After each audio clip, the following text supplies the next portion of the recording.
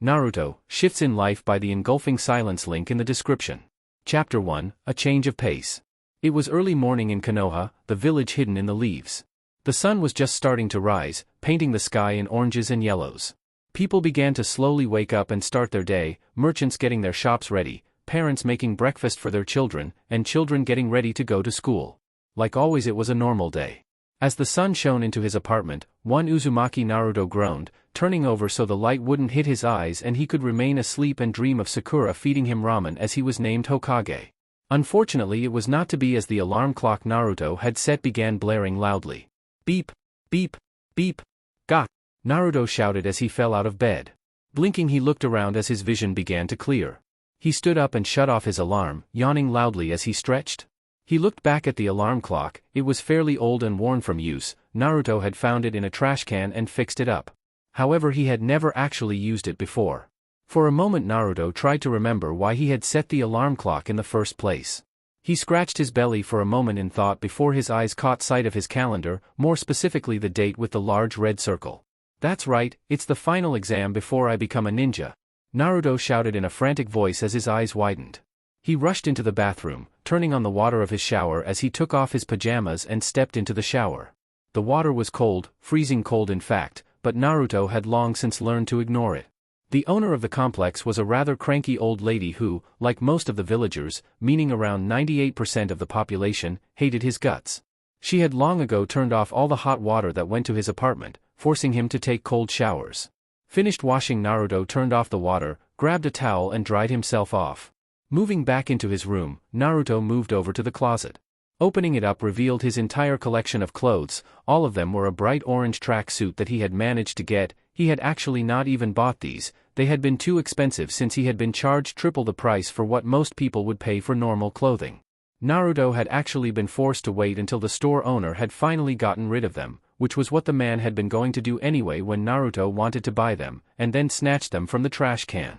He grabbed one of them and went over to the dresser, opening a drawer and grabbing some underwear. He soon put his clothes on and made his way to the kitchen.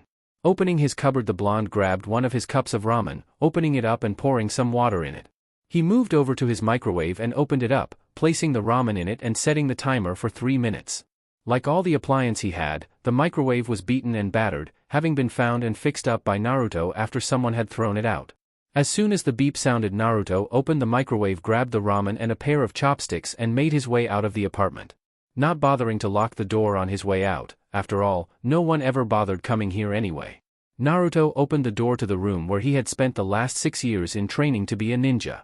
He looked around for a seat and was disgruntled when the only open one he could find was the one next to Uchiha Sasuke, brooder extraordinaire and his ultimate rival. Naruto had never understood the brooding emo king.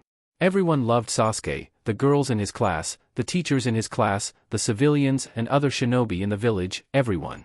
The boy was handed everything on a silver platter, Konoha's golden boy. But for some reason Sasuke remained a cold and aloof bastard. It irked Naruto, who would do anything for the kind of love and attention the raven-haired kid had. Not being able to find anywhere else to sit, Naruto moved over to sit next to the last Uchiha. "Team," Naruto said by way of greeting. "HN."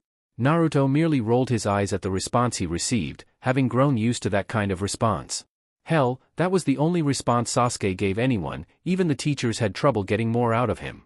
The only one quieter than Sasuke was Aburame Shino, a member of the famed Aburame clan, and Naruto was convinced that kid was mute.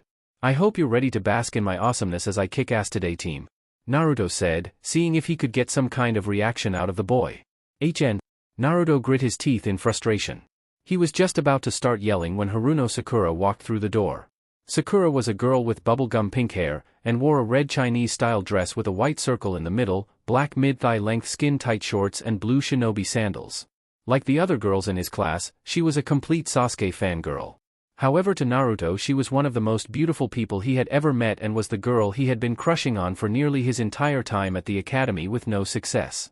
Not that something as insignificant as 6 years of no success would stop him. "Hey Sakura-chan," Naruto shouted enthusiastically as he waved at the girl.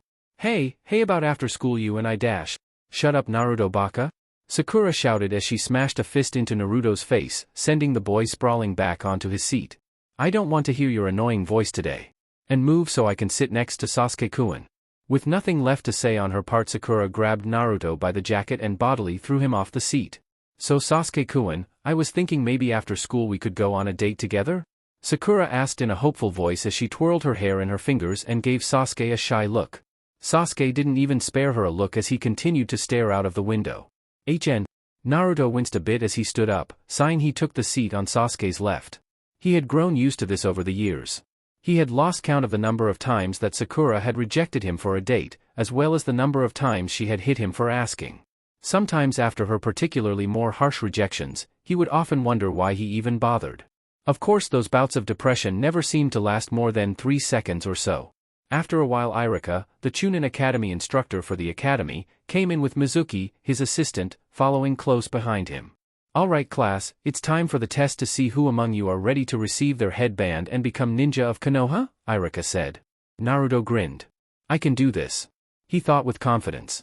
Naruto had been up late last night training. He was positive that he could complete any test set before him.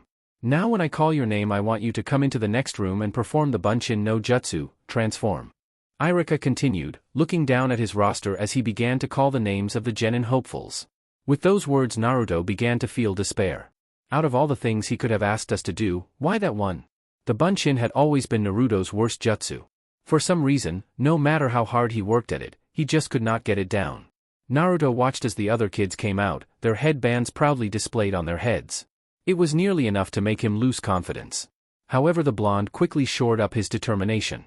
He was not going to fail again. He was Uzumaki Naruto, damn it. Uzumaki Naruto? Irika called out. Naruto grinned, masking his nervousness behind a confident smile as he walked into the other room. Irika took a seat behind his desk next to Mizuki. Alright Naruto, show us what you can do, Irika said. He was not quite sure what to think about the blonde boy. He had only recently, yesterday, started to try and understand Naruto, after having had a talk with the Hokage after Naruto had done a prank of painting the Hokage monument. The kid in some ways reminded Irika of himself when he had been an academy student, the pranks, the constantly being loud in order to get attention.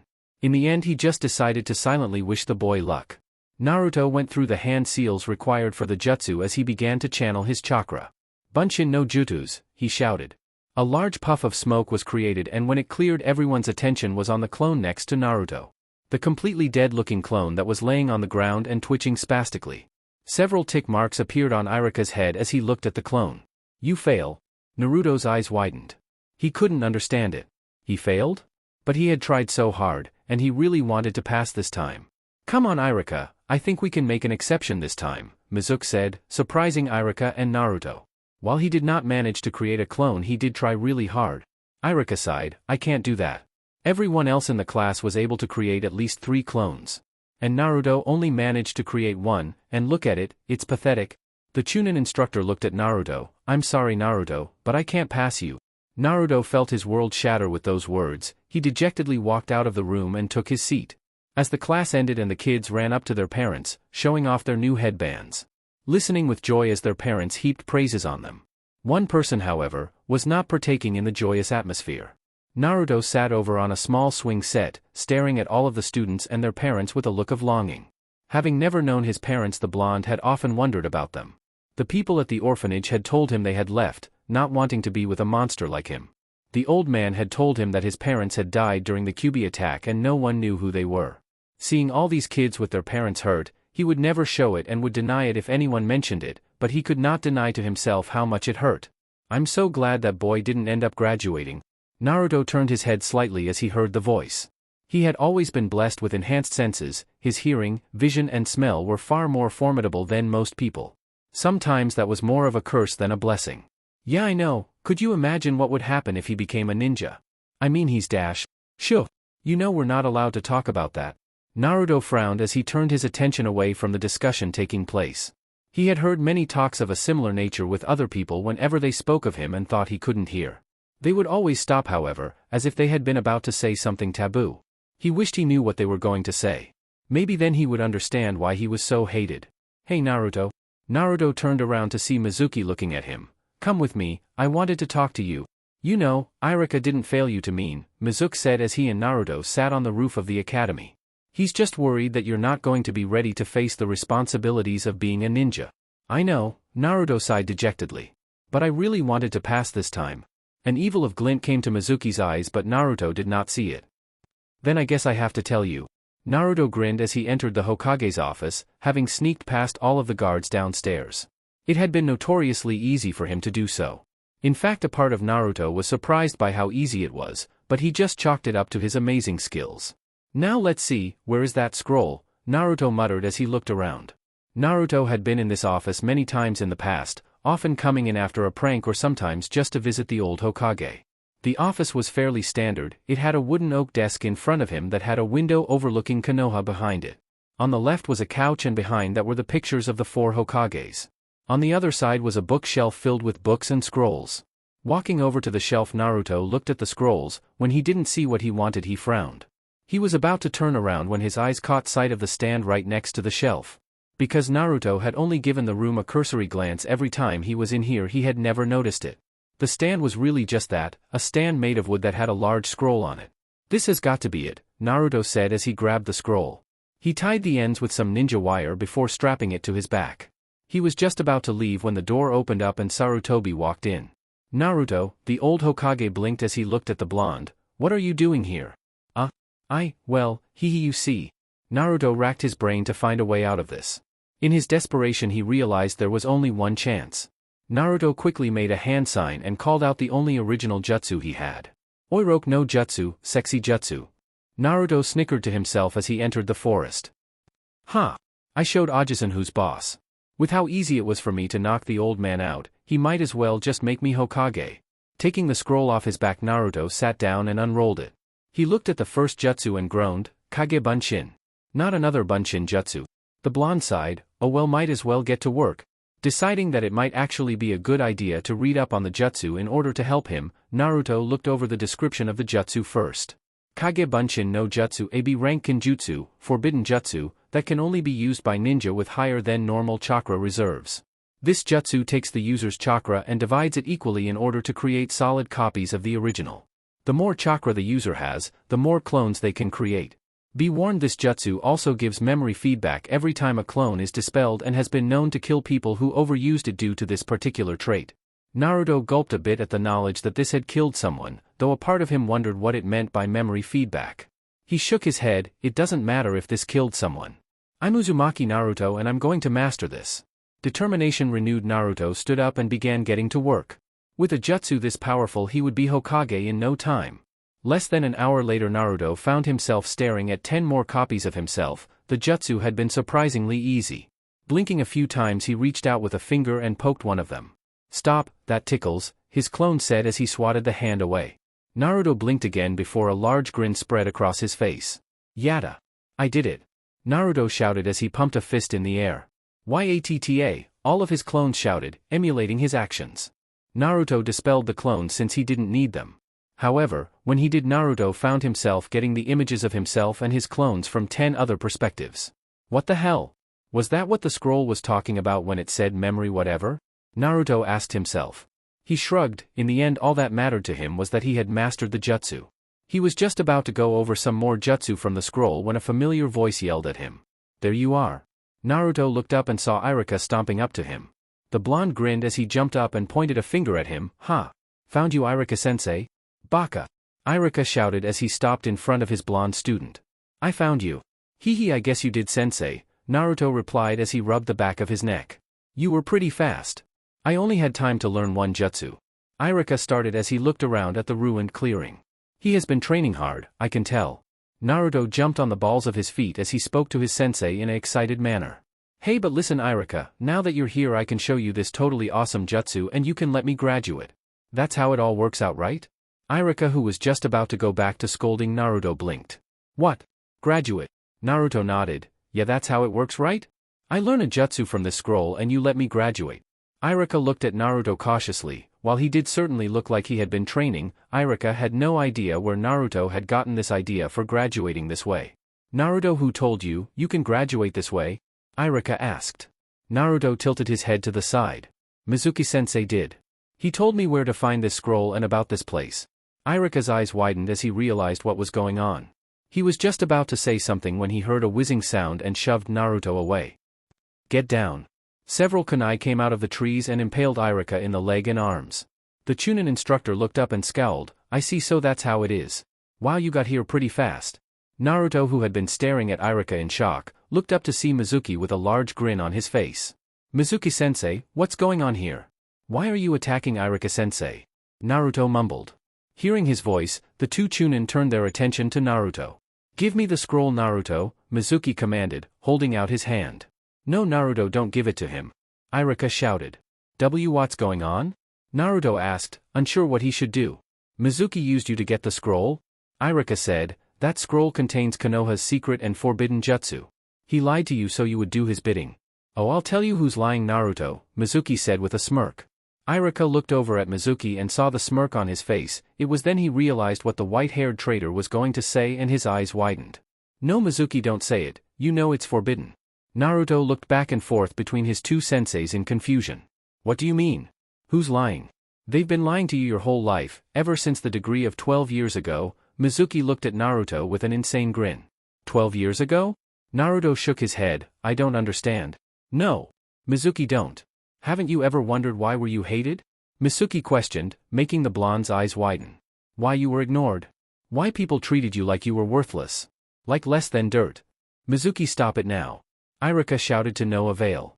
I'll tell you why, Naruto, Mizuki sneered. You see, what they don't want you to know was that the Yondaime did not actually kill the Kyuubi. Instead, he sealed it away inside of a newborn baby. Naruto began to tremble. While he never paid attention and didn't like to study, he had never been dumb. Stupid? Maybe a little. But living on his own since he was 5 had forced him to develop a little faster than most. No, he was not the brightest person, but he did have a decent amount of common sense and a keen ability to read others, something that had helped him immensely in the past when he had run into several drunken villagers. He knew that Mizuki was telling him this for a reason, that the child who the Kyuubi was sealed into and he were in some way tied. Mizuki confirmed his theory a few seconds later. You are the child he sealed the Kyuubi into. You are the nine-tailed fox. Naruto slumped to his knees. Everything made sense to him now. The glares, the hatred, the people muttering behind his back, telling their children to stay away from him. A part of him was actually angry that he had not realized this. His birthday was the day of the Kyuubi's defeat. People hated him with a passion. The one time he went out during the Kyuubi festival because he wanted to celebrate his birthday, he had been beaten by a group of drunken villagers. All of it made sense. So I'm a demon then? Naruto was so caught up in his turmoil that he did not even see the giant Fuma shuriken heading his way. A second later, Naruto found himself staring into Irika's tear-streaked face. He looked over to see a giant shuriken sticking out of his sensei's back. Why? Naruto asked, his voice cracking with emotion. Because we're the same, Irika said with guilt lacing his words. I was just like you. Back when I was in the academy I was so lonely, so I played the fool. I know what it's like to feel that kind of pain. It hurts, doesn't it? I'm so sorry, Naruto. I should have done more to help you. Ha ha ha ha. Mizuki laughed behind them. That's a good one, Irika. But we both know you hate him more than anyone. After all, it was the demon who took your parents away. Naruto's eyes widened when he heard that. Naruto did the only thing he could do given what he was being told. He grabbed the scroll and ran. Naruto. Irika's voice sounded after him. Naruto continued jumping through the trees as fast as he could to get away from the two Chunin. Naruto. Turning around, the blonde saw Irika coming towards him. Naruto. Mizuki was lying. He was just saying that stuff to confuse you. The Chunin Academy teacher held out his hand. Give me the scroll so we can keep Mizuki from getting it. However, Naruto merely spun around and launched himself back at Irika, smashing his head into the Chunin's gut. The two tumbled down the trees and onto the ground. How? Irika questioned as he held onto his stomach. How did you know? There was a puff of smoke. That I wasn't Irika? Asked the Mizuki. Naruto smirked, because there was a puff of smoke. When it cleared, it revealed Irika. I'm Irika. Mizuki scowled. Why are you protecting that demon anyways? You know what he'll do now that he has his hands on the scroll. Naruto is just like me. He'll use the power that's inside the scroll to destroy Konoha? That's what demons are like. You're right, said Irika, surprising Mizuki. That is what a demon would do. Naruto, who had taken to hiding behind a tree as he listened in, froze at those words. I see, he thought sadly. So Irika only sees me as a demon too. But that's not what Naruto would do. Irika's words caused Naruto and Mizuki to snap their attention back to him. Naruto is not the demon. He's my student and a proud ninja of Konoha. Sure, he may not always get things right and he's a little, well, he's really clumsy and doesn't act all that smart. But he's nothing like you. Naruto is a one-in-a-million kind of person and I believe in him. Naruto went from depressed to elated. Iruka believed in him.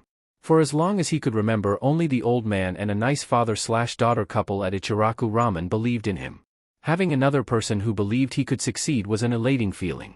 You know, Iruka, I was going to save you for later, but I've changed my mind. Mizuki sneered as he began spinning his shuriken on his arm as he got ready to launch it. Die. Just as Mizuki got ready to throw his Fuma shuriken at the Iruka, a blonde and orange streak crashed into him, launching a foot into his face. The Chunin trader scowled as he landed several feet back, glaring at the person who had hit him.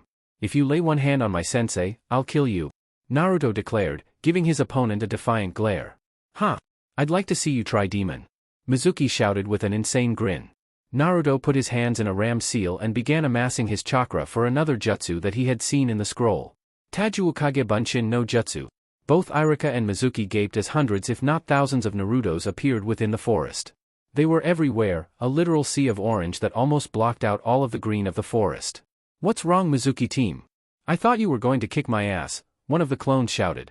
Another cracked his knuckles. Well, if you're not coming to us, I guess we'll just go to you. The clones all jumped up and headed towards the terrified traitor. Naruto grinned as he looked down at the mass of black and blue flesh that had at one point been Mizuki. Hee, maybe I went a little too hard on him, the blonde said with a sheepish grin. Unbelievable, Iruka thought in awe. To be able to have learned such a powerful jutsu in less than an hour, and the number of clones. He said that he wanted to be surpassed the Hokages, and I'm beginning to believe he just might do it. Naruto, Iruka said, getting the blonde's attention. Come here, I have something I want to give you. Naruto blinked before walking over to him. What's up, sensei? Close your eyes for a moment, Iruka said. Naruto did so, and as he did felt a weight being removed from his head before a new one took its place. Okay, you can open them now. Naruto did so and his hand went to his head, feeling the cold metal and notched grooves of a Konoha headband. Iruka had his goggles in his hand. Congratulations. You graduate, Iruka said with pride. And to celebrate, we're going out for ramen tonight? Naruto smiled and was hard-pressed not to cry. He decided to hide his tears by jumping on Iruka in a hug. Iruka-sensei. Ow wow, Naruto, that hurts. Iruka said, though he was pleased to see the boy so excited. Thank you, Iruka-kun, you may leave for now, Sarutobi said as Iruka escorted Naruto to his office. It was late and Iruka and Naruto had just gone out for some ramen after a clone had given Sarutobi the forbidden scroll. However, he had wanted to talk to Naruto and make sure he was alright. Sure, Hokage-sama, Iruka said. I'll see you in a week, Naruto. As Iruka closed the door behind him, Sarutobi turned to look at Naruto. Naruto. Sarutobi started, only to stop as Naruto launched himself at him, grabbing onto the old Hokage as he cried. Sarutobi was actually surprised. In all his years of knowing the blonde, he had only ever seen him cry once. The one time he had gone out to the Kyubi festival and gotten beaten by a group of drunk villagers. I guess what he learned today was too much for him to take, Sarutobi thought as he wrapped Naruto in a hug. Sorry. Gigi, Naruto said with a small hiccup. For what? Sarutobi asked, amused. The scroll his back, you helped me root out a traitor and just became a genin. I got your robes wet, Naruto pointed at the small wet spot from his crying. The Sandaime looked down to see that his robes were indeed wet from Naruto's tears. Sarutobi held in a snort of amusement. Of all the things Naruto could be sorry for, it was for getting his robes wet. Gigi, Naruto said in an abnormally quiet voice. Is it true? What Mizuki said. Sarutobi sighed. He had known this was coming at some point and had hoped to have some time to prepare for it. It is? So I am a demon? Naruto said, looking down at the ground, tears forming in his eyes. Sarutobi grabbed Naruto by the shoulders, making the blonde look up at him. Naruto, I want you to listen carefully. You are not a demon. When the Yondaime sealed the Kyubi into you, he had made it his dying wish for you to be seen as a hero. A hero? Naruto questioned, getting a nod from Sarutobi. Why? Because Naruto, it is only thanks to you that the Kyubi is safely locked away. You are the entire reason that Konoha is still standing today, Sarutobi said. Really? Naruto asked, his voice a little hopeful. Yes, Sarutobi said, you are the hero of Konoha. Then, how come everyone hates me? The blonde asked. Sarutobi sighed, they don't hate you, Naruto. They just don't understand. Sealing, or Fuinjutsu as it's called, is one of the most obscure ninja arts there is, and the hardest to master. Very few people understand this, and so when something like a demon gets sealed into somebody, they are unsure whether the seal can really hold something like that, a being of such power in. You have to understand that when the Kyuubi attacked, many good ninja died that day, and because of that they are unwilling to accept you, fearing that you are really just the Kyuubi in human form. Naruto frowned. That made sense, in some sick and twisted way. But now that he knew why he was hated, he had to wonder what he should do. Would people be able to accept him? Could he get people to see past the Kyuubi and look at him as Naruto? At the moment it didn't seem all that likely. After all, the people of Konoha had 12 years to get over their loss and see Naruto for himself. Then again, he had not really helped in that regard. He had been so desperate for attention that he had turned to pranks, since even bad attention was better than no attention. But maybe if I show them that how good a ninja I am, and that I'm willing to protect the village, maybe I can change their minds. Naruto thought to himself. He looked up at Sarutobi with determination. I'll show them that I'm not the Kyuubi, that I'm Uzumaki Naruto, future Hokage of Konoha?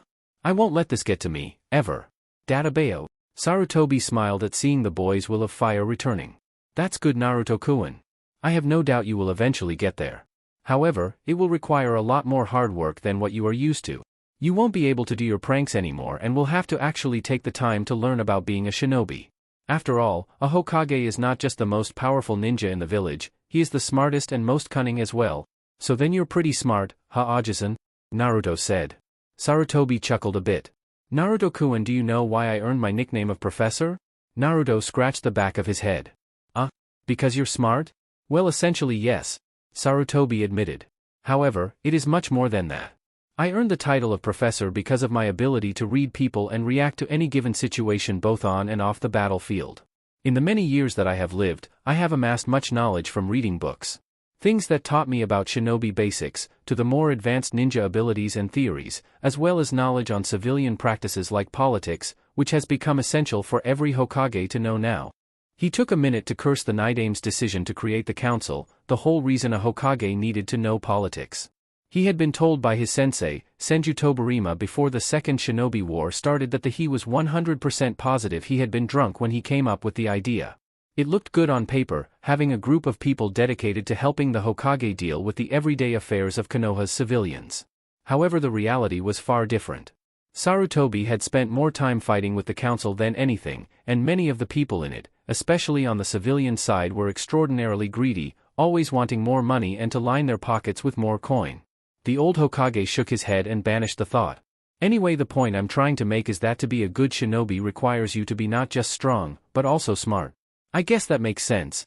Naruto tilted his head for a moment before remembering something. Oh yeah. Speaking of being strong, you know that awesome jutsu I learned? The Kagebunshin? Yes, I know it, Sarutobi said, wondering where the blonde was going with this. Yeah, well, I was reading the description of it, and I was hoping you could help me figure out something I read in it. The scroll said something about memory feedback, and that it was really dangerous for some reason. But I don't even know what that is. Naruto scratched the back of his head sheepishly. Sarutobi looked at Naruto as he used his cunning mind, the mind that had given him his title of professor, to come up with a plan that should help the blonde get stronger without really helping him, formed in his mind. Memory feedback is the memories of the clone's life returning to the user, Sarutobi answered. Whenever a clone is dispelled, whether on purpose, by accident, or running out of chakra, all of its memories are given to the person who created them. Like when I created those 10 in the forest and saw 10 different sides of myself and my clones, Naruto mumbled to himself, though Sarutobi still heard it. Yes, the Kagebunshin no Jutsu is a powerful technique that way, Sarutobi said. Naruto looked up and tilted his head in curiosity. How so? Sarutobi tapped his chin. Well, originally the clones were created because they were the perfect spying tools. You could have one of your clones infiltrate a base without any danger to the original, and when they dispelled, they would give a complete layout of the base. So it's used to memorize things? Asked Naruto, scratching the back of his head. Sarutobi nodded, yes. However, the Kagebunshin can be used for more than just memorization, Naruto-kun. In fact, that jutsu is an excellent method to learn new things with. You can learn just about anything from your clones, from chakra control and jutsu, to the books you read, writing, and even taijutsu, since muscle memory is a mental faculty. That sounds almost like it can be used for training. Naruto exclaimed, excited by the prospect of what he could get his clones to do. The old Hokage nodded. It can indeed be used for training. Though I suspect that only you will be able to use this jutsu to its full potential. Why is that? Asked Naruto, excited at the prospect that there was something only he could do. Because you're the only one who has enough chakra to summon enough clones to really make the training worth it. Most ninja, even Jonin, can only make 5 maybe 10 clones if they're lucky, Sarutobi answered. Huh. I made nearly 1,000 in the clearing when I beat the crap out of Mizuki team, Naruto said. That you did, Sarutobi chuckled at the boy's enthusiasm, but it will take more than spamming out clones to become a great ninja. You will have to train hard and actually be serious about your profession. Naruto thumped his chest. Don't you worry, old man. I'll train harder than everybody in Konoha. I'll become not only the most powerful Hokage ever, but the strongest shinobi in the elemental nations. That's my promise of a lifetime. Databeo. I'm sure you will, Naruto, Sarutobi chuckled. And to help, I have some advice for you. But before I tell you what it is, I want you to promise me you will listen to everything I have to say and follow the advice I give you to the letter. Naruto grinned as he thumped his chest. Don't worry, Aji-san, I promise on my honor as the future Hokage of Konoha that I will listen to what you have to say and follow your advice. Databeo. Sarutobi smiled before he began. Very well then. Now since you are a shinobi, you will have access to the ninja section of the library. There you will find scrolls on chakra theory and control, ninja basics, and I think they even have a few books on Fuinjutsu if you're interested. Though I would also suggest reading books on things like politics and other civilian practices. If you're going to be Hokage, you will need to know these things. I want you to start off by finding books on basic chakra control and theory, as well as a taijutsu style that will suit you if the basic style does not. I know you do not want to hear this, but the basic principles are the most important aspects of being a shinobi. Without them you cannot grow because you do not have the essential steps necessary to advance in skill. Sarutobi looked at Naruto. Promise me you will do this? Naruto nodded, for once actually paying attention to what he was being told. You got it, Aji-san. I promise. First thing tomorrow morning I will go to the library and look up that information. Naruto frowned for a moment. Though, I don't know if they'll let me in. Sarutobi frowned. He knew that a lot of places did allow Naruto entrance, like many of the shops and restaurants. Thankfully, the library, unlike the shops and restaurants, was government-owned, meaning he was the only one who could bar someone entrance. If they try to bar you entrance, just tell them barring entrance to a shinobi is illegal and that if they try they can take it up with me. Also, might I suggest some new clothes? New clothes? What's wrong with these clothes? Asked Naruto. He liked these clothes. They were orange, and warm, and comfortable, and orange. Naruto, I know you like the color orange, however it is not a good color for a shinobi, Sarutobi said. When you are out on a mission, those clothes will stick out like a sore thumb, and a ninja is supposed to blend in. Deciding to add some incentive, Sarutobi added another thing. Besides, if you wear clothes that are more shinobi-like, it will add a powerful and mysterious image to you, making people recognize how powerful of a ninja you are. That seemed to get Naruto hooked. I'll do it, Aji-san. He frowned for a moment as he remembered when he had tried buying other clothes a few times, however he had always been kicked out of the stores before he could even take a look at the clothing selection. Good. Sarutobi smiled. Now you have a whole week to get stronger before you get your Jonin-sensei assigned. The Sandaime said, I suggest you use this time to catch up with the rest of your class. With Kagebushins you should be able to get a decent level of knowledge and learn the basics. Though you will have to do physical exercise yourself, since clones can't do that for you. Naruto blinked. Why not? Because a clone is merely a chakra construct, it's not your real body, therefore it can't help you grow physically, Sarutobi answered. Now it's getting late, so why don't you get to bed? That way you can start getting stronger early tomorrow? Right. Naruto shouted enthusiastically, I'll see you later, Gigi. Sarutobi watched as Naruto left. With the knowledge of that jutsu he should be able to grow strong. Sarutobi looked at a picture of Minato. Your son is on the path to being a great shinobi, Minato. Chapter 2, Starting Anew. The next morning Naruto woke up early feeling fresh as a daisy, despite having been up late last night helping deal with a traitor and the shocking revelations that followed. He stood up and stretched out, working out some of the kinks he had gotten from the night before, and after that he started to get ready for the day, getting showered, getting dressed, eating his ramen and then heading for the library. As he walked down the street Naruto ignored the glares and mutterings sent his way. While they still kind of bothered him, he refused to let it get to him in any way. Now that he knew why he was hated, he was more determined to make them see that he wasn't some demon. That he was a proud shinobi of Konoha. He would start by following his grandfather figure's advice and start getting stronger and smarter. Hence the reason he was heading to the library to study. He didn't much like the idea of studying, but he had promised Sarutobi as a future Hokage, so he had to go through with it. And if there was one thing Naruto would never do, it was going back on his word. Who knows, maybe it would actually help. Naruto entered the library and looked around, feeling his eyes widen at the sight before him. He had never been to the library before and was amazed at how large the place was. There were about 4 stories in the library altogether, and all along the walls and in aisles going down the library were books, loads and loads of books. It was giving him a headache just looking at them. Just as Naruto was about to make his way towards the ninja section of the library, he was stopped by the custodian. "I am going to have to ask you to leave, boy," the custodian, a woman who looked to be in her mid-50s said, spitting out the word boy with venom. Naruto's first desire was to jump at the woman and start yelling about how she couldn't kick him out.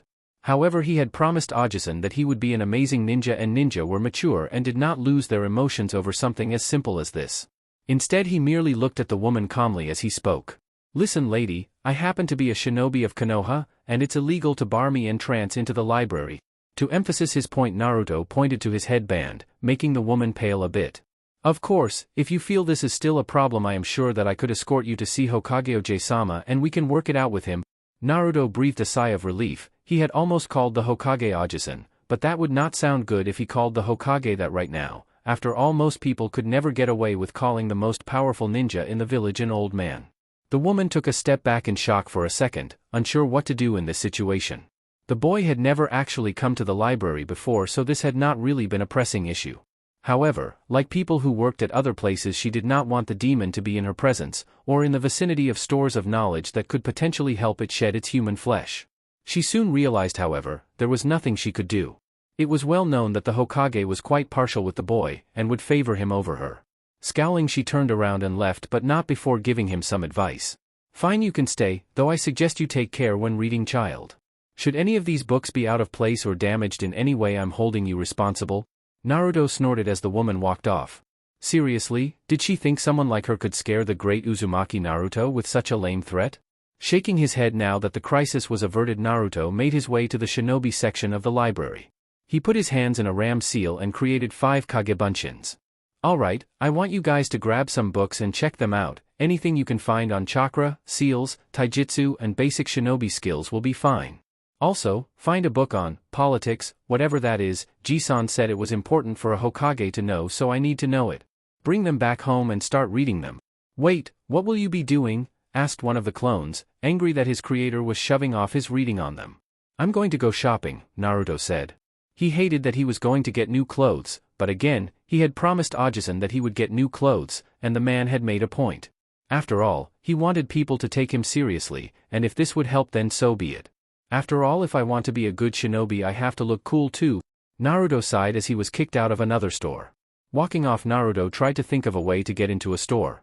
Unlike the library, which was owned by the government, aka the Hokage, the stores were all civilian-owned, so they could kick him out if they did not want to do business with him. Which basically meant every store he had gone to had kicked him out, not wanting to sell anything to the QB brat. Looking around, the blonde found a store that looked fairly nondescript. The only sign that told him it was for shinobi was the rather large kunai symbol above the door and the sign that read Higurashi Weapon Shop. Deciding to give this place a try, Naruto walked in. Looking around, the first thing Naruto noticed was that whoever owned this place had an obvious love for weapons. There were racks upon racks of weapons lining the entire shop. Swords, staffs, scythes, it seemed that anything anyone could name was there. He had never seen so many different weapons in one place ever, and some of these weapons he had never seen at all. It was enough to make even someone like Naruto, who knew next to nothing about weapons, drool. "Can I help you?" Naruto stiffened and almost shouted as he spun around. Behind him was a young girl that was maybe a year older than him, wearing a Chinese-style pink tank top, dark green cargo pants, and had her hair done up in 2 buns. To Naruto, they made her kind of look like a panda. Or a mouse. Naruto did his best not to snicker at the thought. "Hello." Naruto blinked as the girl waved a hand in front of his face. What?" Naruto said, blushing in embarrassment as he took a step back and put a hand behind his head. The girl just looked at him before she rolled her eyes at the kid's inattentiveness and shrugged. "I was asking if you needed help finding anything?" Naruto blinked in surprise. "You work here?" "That's right," the girl said. "My name is Higurashi Tenten. My father owns this store, so I come in and help when I'm not on missions." "You're a ninja then?" Naruto asked curiously. "Yep, I've been a ninja for about a year now," Tenten replied. "That's awesome," Naruto stated with a large grin. "I just graduated." He blinked as he remembered why he was here. "You know you can help me. I was looking into getting some new clothes." "I can see why," Tenten said with an amused smirk. "Your clothes are hideous." "Hey, Naruto said, feeling the need to defend his clothes. These clothes are warm and comfortable and ugly. Tenten finished with a grin. Seriously, who wears orange? I like orange. Naruto shouted indignantly. Seriously, what was it with people continuing to diss on the color orange? It was the best color in the world. It's my favorite color? Even so, it's not a very good color for a ninja. Tenten replied, finding the boy's defensiveness amusing. Especially when it's so bright? Naruto clenched his fists a bit as he resisted the urge to yell. Remember your promise to Ajisan. Naruto had to remind himself. You promised to act like a real shinobi, and real shinobi do not get upset over things like this. Damn him for making me promise this. He's so lucky I promised not to do any more pranks or I would be pranking his ass into next week. He took a deep breath before letting it out. Feeling a little more in control, Naruto looked back at Tenten. Look, can you help me with my clothes or not? Naruto asked when he felt he had calmed down sufficiently. Sure, Tenten replied, amused by Naruto's reaction. She took him over to the clothing section of the store. So what are you looking for exactly? She asked. Naruto thought about what he wanted to look like. He needed something that made him look cool and added a mysterious persona to him. Something that screamed powerful and awesome. Something? I'm not sure, he said sheepishly. I've never really shopped for clothes before, so. He had actually tried clothes shopping once when he was 6 and had just gotten an apartment. However, the store owners had kicked him out before he could actually shop. That had actually been the same day he found his jumpsuits in the trash after the same store he tried to shop from had thrown them away. You're kidding, right? Tenten looked at him incredulously. When he shook his head, she sighed. Then it looks like we're just going to have to see what works. She pulled him over to the clothing section of the store, where she began grabbing different styles of clothes and then making him change into many styles she gave him, essentially turning him into a life-sized dress-up doll. Eventually she found a style that fit. Now Naruto was wearing dark black shinobi pants that tucked into a pair of black steel-toed combat boots instead of shinobi sandals. He had a black sleeveless Chinese-style shirt like hers but with a dark orange trim. She had tried to talk him out of wearing any orange but was unsuccessful in getting the blonde to completely rid himself of his favorite color. At least there was less orange than before and it was in a darker tone than his jumpsuit had been. His hands were covered in fingerless gloves that had metal knuckles that he could channel chakra through to increase the damage done. His arms were also covered in black bandages up to his biceps. Over this Tenten threw on a black cloak that covered his form down to the ankles. Lastly she changed the strap to his headband, giving it a long black fabric that went down to his knees. There, you look much better now, Tenten said, smiling at him. Indeed he did look much better. Now that she was seeing him without all the orange he actually looked cute. Now you like a real shinobi? You think so? Naruto blushed as he scratched the back of his head. Of course. So will that be all? Tenten asked. Yes, Naruto paused for a moment and his eyes glazed over as the memories of one of his clones hit him. Hello, anybody home? Tenten asked at seeing the blonde space out again. This kid is so weird. Actually I do need some more things, Naruto said, turning his attention back to Tenten who was looking at him with her head tilted. First, do you have any training weights I can buy? Of course, Tenten said, leading Naruto over to one section of the store. She went up to a shelf and grabbed a box. This has a 2-pair set of training weights, one for the arms and one for the legs. To change their weight you just channel chakra into them and to release the weights you just hold your hand in the release seal and say kaya. Naruto nodded at the explanation as he grabbed the box in her hand. Next up I need a standard set of kunai, shuriken, explosive notes, smoke bombs, and ninja wire, flash tags, a sealing scroll to put it all in and. Naruto closed his eyes as the information of another clone hit him. This was going to take some getting used to. And a bow staff? A bow staff, huh?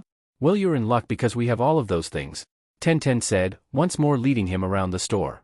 Now then, what kind of staff are you looking for? She asked as she grabbed some of the other equipment he had asked for.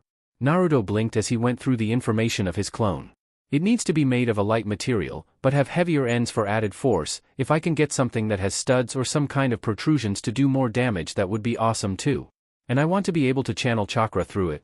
Wow, that's quite a detailed item you want. Ga/Kia. Both Naruto and Tenten yelled as they spun around. Naruto found himself staring at a bull of man. Large and built like brick shithouse.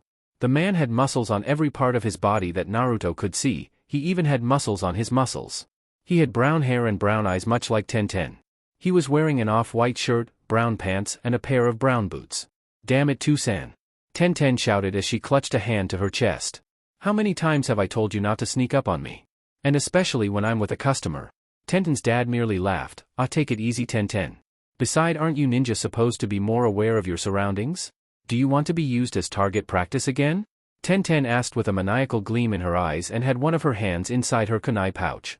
Her dad merely sweat dropped before he coughed and turned his attention to Naruto. "So I heard what you want. That's a pretty descriptive weapon. You're fortunate that I have just the thing." Naruto watched with a mixture of shock and weariness as the man led him and Tenten to the back room, which turned out to be a forge. Getting a ladder, the large man positioned it above a shelf and climbed up. Not finding what he was looking for, he got off and repeating this process several more times. "I know I put it somewhere, but where? Aha. Here we are," the man said as he came back down the ladder with a large object that was wrapped in cloth.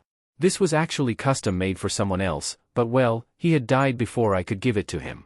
Since it's just been collecting dust over the years, I figured I may as well get rid of it. Naruto and Tenten followed the large man back to the front where he rang Naruto up. "Now all that stuff you got there will come to around 10,000 yen, Tenten's dad said.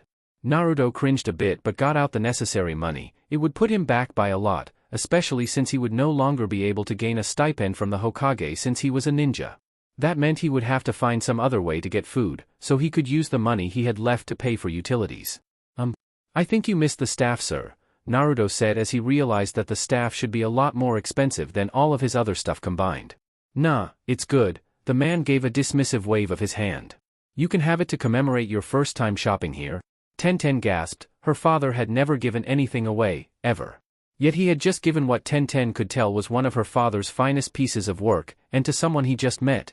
Naruto was even more shocked. This man had to know about his status as the Kyuubi container. There was no possible explanation for him not to know. Ajisen had told him that everyone who was old enough to remember that night knew of his status. Yet here he was giving him something that looked like it had taken more time and effort to make than all the time and effort that Naruto had put into all of his pranks combined. "Why?" Naruto asked in an uncharacteristically quiet voice. "You know who I am?" Both Tenten and her dad saw Naruto's hand unconsciously go to his stomach. One looked at him with understanding while the other was just confused. "Because I'm not like most of the fools in this village, kid," the brown-haired man smirked at the blonde. "Besides, it's not like I'm giving this away for free." Naruto looked up at him. "I expect you to come here for all your shinobi needs."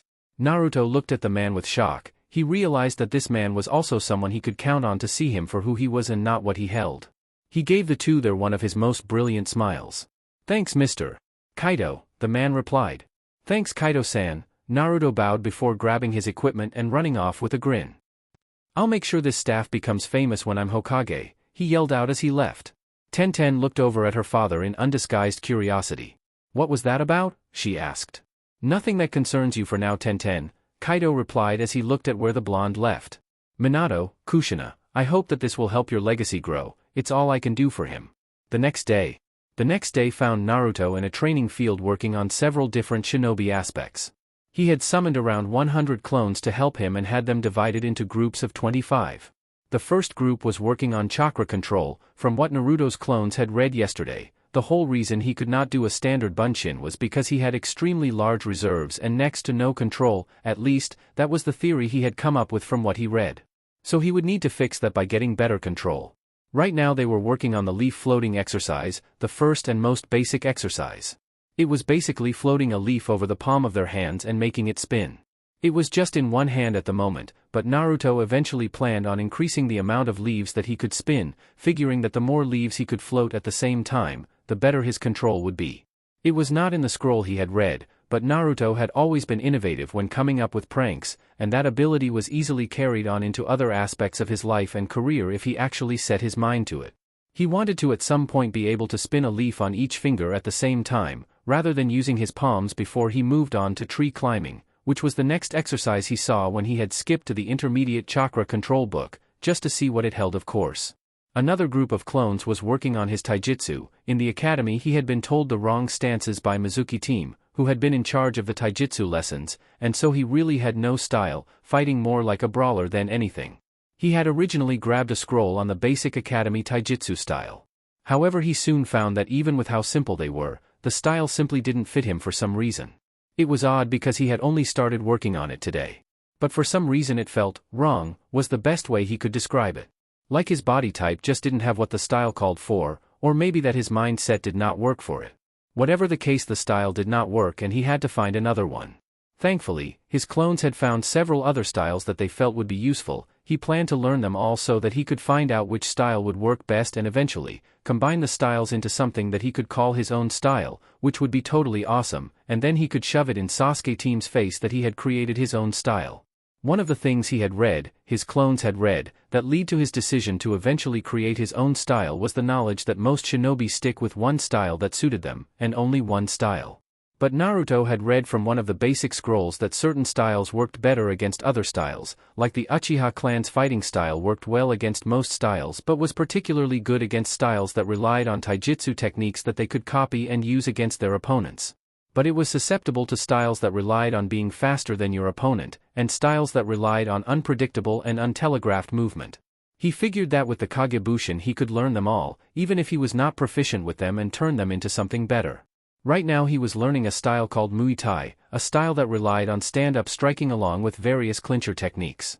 The taijutsu was also known as the art of 8 limbs because it relied on punches, kicks, knee strikes and elbow strikes rather than just fist and feet. So far this style was the one he was most comfortable with, since it was a more of a straightforward style and Naruto was always a bit of a brawler.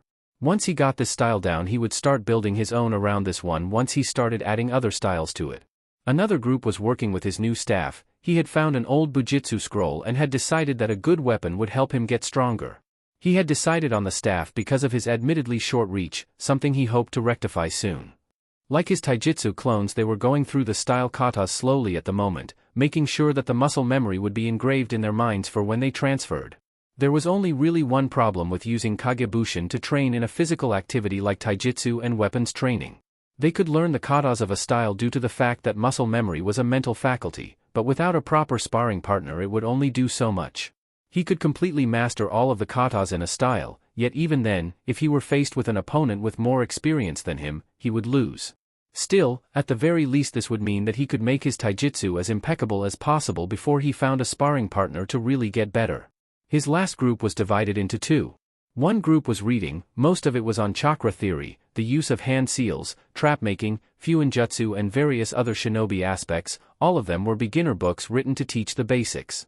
The other group was working his calligraphy. Naruto had decided that he was going to be better than all the Hokages, and had figured that surpassing the Yondaime in what he was best known for would be the best way to show just how awesome he really was. The first thing Naruto had learned about the complex art of sealing was that it required a steady hand, and absolutely perfect brush strokes. One wrong mark on a seal and the results could be explosive. This meant he had to work on his calligraphy, because even if he did not want to admit it, his handwriting sucked. So Naruto had been forced to delegate a group of clones to getting better handwriting. It was a basic skill he needed to learn, and while it sucked, he remembered Sarutobi's advice about basics being the fundamental stepping stone into more advanced stuff. At least he was pretty sure that was what he had said. The man had talked so much when he had been giving advice that Naruto was not sure he got it all. Meanwhile Naruto himself worked on the physical aspects of his training. He would start off with laps around the training field he had chosen, Training Ground 43, a training ground right next to the Forest of Death, not that he knew that, since it was completely secluded. He was currently doing 20 laps around the training ground, with his added weights which were at 20 pounds for his wrist bracers, and 30 pounds for his legs. Even he got tired. He planned on increasing the amount of laps he could do within 1 hour to increase his speed. He also did 50 push-ups, 50 sit-ups, 50 pull-ups on one of the trees, 100 squats, 100 log punches with each fist and 100 kicks with each leg. And that was his morning routine. Naruto found himself laying on the ground as he panted, exhaustion actually setting in. It was an odd feeling, he reflected. Naruto had never really felt tired before, something he was beginning to suspect he got from the Kyuubi. Oh sure, sometimes he could get sleepy but never from lack of energy. Right now he was really exhausted. With a sigh Naruto sat up. He was done with his morning workout but he still had half a day left. Turning to his clones, Naruto gave the order to dispel.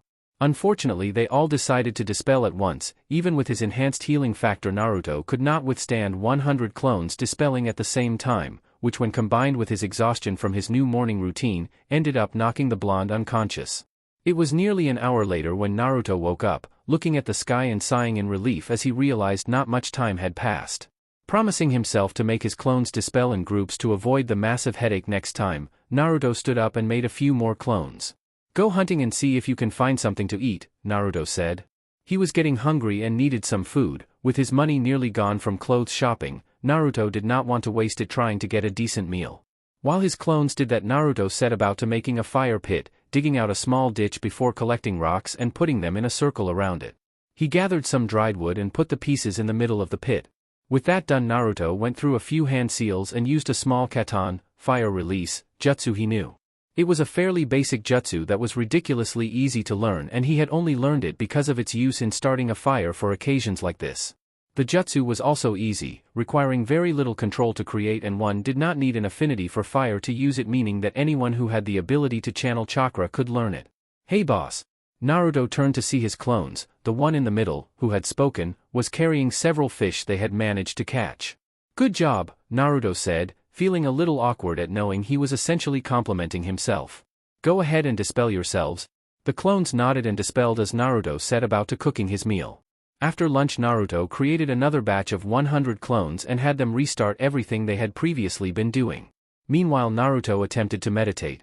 In the book on the basics of chakra theory, he had read that by meditating a ninja could sharpen their senses, as well as their mind, and familiarize themselves with their chakra.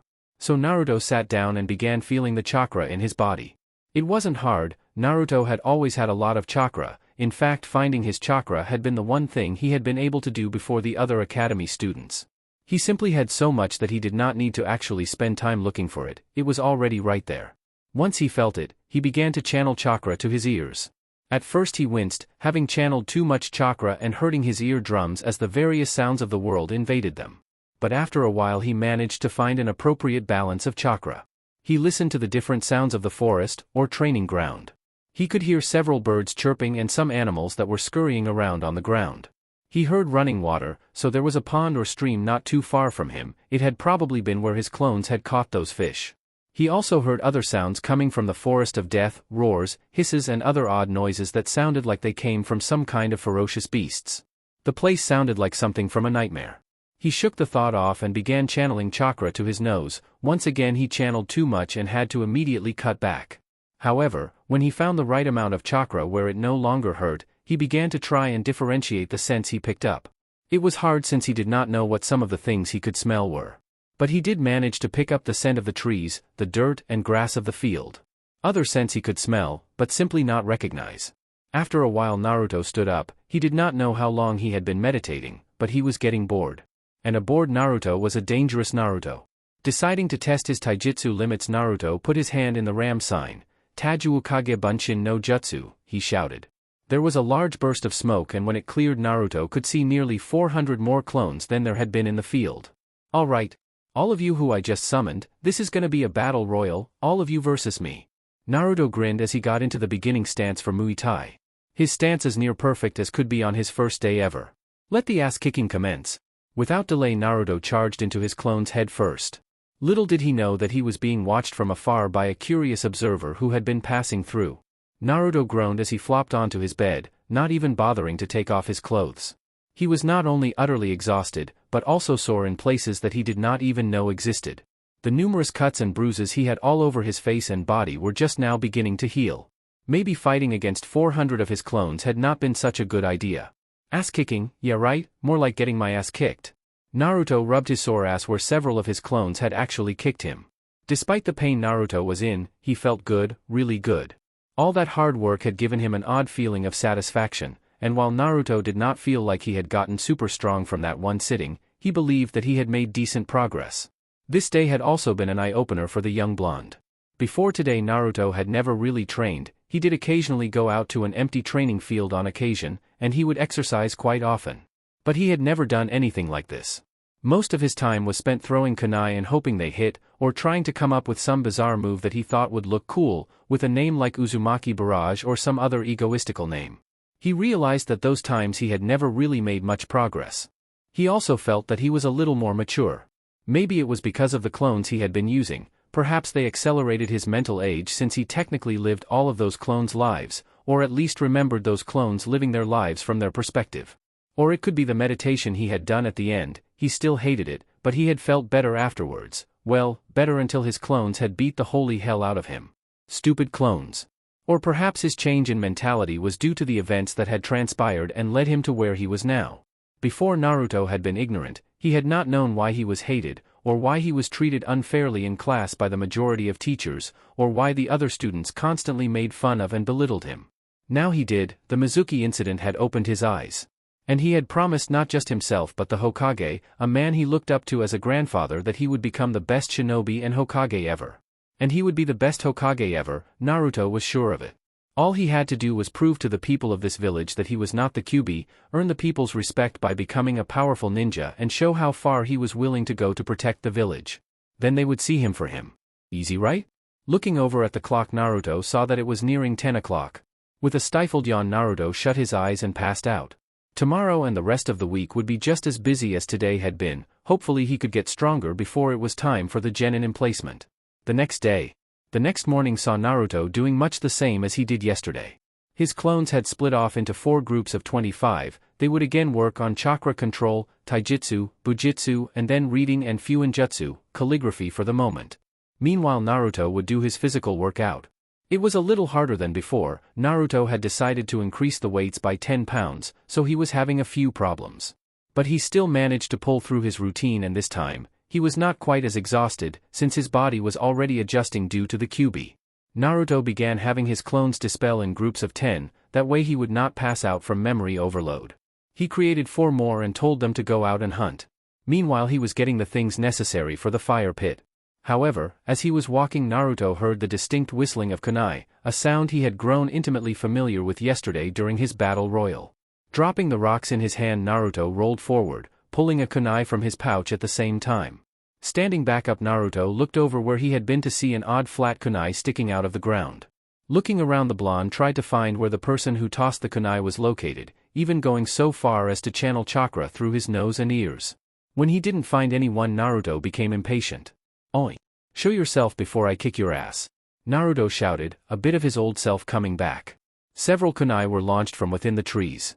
Naruto dodged some and blocked others, tossing his kunai into the trees they had come from. He was not very good at throwing kunai, having been focusing in other aspects, but he had merely wanted his opponent to reveal himself. Or rather herself. For it was a female who jumped out from within the trees. As she landed on the ground in front of him, Naruto got a good look at the woman. Said woman was wearing clothing that could be considered more of a lack thereof than anything else. She had on a dark orange miniskirt that barely covered her unmentionables, a fishnet shirt that once again did really nothing to cover her. It was especially bad since she had no bra under it as far as Naruto could see. Over that she had a tan trench coat that covered just enough of her breasts that Naruto could not see her nipples. She was wearing a pair of standard shinobi sandals with shin guards over them and had a Konoha headband on her head that held up dark purple hair that looked kind of like Shikamaru's pineapple hairstyle. The sight of this woman, who Naruto actually found really beautiful, read sexy, he's just too innocent to think that right now, and yet at the same time frightening for some reason, made him blush and look away. Of course this caused the woman to grin at him. "I take it you like what you see, kiddo? Well, it's, Naruto blushed as he began to sputter nonsensical words. Anko's grin widened. "You know I usually castrate men for staring at me, so you should be lucky I'm making an exception this once." Those words seemed to reboot Naruto's mouth as he turned back to her. "You know, I really don't think you have any right to attack men for looking at you. Since your clothing you're wearing, or perhaps I should say the clothing you're not wearing, makes you stand out more than Sasuke team does when he's running around town from his fangirls." "Oh ho," Anko said with an amused smirk, "so the Gakkai can speak after all. You know I had almost taken you for a mute." Naruto scowled. "Look, I'm not in the mood to play games with you, whoever you are. I need to get back to my training, so why don't you tell me why you're here or leave?" "Now don't take that tone of voice with me, Gakkai," Anko said in a teasing tone. Before Naruto could even blink, Anko tossed a kunai that cut across his cheek before reappearing behind him, another kunai held to his neck. "Holy shit," Naruto thought, his eyes widening. "She's fast. I didn't even see her move. I was just curious to see who was training out here is all," Anko said in a pouty-sounding voice as she wrapped her arm around his neck and pressed her chest into his back. She grinned as Naruto released an involuntary shudder and his blush came back full force.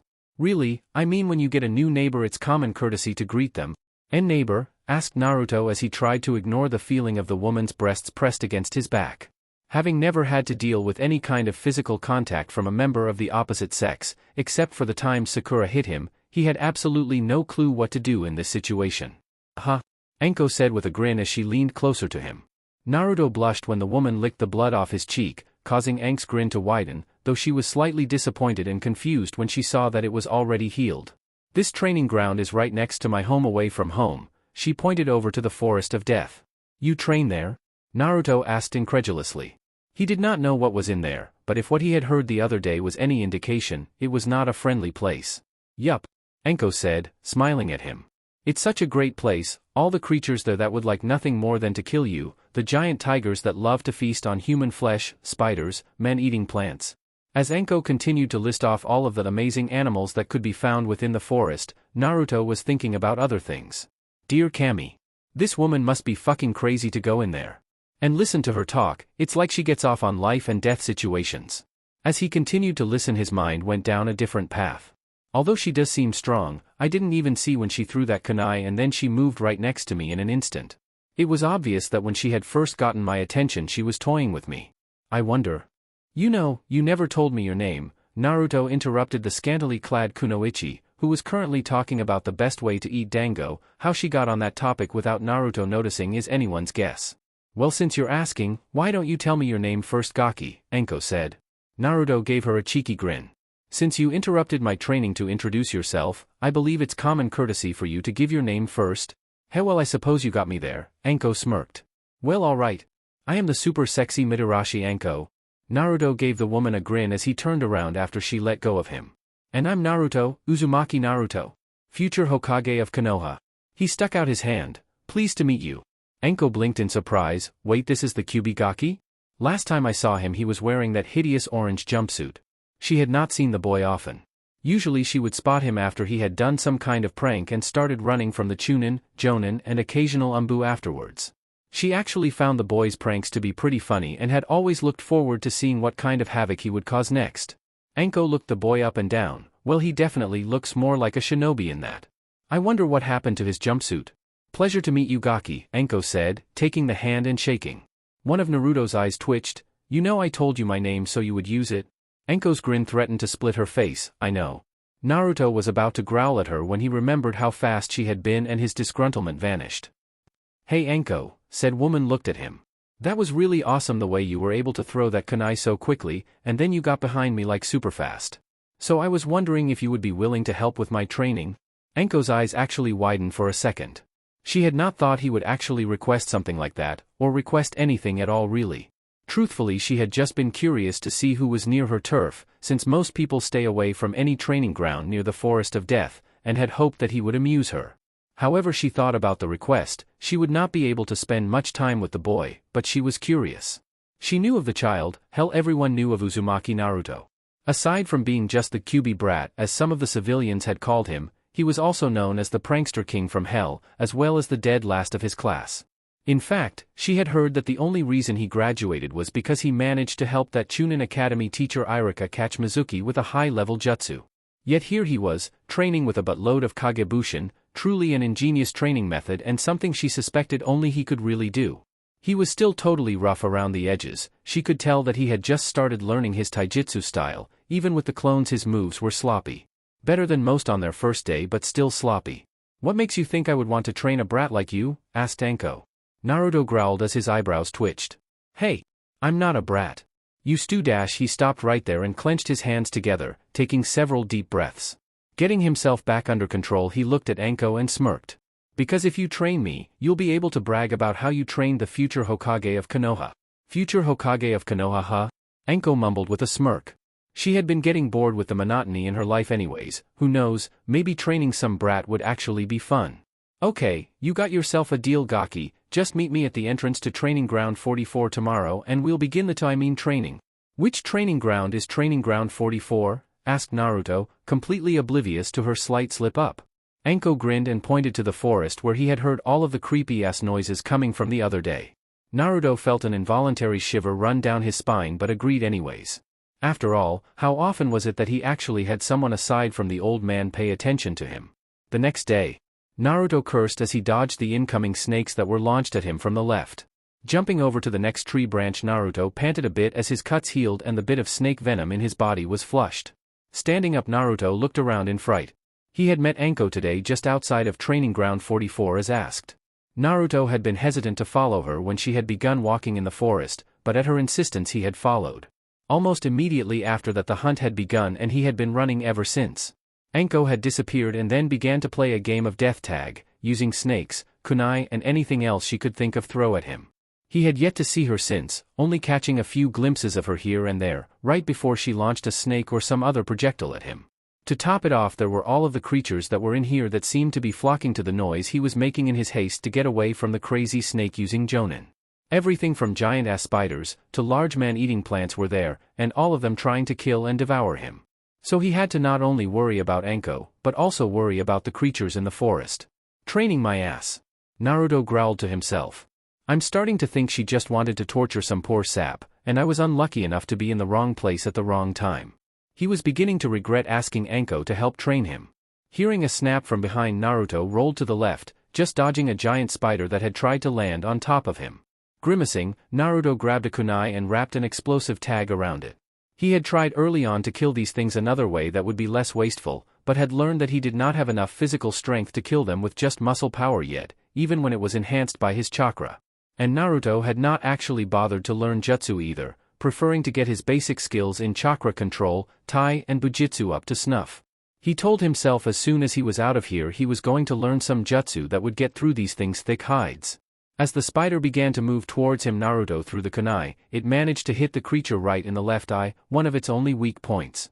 This was the only good thing this damn forest had given him right now, better aim, since without it he would have been killed from wasting so many kunai. The creature shrieked and thrashed in pain, however it still continued to charge after Naruto. Putting his hands in a ram seal, Naruto activated the explosive tag. He jumped off the branch as the creature's head exploded in a gout of blood and brains. Bouncing from branch to branch, Naruto eventually landed on the ground. He leaned up against the tree, panting as he tried to get a breather. Before he could, however, several kunai came at him from above. Naruto pulled out his own kunai and deflected some away from him as he rolled across the floor. Coming up on his feet, Naruto's eyes widened as Anko swooped down on him like some kind of bird of prey. He dodged her first kunai slash, jumping back as he tossed his own kunai at her.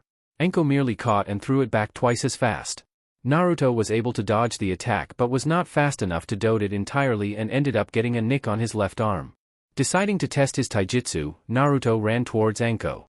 He ignored the fear that welled up inside of him when he saw her grin. Anko flicked out her hands and shouted Sanaijishu, hidden shadow snake. Several snakes were launched from her sleeves. She had used this jutsu enough in the time he had been running from her that Naruto had come to expect it and dodged to the right. What he did not expect was for the snakes to change in mid-direction, coming at him from behind and wrapping tightly around him. You know, charging at an opponent who is clearly superior to you is just stupid, Anko said with a large grin on her face. She had actually had fun today. Naruto winced as his bones compressed. Yeah, I kind of figured that, but at the moment I don't have many jutsu to use. Kage Bunshin, Henge, Kariwimi and my own Oiroke no jutsu, and that's it. None of those can be used for long-range attacks, and you're too fast for me to track to even think of using my kunai. Anko nodded. This is true, but you should have taken the time to think ahead and set up some traps or something instead. It's kind of hard to do that when you're busy fighting for your life. Naruto deadpanned as Anko's snakes disappeared in a puff of smoke. Anko rubbed the back of her head. Yeah, I suppose it is, huh? Naruto's eyebrow twitched. But then again, in real life, you're going to have to think quickly or you'll get yourself and others killed in the field. Naruto winced as he rubbed his sore ribs. Yeah, I know. Now then, Anko rubbed her hands together. Since I was kind enough to help you train, you're going to buy me some dango. What? Naruto asked, thinking he hadn't heard her clearly. Yep, that's right, you're going to buy me some dango since I was gracious enough to help you, Anko stated. But fine. Naruto sighed when he saw her pout. This would probably take the last of his money, but she had helped him, and now that she had brought that I helped you trump card, he would feel guilty if he did not do as she asked. Where are we going? He held his head down as he mourned the coming loss of his money. Anko smirked as she grabbed Naruto and began dragging him to her favorite dango stand. Ah, that was good, Anko said, patting her satisfied stomach. She had taken him to the place she usually got dango from, and like she had commanded, he had paid for her meal. Of 14 plates of dango. Naruto was actually unsure whether to be shocked or impressed that this woman seemed capable of eating almost as much as he could. Glad you liked it, Naruto said dryly, listening to his stomach gurgle a bit. Anko blinked as she too heard the sound. If you're so hungry, why didn't you eat as well? Naruto sighed, thinking about lying to her, but he had been talking to her, or at least, he had listened to her ramble, and found out her profession was in torture and interrogation, so she would specialize in catching lies. "You already cleaned me out of money," Naruto said with a sigh, holding up his empty frog wallet. "Until I begin going on missions I don't even have enough money to pay for utilities." Anko actually looked down a bit at that, actually starting to feel bad that she had pretty much just eaten him out of all his money. Contrary to popular belief, she was not some heartless bitch like most of the villagers made her out to be. However, she had to put up a hard front or the villagers would try to harass her like they had after her sensei. She shook her head of the thought and looked at the blonde in front of her. "Then why did you actually agree to pay for my food?" she asked. "Because you helped me," Naruto shrugged as if that explained everything. "You're the first person to ever help me this directly. Even Hokage Ajisen hasn't helped me like that." Anko actually felt worse at hearing that. "What about your stipend? You're an orphan, right? Don't you get some kind of monthly allowance or whatever?" Naruto shrugged. "Yeah, when I was a civilian. But now that I'm a shinobi I won't be getting one anymore since I'm considered an adult." He noticed her guilty expression and sighed. "Look, don't worry about it. I can see about getting some kind of part-time job when I'm not on mission, so it should be fine. That is, if anyone will actually let me work." Anko looked at him oddly before shaking her head. "You know, you're a weird kid. I eat away the last of your money and you tell me not to worry about it. Great, now you actually made me feel bad." She groaned for a moment and looked at Naruto. "So tell you what, I'll help train you when I'm not on missions or torturing some poor sap, for free instead. In return all you have to do is start giving me a good fight." Naruto looked at Anko for a moment, thinking about the offer. It wasn't bad all things considered. Yeah, she kind of scared the shit out of him, actually she really scared the shit out of him. But she was also super strong from what he had been able to determine today. Strong enough to wipe the floor with him at least. He gave her a large grin. "You've got yourself a deal." Sanaijishu, Hidden Shadow Snake, C rank offensive jutsu. Allows the user to project several snakes from their wrist as they make punching motion towards their intended target. The snakes bite and wrap around the given target, potentially inflicting multiple wounds. They are also capable of poisoning a victim. Henge, Transform, E rank supplementary. A basic technique taught in all academies. This creates an illusionary transformation which can be used to transform into objects, such as items, animals, or other people. This technique is merely an illusion and upon being displaced by an object passing through will dispel. Kariwimi, Body Replacement, E rank supplementary. This lets the user quickly switch places with another nearby object, usually a log, but can be done with others like a plant, animal, or even a person, leaving the opponent to counterattack. Many forms of debate have gone about as to what kind of jutsu this is. Some are under the belief that this jutsu is in fact a space/time ninjutsu at its most basic. Space-time jutsu includes jutsu such as the Hiraishin used by the Yondaime Hokage. Oroiki no jutsu, sexy jutsu, E rank, or a rank, depending on who you ask. The technique utilizes the true transformation technique, or shadow transformation, in order to transform into a beautiful nude woman. Unlike standard transformations, this is a real transformation which creates a chakra construct that envelopes the user. Chapter 3, Meeting Konohamaru. 2 days later. It was early in the morning as Naruto went about his daily exercise routine. Anko had gone on a mission today, so she was not here with him like she had been the past couple of days. Not that he was going to complain. The woman's training method may be effective, though if you asked Naruto it was more torture than training, but he really had no desire to come home looking like a walking bruise today.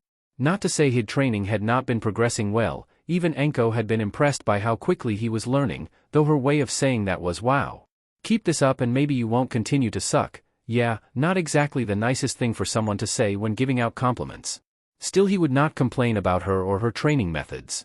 Each day they sparred or he would be forced to run from her in the forest of death. He would last just a little bit longer, meaning he was just a little bit stronger than he had been when first starting. And really, wasn't that the whole point in training?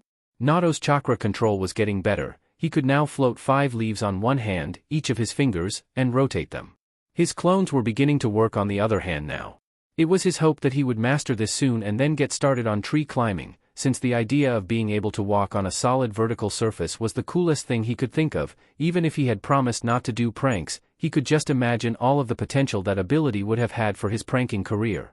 His taijutsu was better, still nowhere near enough to beat a jonin like Anko, or even one of the better chunin, but it was still good enough that Anko had been impressed with the short amount of time it took for him to learn it. Normally during their training, Anko would literally tear his taijutsu apart, picking the entire style apart piecemeal. Often when she found a weak point in his guard, or an attack that would overstretch him, she would take full of advantage of it, beating him into the ground before telling him what he did wrong. After all, there was nothing like getting your ass kicked to make sure you really did not want to get your ass kicked again. His physical strength also had increased a bit. His arms weights were now at 30 pounds while his leg weights were at 40 pounds.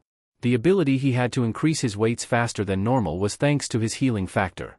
Naruto had found out that when his muscles ripped or his bones broke, the Kyuubi's chakra would come out of the seal and heal his body, making it twice as strong at the break. It was probably the one good thing that had come with the Kyuubi so far. Bujitsu was a bit slower than the other things he was trying to learn, especially since learning to use a weapon was a completely new experience unlike taijutsu.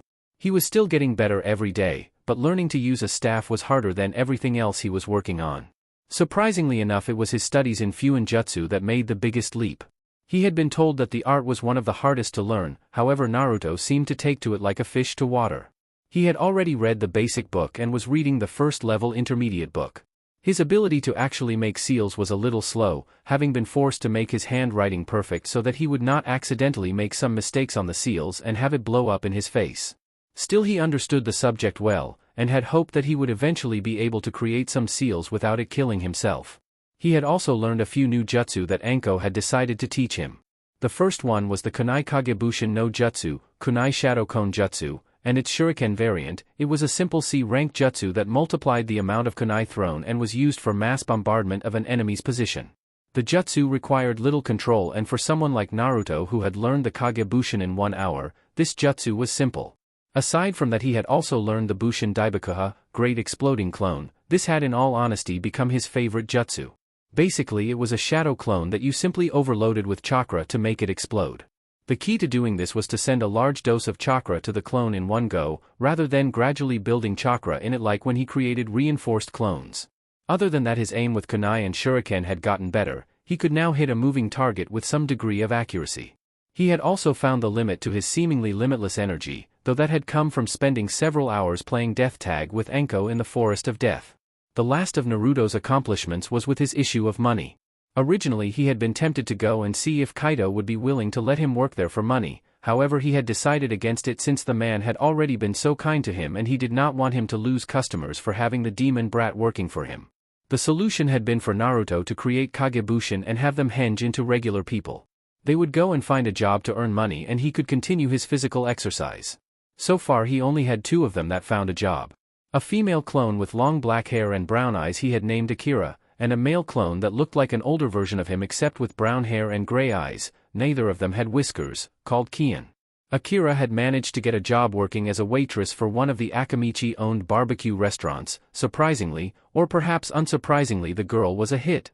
Of course, Naruto had learned from Anko that sex appeal goes a long way towards being popular, with guys at least, and since Akira was basically just his Oiroku no Jutsu with some minor altercations, different colored hair, eyes and wore clothes, she was very, very popular.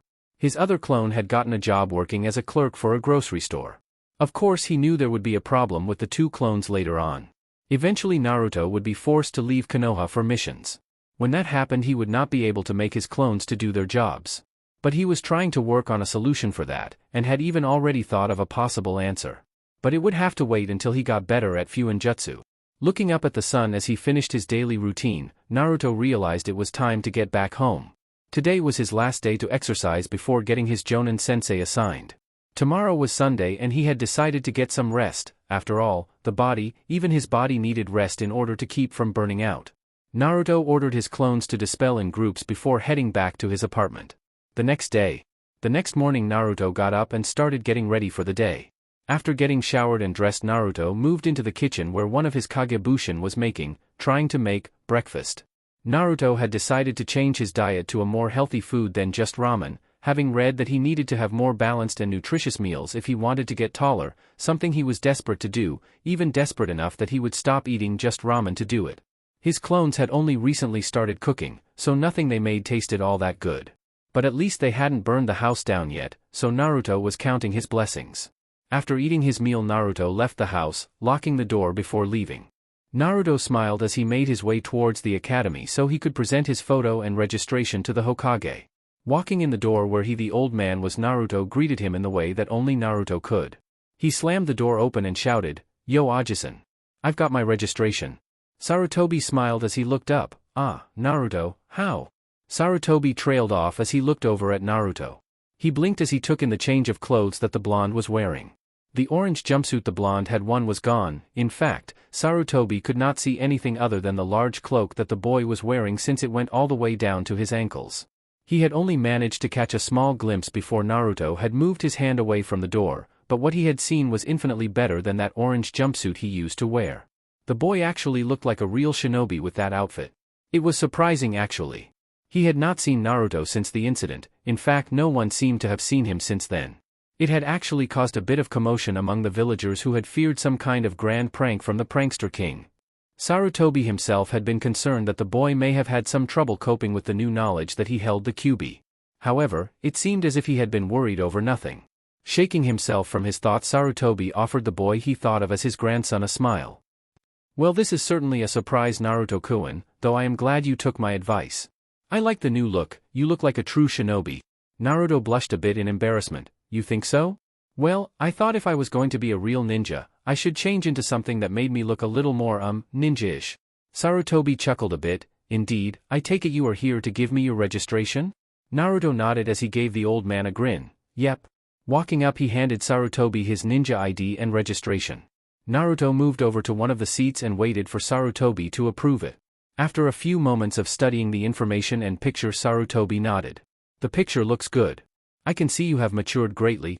Naruto beamed at the old Hokage's praise. To be honest, I expected you to do something like paint your face, or some other childish act. Hey! Naruto shouted indignantly, standing up and pointing at Sarutobi. I've grown up since then. I'm not some brat who would do something like that anymore. I'm an adult now. Sarutobi just gave the boy an amused expression. Yes, that is true, you do seem to have grown exponentially this week. I was merely talking about what you would have done before. Naruto calmed down slightly at that and gained a sheepish expression. He probably would have done something like that before. Well, I suppose you're right. Sarutobi smiled before remembering something. I forgot to mention something important the night of the incident, Naruto. Sarutobi began, catching the blonde genin's attention. Due to the fact that you were able to root out a traitor to Konoha and keep the Forbidden Scroll safe, I have listed it as your first B-rank mission. Naruto's eyes widened in surprise at the new knowledge. So I want you to come to my office later today so you can receive your mission pay. Really? Naruto asked. At Sarutobi's nod, he pumped his fist in the air. That's awesome. My first B-rank mission, and I only just started as a genin. I'll be Hokage in no time with this kind of track record. Sarutobi just chuckled at the overenthusiastic blonde. I am sure you will, Naruto. Speaking of Hokage, you might as well give me that hat right now, Ajisen. Seeing as how I beat you that night, Naruto said with a grin. Sarutobi blushed a bit, remembering just how he had been beaten. I am afraid that did not actually constitute as a fight, Naruto-kun, the old Hokage replied smartly. Therefore I can't actually give you my hat. Oh? Naruto asked with a devious smirk on his face. So if I were to beat you now, would you? Maybe you need a little reinforcement of just how badly you lost. Sarutobi paled as he saw the blonde putting up a familiar hand sign. Naruto, wait, don't dash. Oiroke no jutsu. A cloud of smoke covered Naruto, and when it cleared enough to see, it was no longer Naruto that Sarutobi was looking at. He was now staring at a young blonde woman who looked to be about 18 years old. She had long blonde hair that was done up in two pigtails which traveled down to her butt. Her face was heart-shaped and lightly tanned, and she had a set of sky-blue eyes that held an alluring quality to them. She had a small nose, and on either side of her nose were three symmetrical whisker marks that seemed to add an exotic quality to her. Her lips were a light, moist pink that contrasted a bit with her skin and gave her a pouty and seductive expression. Her body was what one could only describe as perfection. Luscious-looking C-borderline D-cup breasts that, while not as large as his former student Tsunade, were amazingly round and perfect. A narrow waist with a flat-toned stomach led into flared hips with a perfectly round and firm butt.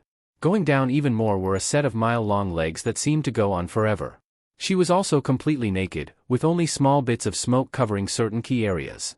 Yet that only seemed to add to her allure, leaving just enough to cover her with and make you want more. The Sandaime Hokage took all of 4 seconds to notice these key features about the woman. When he did, it only became a matter of time before he gave the inevitable perverted reaction. Boom! Like last time, the old Hokage was thrown back as a geyser of blood flew out of his nose. Ha ha ha ha ha! Looks like I got you good, Ajisen.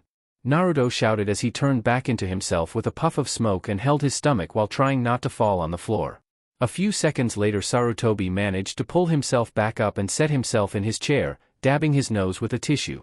That jutsu again, I must admit it's very clever, but very dangerous.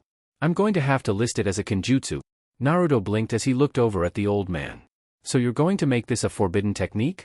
Sarutobi nodded. It seems much too dangerous to be placed in the wrong hands. The grin that stretched across Naruto's face threatened to split it in half. That's awesome. Huh. I just graduated and I already made a kenjutsu. I'll be Hokage in no time if I keep this up. Who kicks ass? That's right, Naruto kicks ass. Sarutobi looked at Naruto with an expression somewhere between amusement and exasperation as the blonde did a victory dance. Naruto, he watched as the blonde completely ignored him and continued dancing. Naruto. His voice was a little louder, hoping it would catch the blonde's attention. When it didn't work he shouted, Naruto. What is it, Ajisen? Naruto asked as he stopped his victory dance. You need to calm down, you're a shinobi, remember? Reminded Sarutobi. Naruto rubbed the back of his neck as a sheepish grin crossed his face. Right, sorry. Sarutobi sighed, I swear sometimes dash. The old Hokage was interrupted as the door opened and a little kid rushed in with wooden shuriken in his hand. Now I've got you, old man, the child yelled, after I defeat you I'll become Hokage. Naruto blinked as he watched the kid run. He was wearing a head cap and a blue scarf that was several feet too long for him. If he keeps running like that he's going to trip. As if on cue the young boy's feet got caught up in his scarf and he tripped, landing flat on his face. Ow wow, the boy yelped as he put his hands on his face and rolled back and forth along the floor. Oh boy, Sarutobi thought as he sighed, if it's not one thing, it's another.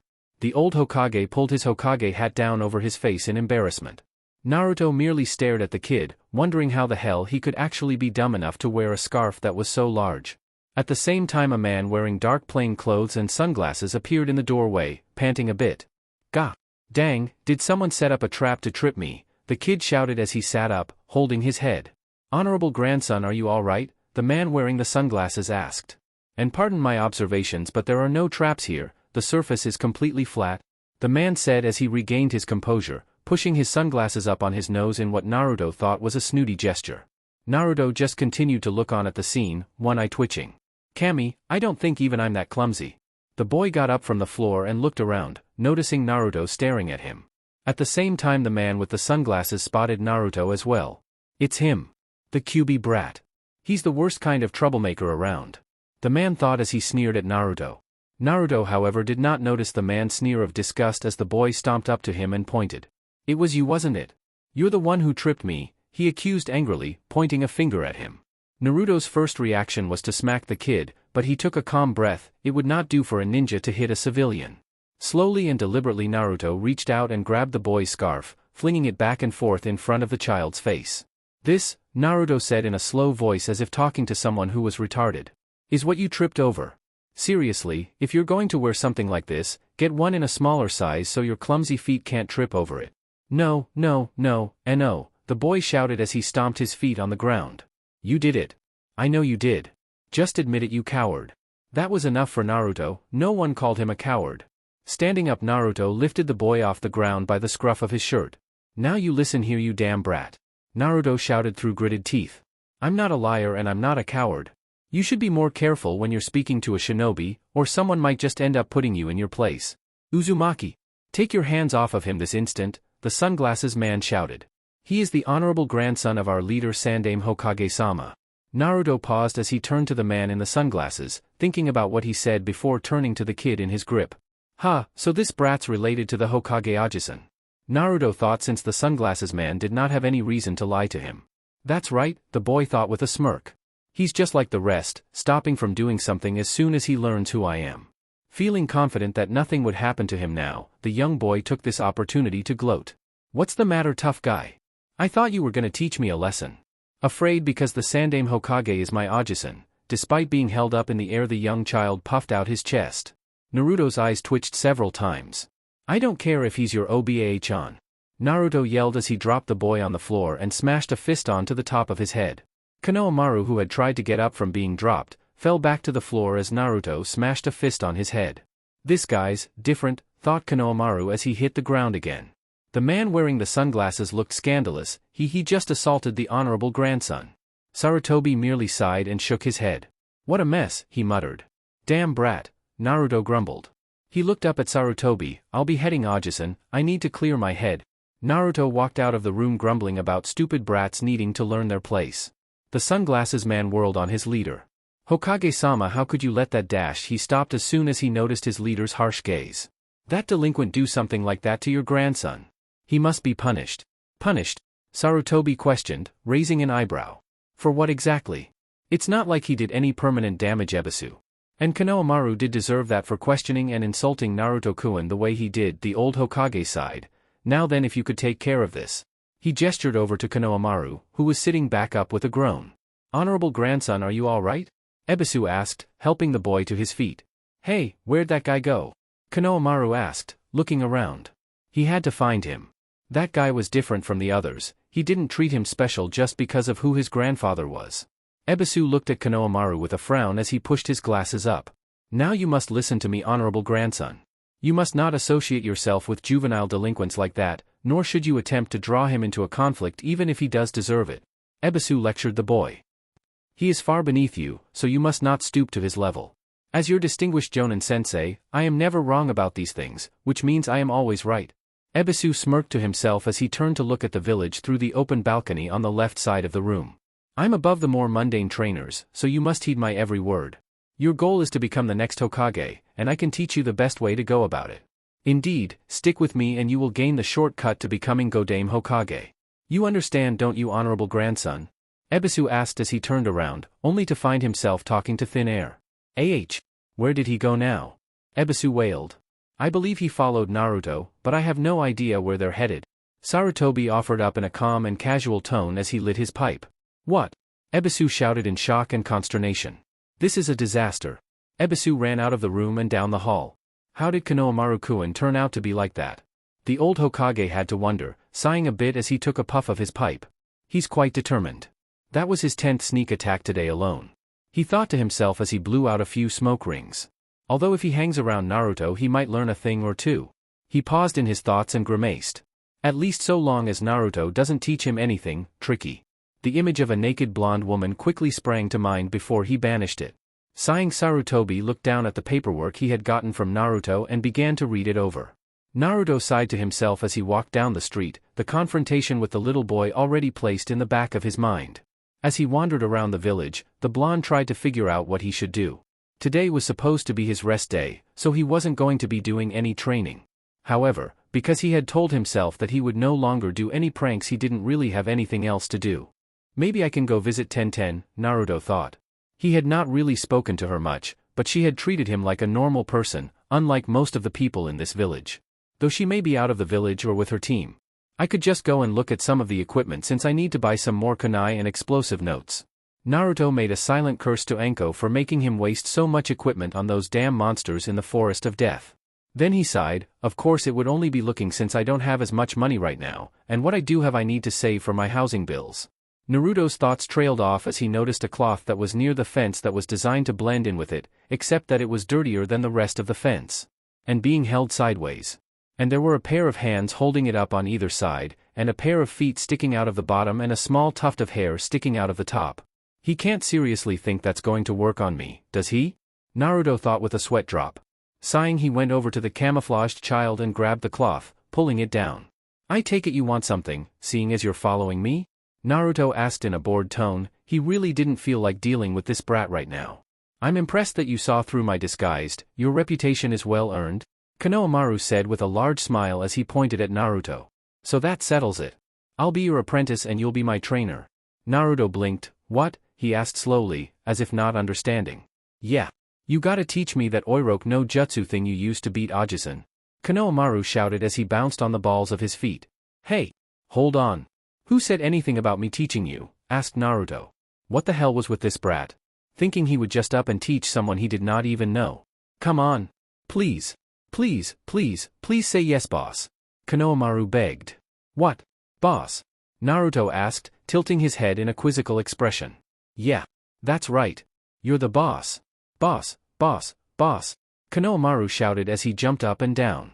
Naruto looked up at the sky as he scratched the bottom of his chin. Well, he was getting bored and had been trying to find something to do. Well, I suppose I can give you some pointers, but it will only be for today. Naruto said, looking at the overactive child pointedly. What? Konohamaru cried out, looking ready to complain. Why only today? Because tomorrow I have genin orientation, so I won't have any free time after that, Naruto said with a smirk as he pointed to the headband on his head. Or did you not notice the headband? Konohamaru looked at the headband and his eyes widened. Sugoi. That's so cool. I suppose it is. Naruto took a step back at the boy's enthusiasm. Anyways, let's head over to one of the parks. Naruto smirked as he jumped up onto the roof of one of the buildings. It was one of his more recent accomplishments, being able to jump that high by using his chakra. But it did a good job of making Konohamaru get all starry-eyed. I hope you can keep up. Naruto shouted and began to jump to another building. Konohamaru, who did not have the chakra control for that, had to travel on the ground. Naruto always made sure to stay in the boy's sight as he hopped across the rooftops, making sure that the boy had to make a concerted effort to follow him. He made sure to circle the parks at once or twice before heading over there. By the time they had reached the park, Konohamaru was stumbling and falling over as he panted for breath. He fell down onto the ground as he looked up at Naruto, who was sitting on a tree branch a few feet above him. What was that for? Konohamaru asked as he tried to regain his breath. Naruto frowned at how tired the boy was. Are you in the academy? He asked. Konohamaru looked indignant, or as indignant as an exhausted 8-year-old could look. He stood up only to fall back down. Of course I am. What are you doing sitting on the ground like that? Interrupted Naruto. Stand up? Konohamaru glared at him. I'm tired from you making me run all over the place. Naruto shrugged. That wouldn't even constitute for my morning runs. If something as mildly strenuous as that made you tired, then you're obviously not training your body enough. Man, this is weird. The blonde thought. I wonder if this is what Irika-sensei felt like when he gave me a lecture? He had to admit that, while it felt odd, it was also satisfying to actually be able to teach someone else. Maybe there really was a point to all of those boring lectures Irika-sensei gave. Anyways, Naruto shook his head of thoughts on Irika. Since you're so exhausted, it's obvious that your chakra reserves are too small to do anything more than the basic jutsu. So I think we'll start with dash. Hey, Konohamaru shouted with an angry expression on his face. I am not small. Naruto face-palmed as he listened to the little kid. Please Kami, tell me this is not how I sounded to Irika-sensei and Ajisen. If it is, I swear I'll never be such a brat again. I said your chakra. Chakra. Naruto pronounced the word chakra extra slowly. I made no comment on your height. I am merely saying that your chakra reserves are a tad on the small side. This means you'll have to work on getting your reserves up to snuff. I'll write down a few exercises I found in a book and give them to you to practice on your own. Naruto paused for a moment. Though if your reserves are smaller, then you should have better control. Tell me, how good is your chakra control? He asked. Well, I don't really know much about that. Konohamaru admitted. 4i Sensei hasn't gone beyond what the academy has already taught me. Naruto sighed and rubbed a hand over his face. Which means you have had absolutely no practice in chakra control. He paused. Come to think of it, he hadn't been taught chakra control exercises either. Though, he had assumed it had been one of the days he had been sent out of class, or skipped. He frowned to himself before shaking his head. Have you at least been working on the Henge no Jutsu? Please tell me you have. Konohamaru puffed up his cheeks indignantly. Of course I have. Alright, no need to get defensive. Naruto held up his hands in a defensive gesture as he jumped off the tree branch. So show me what you can do. I need to see how far along you are, before we can start doing anything. What should I transform into? Asked Konohamaru, scratching the back of his head. Naruto shrugged. Anyone, it doesn't matter so long as I can see where you're at. After that I'll show you some material. I have to create your own version of the Oiroku no Jutsu. The thing about the Oiroku no Jutsu is it requires an innate understanding of the female body, or at least it does now. Naruto thought with a snort and a light blush. He had read 1 or 2 books on anatomy, and one of them was on female anatomy, as well as a book on the reproduction system. Plus all that time he had spent with Enko this past week had pretty much guaranteed that he would know what certain female parts looked like. Naruto shook his head to clear. Alright, let's see what you can do. You got it, boss. Konohamaru shouted as he did the hand seal for the jutsu. Henge no Jutsu. Ebisu scowled as he looked out across the village from the roof he was standing on. He had been searching the village for the better part of an hour and it was getting on his nerves. Where is that filthy delinquent? What could he be doing to the honorable grandson? It could only be something truly evil. Ebisu thought viciously as he clenched his hands into fists as he scanned the streets. I am an elite jonin. As one in a long line of senseis that have shaped and guided potential candidates to the illustrious position of Hokage, I cannot allow such a disaster to occur on my watch. I'll crush any insect that clings to my student, even if it is a Jinchuriki. Without a second thought he began hopping across the roofs, searching for any sign of the blonde brat or his wayward student. Naruto sighed as he dropped some change into a vending machine to get himself some soda. If only vending machines ended up taking over for shops, then I wouldn't go broke because of stupid prejudices. He shook his head of the thought, knowing that thinking something so negative would do him no good. Turning around he looked at his temporary student. The boy had done remarkably well for his first time, though Naruto could see signs of exhaustion setting in. Though, Naruto attributed his success to the fact that he had less chakra, therefore more control to use jutsu, making learning something like this easier. Walking over to Konohamaru he sat down, popping his soda can and taking a long gulp. So, tell me, what was going on with you and Ajisen? It didn't seem like this was a singular event. Ajisen named me Konohamaru, after the name of the village. He said it would bring me luck. Konohamaru murmured. Naruto nodded to himself as he listened. You'd think that it would be easy to remember. But no one, not a single person in the whole village ever calls me by my name. It's because when they look at me, they don't see me, they see the honorable grandson of the Sandaime Hokage. Naruto raised an eyebrow as Konohamaru kicked a rock. They don't see who I am, just who I'm related to. It's like I'm invisible, hidden behind Ajisen's shadow, and I'm so sick of it. That's why I'm going to become Hokage now. So people will know who I really am. This kid has the reverse problem of me. Naruto thought incredulously. He's still basically ignored, but it's more of ignoring who he is, rather than his existence. The kid reminded him a lot of himself, how he used to be before the Mizuki incident. Not that something like this would make Naruto give the kid any sympathy. If anything, Konohamaru needed an ass-kicking. Naruto snorted. You think it's that easy? Konohamaru looked up at Naruto. If you could become Hokage so easily, then everyone would try to be Hokage. The Hokage is not just the strongest ninja in the whole village, but he's also the smartest and the one who's dedicated his life to serving the village as its protector. You have to think of each villager as if they were a member of your family and be willing to put your life on the line to keep them safe. That is what being Hokage is about. And it will take hard work, dedication, blood, sweat and tears to get there. Not just anyone can be Hokage. Naruto suddenly grinned. Besides, if you're going to be Hokage, you're going to have to defeat me first. Naruto stopped as he watched Konohamaru, who was gaping at him, waiting for the boy to say something, when he heard a rustling of leaves. I found you, a voice came from above them. Naruto and Konohamaru turned to see Ebisu standing on a tree branch. That filthy Uzumaki, the Kyubi no Kitsune. Ebisu glared down at Naruto, who could not hold in a flinch at those icy eyes. Those eyes, he recognized them as the same ones that some of the more hateful members of the village gave him. The kind of people who he was sure would kill him if they had the chance. The kind who would try to beat him if they caught him when they were drunk and had lost any inhibitions they might have once had. Leaping down from the tree, Ebisu landed on the ground and approached the two. Honorable grandson, it's time that you return home?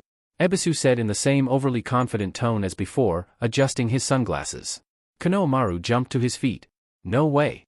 I'm learning how to beat Ajisen and become Hokage. Don't interfere. Naruto couldn't hold in his smirk.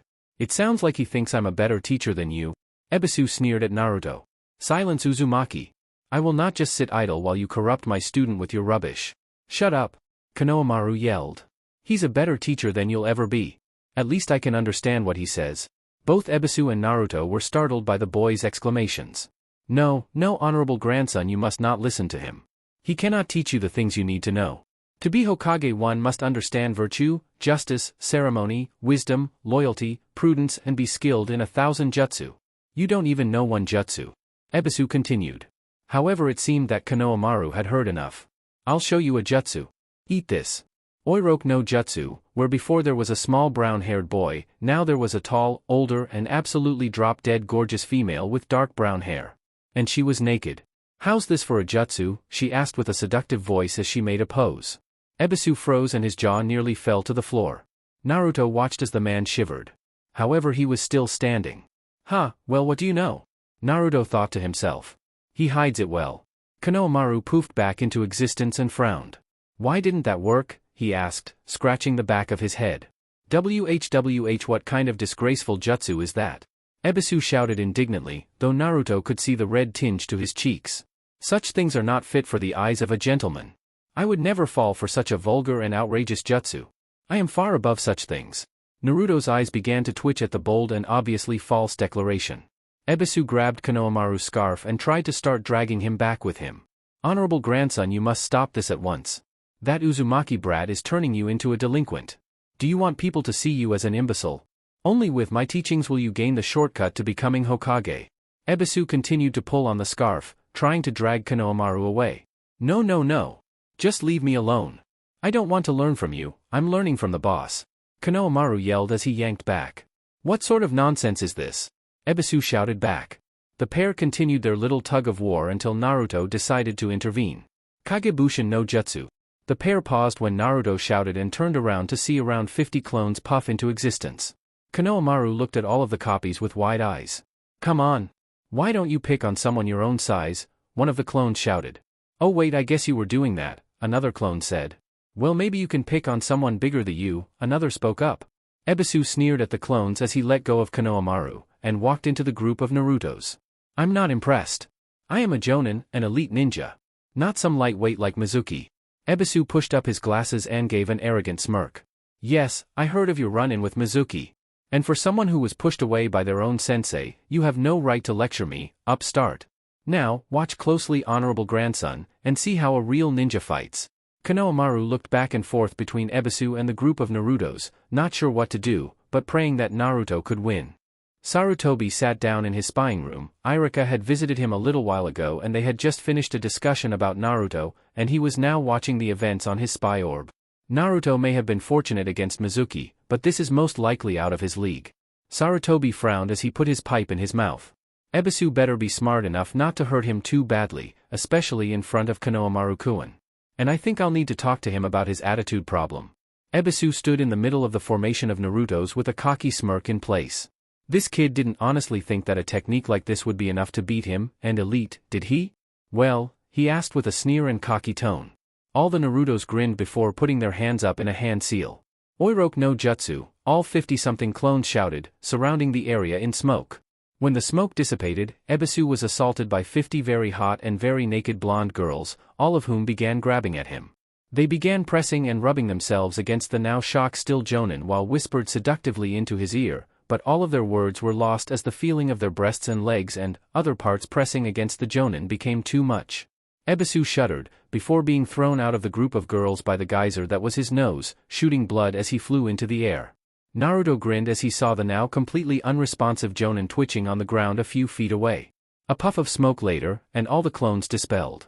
Turning to his shorter companion, Naruto grinned. And that is what I like to call Rem no Jutsu, Harem Jutsu. Sugoi. Konohamaru shouted, pumping a fist in the air. Sarutobi watched the events that transpired with a shocked look. Naruto seems to have gained quite the dangerous skill. Sarutobi thought. Combining his Oiroke no Jutsu with the Kagebushin no Jutsu is a dangerous combination. I don't know if even I could survive that. He reached out and grabbed a tissue, dabbing away at his now bloody nose.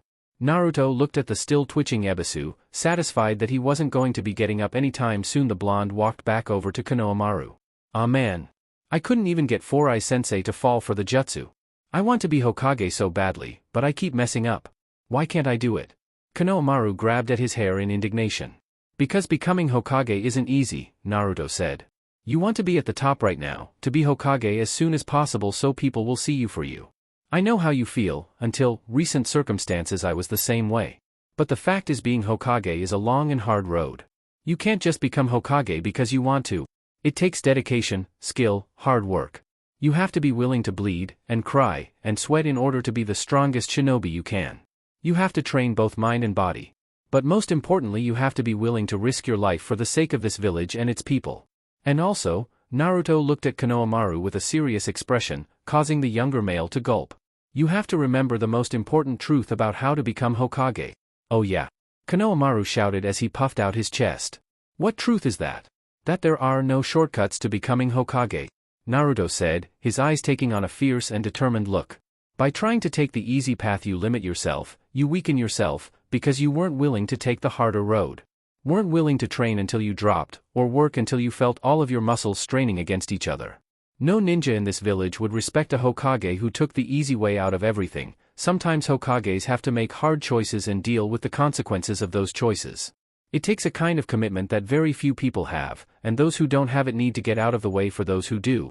Naruto stared at Konohamaru, the boy a little red in the face and looked like his eyes were on the brink of turning into swirls. He was trying to come to terms with all of the information he had just received and felt completely overwhelmed. However, one of the things Naruto had said rang through his mind. Besides, if you're going to be Hokage, you're going to have to defeat me first. Konohamaru turned away from Naruto and stuck his nose up. Who do you think you are? Lecturing me like that? Naruto smirked a bit at Konohamaru's reaction. That's it. I won't be your apprentice any longer. From now on we're rivals. Got it. Naruto just gave the kid a grin. Well, that's cool. This was a one-time deal anyway, because I'm getting assigned to my Jonin sensei tomorrow.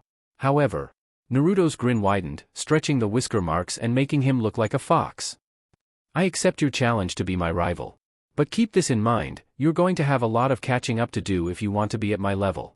You're going to have to train hard if you want to even think of competing against me for the title of Hokage. Naruto looked at the sun and sighed. He had just wasted a whole day training a kid. Well, it was fun and I was resting today anyway. Naruto thought with a chuckle. It was nice being able to act like nothing more than an overly cocky kid and show off to someone else, something that he knew he probably would not get to do again. Well, I'm off. But don't for 1 second think you can just slack off. You never know when we might meet again, and I find out that you've been slacking. Naruto trailed off with the implied threat causing Konohamaru to gulp. Alright then, I'll see you later. Konohamaru. Konohamaru felt his eyes widen as Naruto turned around and tossed a wave over his shoulder. Sarutobi smiled as he leaned back in his chair and watched Konohamaru give a salute to the leaving Naruto. Thank you, Naruto-kun. For helping Konohamaru-kun true path of a ninja? He sighed. I just wish he hadn't taught Konohamaru-kun the Oiroku no Jutsu. Kunai Kagebushin no Jutsu, Kunai Shadow Cone Jutsu, a basic C-rank jutsu that creates copies of thrown projectile weapons. Used for mass bombardment of enemy positions, distractions, and creating distance between the user and her foes. Bushin Daibakuha, Great Exploding Clone, a rank kinjutsu. Basically a Kagebushin that is overloaded with chakra that will explode either when the user activates it, or it gets hit in some way. Rem no Jutsu, Harem Jutsu, S-rank kinjutsu. This jutsu is simply a combination of the Shadow Clone Teknyu and the Sexy Jutsu. It is used to create any number of clones of beautiful, nude women. This technique is known to many in Konoha as the pervert killer due to the massive nosebleeds many perverts have suffered from it. This includes on Sandaime Hokage, Sarutobi Hiruzen, who after suffering massive hemorrhaging decided to rank the jutsu as a Forbidden South class ninjutsu and place it in the Forbidden Scroll of Sealing. Chapter 4, Team 7. It was early morning, the sun hadn't even risen yet. But one Uzumaki Naruto was already up and about, getting ready for his first day as a ninja. After a quick rinse in the shower, and a somewhat decent breakfast of eggs and toast, Naruto was ready to start the day. He looked himself over in the mirror, checking his clothing and equipment to make sure everything looked good. He wanted every one of his classmates, former classmates he reminded himself, to leave with a good impression of him. He looked at his bow staff attached to his back, angling over his shoulder slightly for easy access. Nodding to himself, the blonde genin left and began making his way towards the academy. He had decided to walk to the academy instead of roof hopping, even though he had come to enjoy the activity. There were not any people out at this time, being so early that the sun was just beginning to rise, so Naruto did not have to suffer through any glares this morning, and since it was so early he could afford to take his time. However, as Naruto turned around a corner he stopped when he noticed a small section of the fence that was dirtier than the others. And sideways. And had a pair of feet sticking out of the bottom, a pair of hands on either side and a tuft of hair sticking out at the top. Naruto sighed and shook his head. Seriously, you think he would have learned yesterday? Naruto thought as he started walking forward again. Just as he passed the sheet, Naruto pulled out 4 kunai, tossing each one into a corner of the sheet, pinning his rival to the fence. Gak! Hey! What the, let me go! Get me out of here! Came the muffled response from inside of the cloth. Naruto grinned as he walked up and rapped his knuckles against Konohamaru's helmeted head, making the currently complaining kid quiet down. So can I help you, Konohamaru? He asked, amusement leaking from his voice. Huh? You saw through my disguise again. That's why I respect you as my rival. Konohamaru tried to get out of the restraining cloth by slipping through the sides, but the kunai had stretched the sheet enough so that they were too tight to slip through and in too deep to pull out from his position. Now can you let me out? Naruto grinned as he grabbed the kunai and pulled them out, letting the covering drop to the ground. So, I take it there's something you want from me, the blonde asked. I challenge you. Konohamaru shouted as he pointed at Naruto. Naruto laughed at the kid. Sorry, but I can't. Remember, I have to head over to the academy today to get assigned my Jonin sensei. Oh yeah? Konohamaru said, his eyes getting stars in them. Man, that's so cool. I wish I was a ninja. Well, just make sure you work hard and don't slack off. Naruto looked up at the sky and saw the sun had risen. He would have to hurry now if he wanted to get to the academy before the glares started coming his way. Anyways, I need to head over to the academy or I'll be late. See ya. Naruto tossed the energetic kid a wave as he ran off. Naruto ended up getting to the academy a tad later than he had expected due to the interruption. However, it was still early enough that he doubted anyone else was there. Making his way to his homeroom, Naruto walked up to the door, opening just as Iruka was about to walk out. Iruka blinked in surprise when he laid eyes on Naruto and for a moment, didn't recognize him. "Oh, morning, Iruka-sensei." Naruto greeted his teacher with a large grin. Iruka blinked once, twice, thrice. "Naruto?" he asked, getting a nod in response. The scarred Chunin Academy teacher looked his former student up and down, taking notice of the rather large cloak covering the blonde's frame. "You look different." Iruka smirked a bit. "You actually look like a real shinobi now." "Hey," Naruto said indignantly. "Are you saying I didn't look like a dash?" He stopped, took a deep breath and started again. "I mean, thanks Iruka-sensei, hee." The Chunin instructor raised an eyebrow at the small turnaround in emotion, but just chalked it up to Naruto being Naruto. "You're here a lot earlier than I expected." "Yeah, well." Naruto trailed off for a moment as he tried to come up with an excuse for being so early. It would not do if he said he felt like walking and did not want to be subject to the villagers' glares on the day he became a ninja. "I guess I was just too excited to wait. I've been waiting a whole week, you know." Iruka chuckled. "And waiting was never one of your strong points?"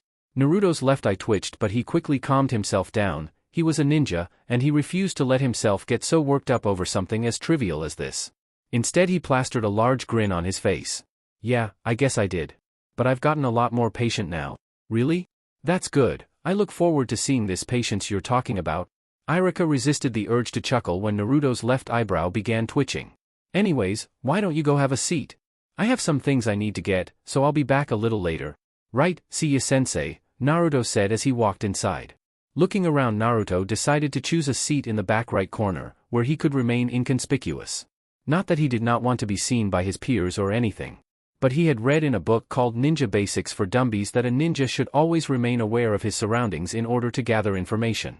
Naruto figured that he could practice this by using the better view that seat offered so he could find out more about his potential teammates from there. Taking off his staff, Naruto leaned it against the wall, before taking out a book and sitting down. He flipped the book, which was called Intermediate Level Fuinjutsu, Level 1, a book written by a man called Jiraiya, and began to read while he waited for the orientation to start. Slowly but surely people trickled in, giving him a curious glance, but because his head was buried in his book, no one really knew it was him and just wrote him off. Naruto flipped another page in his book as he continued reading, this chapter being about seals that affected the body, namely training seals. The gravity and resistance seals sound pretty useful. I bet they would work better than my weight bands, since they affect the body as a whole, rather than just one specific spot. Naruto frowned as he read one particular note about the gravity seals. It seems they affect height if used at a young age, so I guess that's out. Still, the resistance seals sound useful. While the weights will increase my strength, the resistance seals are specifically designed to help boost speed. He sighed, however, when he noticed that there was no example of a resistance or gravity seals, and that this chapter was only talking about what seals can do to affect the body. Naruto continued reading as more and more students came into the class, ignoring most of the conversation around him as he read. However, he paused when he felt and heard an odd rumbling sound that increased in volume as time went on. It sounded almost like a stampede.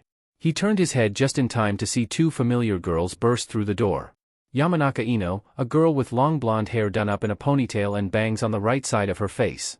She had a purple sleeveless shirt, purple arm warmers, and a purple skirt with cuts on the side and bandages covering her legs from mid-thigh, which moved down into a pair of blue shinobi sandals. Ino was a member of the famed Yamanaka clan, which was made famous during the Third Great Shinobi War due to Ino's father Inoichi, who had been a member of the Ino Shikacho trio. A team that had used phenomenal teamwork to defeat enemies and opponents far tougher than they were, making them one of the more feared people during the war.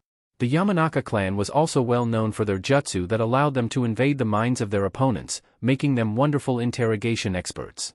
Despite the fact that Ino came a powerful clan, she was just like all of the other girls in class. More concerned with being her hair and dieting to be twig-like thin in order to impress the resident emo Sasuke. The second girl to appear within the doorway was Haruno Sakura. Both held up their hands as soon as they entered the room. "I win," they both yelled at the same time, causing a few people, Naruto included, to sweat drop. "Huh. Beat that forehead girl." My foot was in the door first. Ino shouted with a smirk. What are you talking about, Ino pig? Sakura asked with a sneer. My foot was at least 1/4 of an inch in the door before yours. Were they always this loud? Naruto wondered to himself. He watched as the two walked up to Sasuke, who had taken his usual spot at the front of the room in the right side next to the window. Sasuke-kun, would you like to sit by me today? Sakura asked as she walked up to Sasuke with a smile that she hoped was cute. Naruto sighed as Sasuke ignored the girl like she did not even exist. I wish she would look at me like that. He shook his head. He had not actually thought about the girl who he had a crush on this past week. What, with all the time he had been spending with Anko? Anko's more attractive anyways, so is Tenten? Naruto blinked for a moment as he set his book down. Where had that come from? He shook his head and was just about to start reading when Ino decided to make her displeasure of letting Sakura sit next to Sasuke known. You can't sit next to Sasuke-kun, because I'm going to sit next to Sasuke-kun. Ino screamed, before turning to said raven-haired boy. Right, Sasuke-kun? Once again the Uchiha ignored her. Huh. Sasuke-kun doesn't want to sit next to you, Ino pig. Sakura yelled. I'm the only one he wants to sit next to. Naruto sighed as he put the book down, finding it impossible to concentrate with all the noise they were making. He had never really paid much attention to it before, but for whatever reason the amount of noise they were generating was starting to bother him. Of course he had also never tried to read before, so maybe it was just that they were distracting him from his book. Standing up, the blonde made his way over to the two bickering girls. Excuse me, he said, getting their attention, as well as that of the rest of the class who, after noticing his whisker marks, stared at him in shock. But you do both realize that there are 2 available seats next to him? Naruto pointed at the seat on Sasuke's right, away from the aisle. So neither of you has to actually fight for a seat? Naruto looked at everyone as they stared at him, surprise and recognition in their eyes. He would have smirked but held the urge in. It would not be cool if he gave them the impression that he enjoyed seeing the surprise on their faces. Naruto? Sakura asked as she noticed his whisker marks. It quickly changed to a sneer of disgust as she decided to berate him. What are you doing here? In case you didn't notice, this is only for people who graduated, graduated, not for failures like you. As the class laughed at Sakura's words, Naruto frowned. He had expected this, to be honest, but had kind of been hoping that with his new look it would change her opinion of him. Guess not. He sighed lightly, before deciding that he didn't want to put up with her abusive words right now, especially since for whatever reason they hurt more. If you had used those 2 eyes stuck in your orbital sockets to look up, you would see that I have a headband. Naruto pointed to his head where Irika's headband sat. So I have graduated, thank you very much. Perhaps you're not as smart as I thought. Naruto walked off and moved back up to his seat, leaving a stunned crowd behind. Did he really just insult me? Asked Sakura as she tried to comprehend what had just happened. That had never happened before. Naruto would always ask her out, and she would always hit him because it made her feel better about herself. Sakura felt an odd sense of emptiness as she wondered if Naruto had decided that he didn't like her. He's just trying to make you feel bad, Shinaro. Sakura's inner persona shouted, getting Sakura to snap out of her shock. You're right. I bet Naruto Baka's trying to make me feel bad for him, so I ask him out on a date. Well, it's not going to work. Sakura sat on Sasuke's right as her and Ino once again began to fight over said Uchiha. As the rest of the class got back to what they were doing, one girl kept her eyes on Naruto. I had thought that Naruto-kun had failed.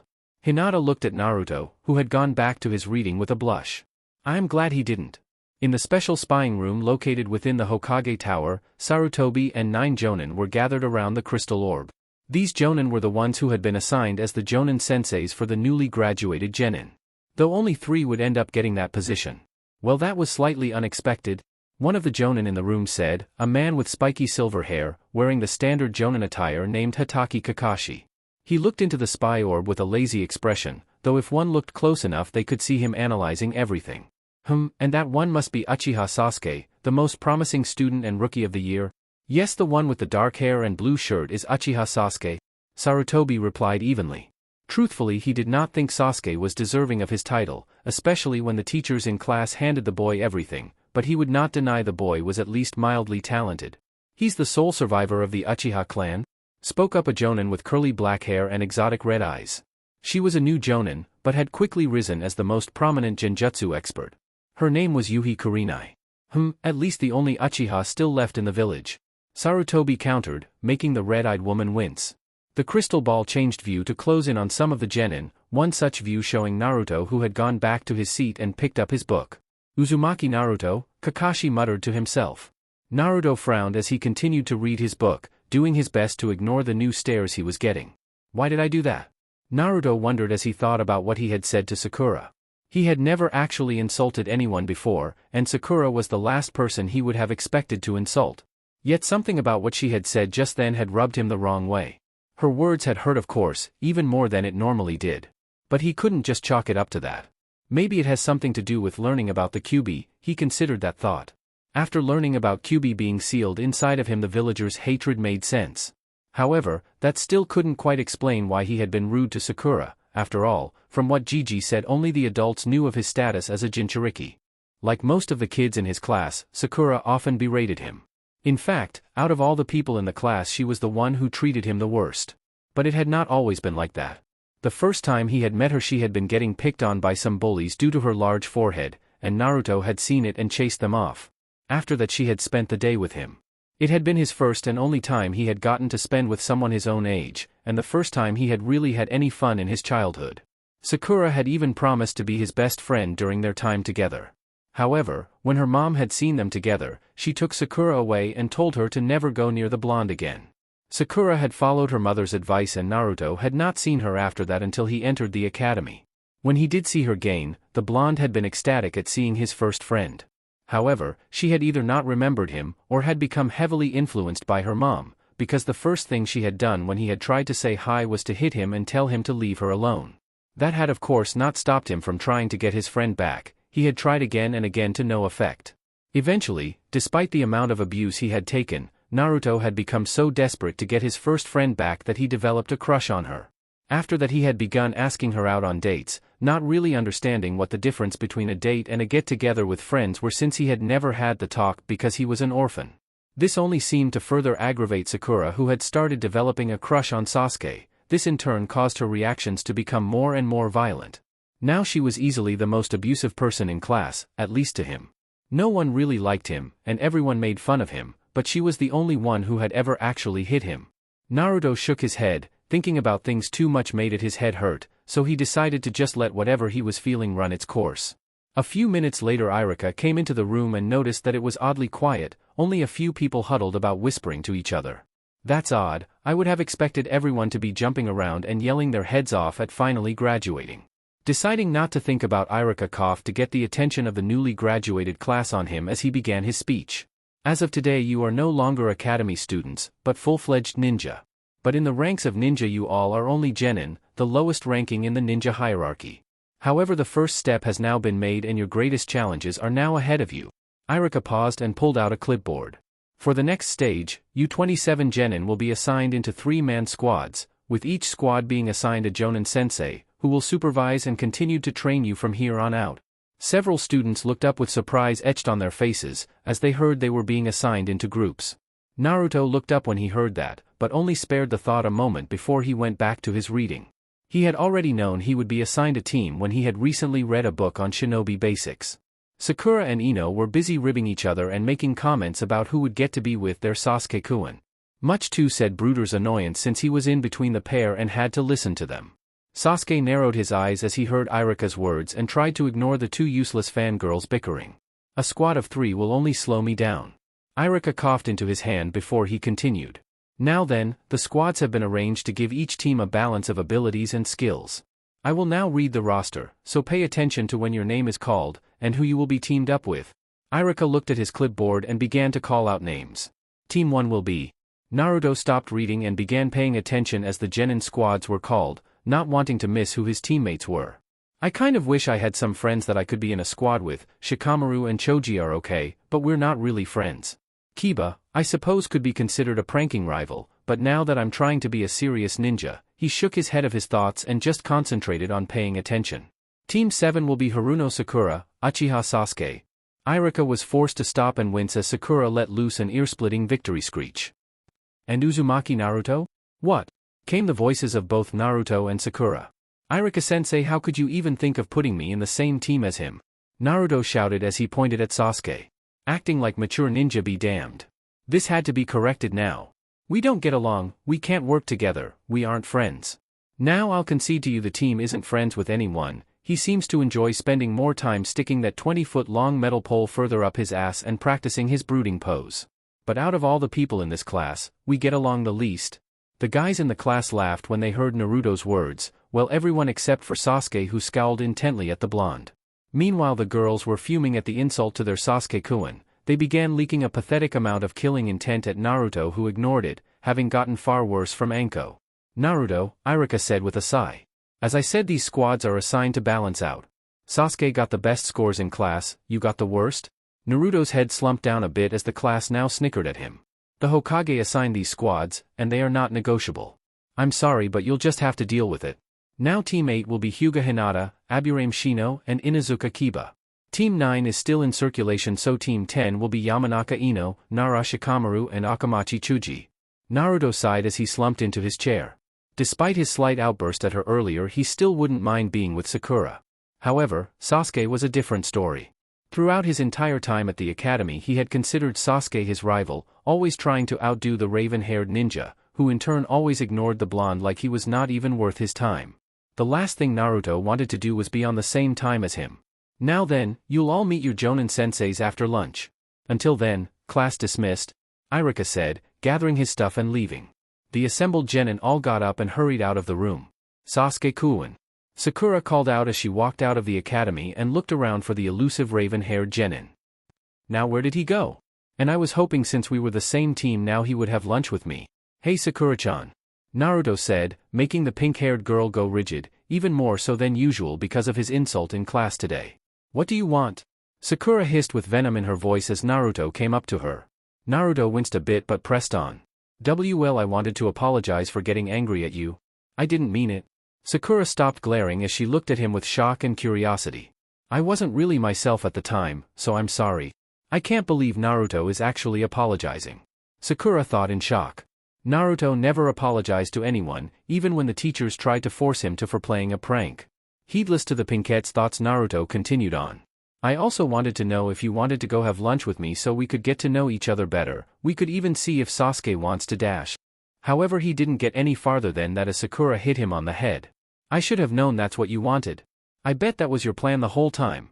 Insulting me and then apologizing afterwards to make me think you were a good person so you could ask me on a date.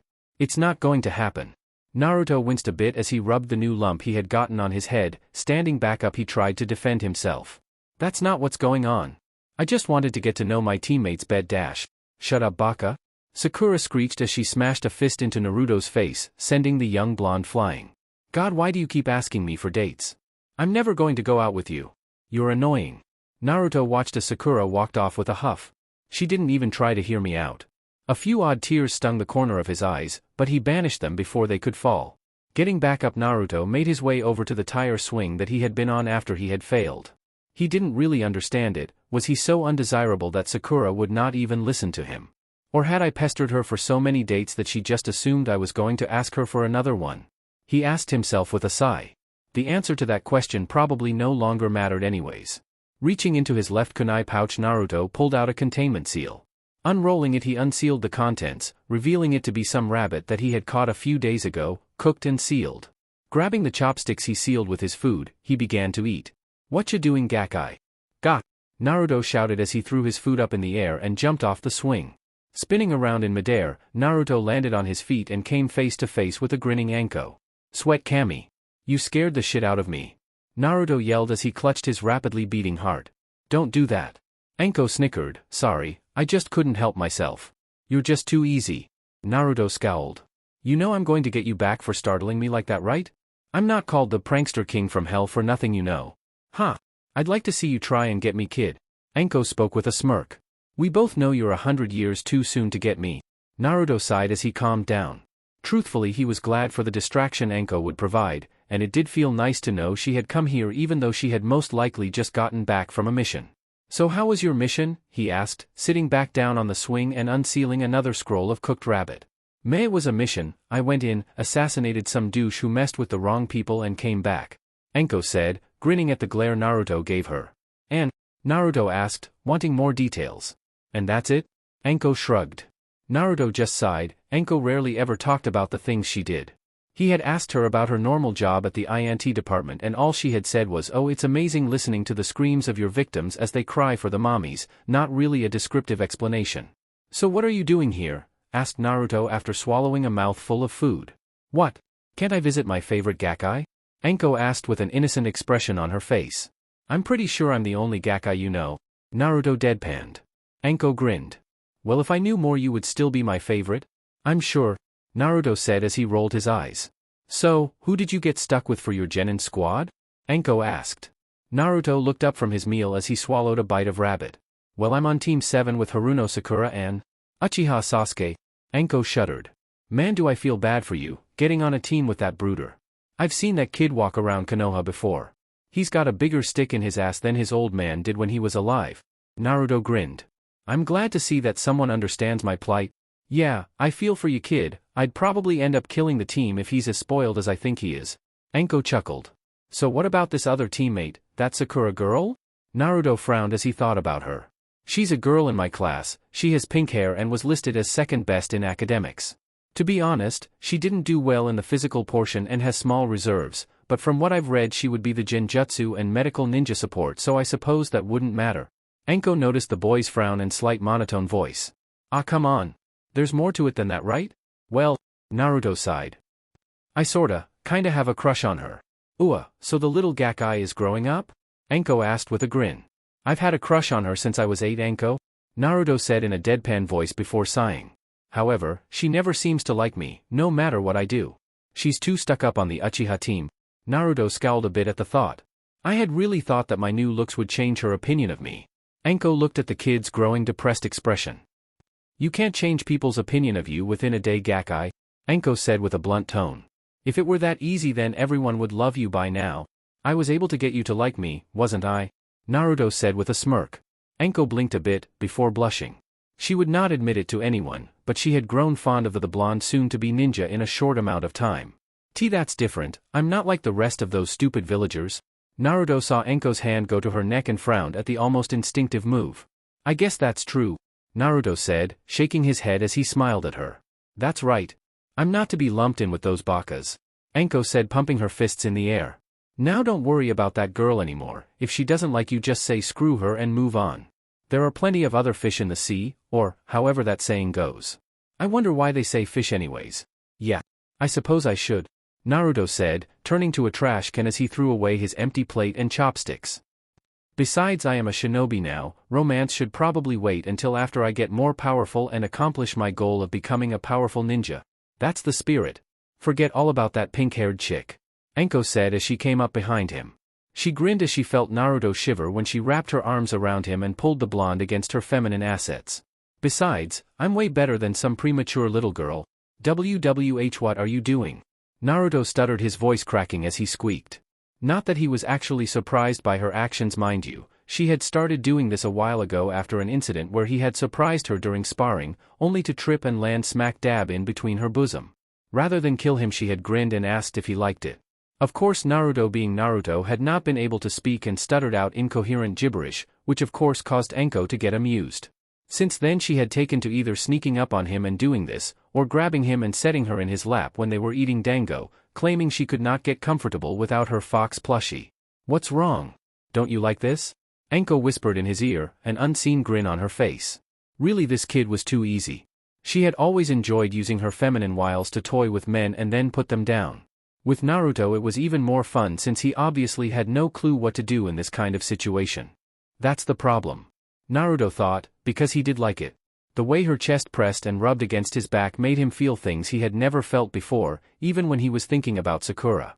It was also due to the oddly warm feeling he got. He had never been hugged before by a member of the opposite sex, or even having women get close to him, with the exception of Sakura, who got close enough to hit him.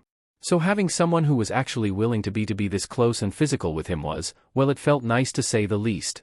That is to say, you and Naruto tried to get out something, but like the last time she had done this, all that came out was gibberish. Ha ha ha ha. Anko started laughing as she let Naruto go. Gakai, you are far too easy to fluster. You better hope some enemy kunoichi from another village doesn't try to seduce you or you'd be in deep shit. Naruto scowled as he watched Anko clutching her stomach and trying to get her breath back. However, he could not give her any retort, finding it impossible to come up with anything suitable to say due to his scattered brain. Anko's laughing calmed down to an occasional snicker. So who's your Jonin sensei? She asked at last. Naruto fought down his blush and re-established a mental link with his mind as Enko brought about an abrupt change of topic. However, he shrugged her ability to randomly switch subjects easily enough. He had gotten used to it over the past week. I think his name was Kakashi. Hatake Kakashi? Enko asked before snorting. I suppose I shouldn't be surprised. He had always had a soft spot for that spoiled Uchiha brat, given his own past relations with that clan. So you know about my sensei? Naruto tilted his head in curiosity. Know about him? Enko scoffed. Gakkai, everyone knows who your sensei is. He is one of the best ninja in the village, known as Sharingan no Kakashi or the copycat ninja. Only a few of our jonin can rival him in power. Naruto looked at Enko before a grin formed on his face. So what else can you tell me about my sensei? Where the hell is our sensei? Naruto sighed to himself as he flipped another page of his book, trying to ignore Sakura's rather loud exclamations. Not that he could quite blame her, he was infinitely less patient than she was. If it wasn't for his book he would probably go mad. Calm down, Sakura, Naruto said, deciding to not add the affectionate chan suffix at the end, something that neither of his teammates seemed to notice. Kakashi is always 3 hours late to anything barring an A rank or higher mission, or a direct order from the Hokage. Both of his teammates turned to him. How do you know that, Dobe? Asked Sasuke, for once curious about what the blonde idiot had to say.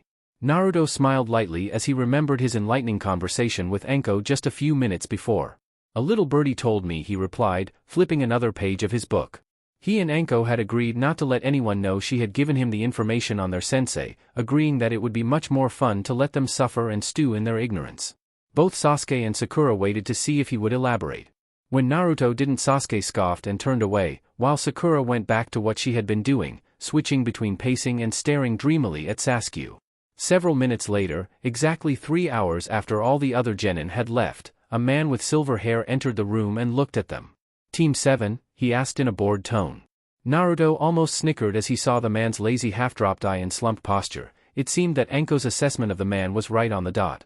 That's right, who's asking, Cyclops? Kakashi ignored the blonde's statement as he continued studying the group. How should I put this, my first impression of this group? He paused for a moment to build up suspense. You're all boring and I think I hate you. Sakura's face faltered, while Sasuke's left eyebrow gained a twitch. Naruto just looked at the man and snickered. Meet me on the roof. Kakashi disappeared in a puff of smoke. Was that a sunshin? Naruto asked himself, having seen Enko perform a technique similar, except it used leaves instead of smoke. I'll have to see if she can teach me that later. Naruto, Sasuke and Sakura walked up the stairs and onto the roof, seeing their Jonin sensei sitting on the rail. The three sat on the steps below him with Sakura in the middle, Sasuke on the left and Naruto on the right. Alright, since we're all here, why don't you all introduce yourselves? Kakashi suggested in a voice that said he really did not care who they were. Introduce ourselves? Sakura asked in a quizzical tone. What are we supposed to say? Naruto blinked as he looked over at Sakura. Did she really just ask that? He shook his head and for a moment, he tried to recall why he liked her in the first place. Oh, you know the usual. Likes, dislikes, hobbies, dreams for the future, stuff like that? Kakashi said in a dismissive tone. Well, since we already know a little bit about each other and nothing about you, how about you go first? Suggested Naruto. Kakashi looked over at the blonde before shrugging. Sure, I don't see why not. Let's see, my name is Hatake Kakashi. My likes. I don't feel like telling you that. Dislikes are none of your business. Dreams for the future, well, I have lots of hobbies. Dear Kami-sama, Enko really was on the book with this guy. Naruto thought before grinning as an interesting idea took hold. This would be fun. Your name is Hatake Kakashi, your likes are reading your porn, called Ika Ika Paradise.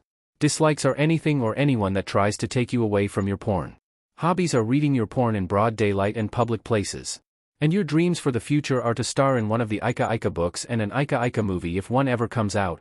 Naruto said with a smirk as he watched the other three. Sasuke looked over at him before going back to brooding. However, he seemed to have developed a nasty eye twitch. Sakura was looking red as she stared between Naruto and her sensei, though, whether from anger at him, their sensei, or embarrassment because of the information just given, Naruto didn't know. And Kakashi was looking at him with narrowed eyes. How do you know all of that? Kakashi asked in a serious tone. Naruto just smiled. A little birdie told me. Everyone stared at him with a mixture of confusion and incredulity. None of that stuff is common knowledge. Kakashi thought to himself before blinking. Well, some of that stuff is common knowledge.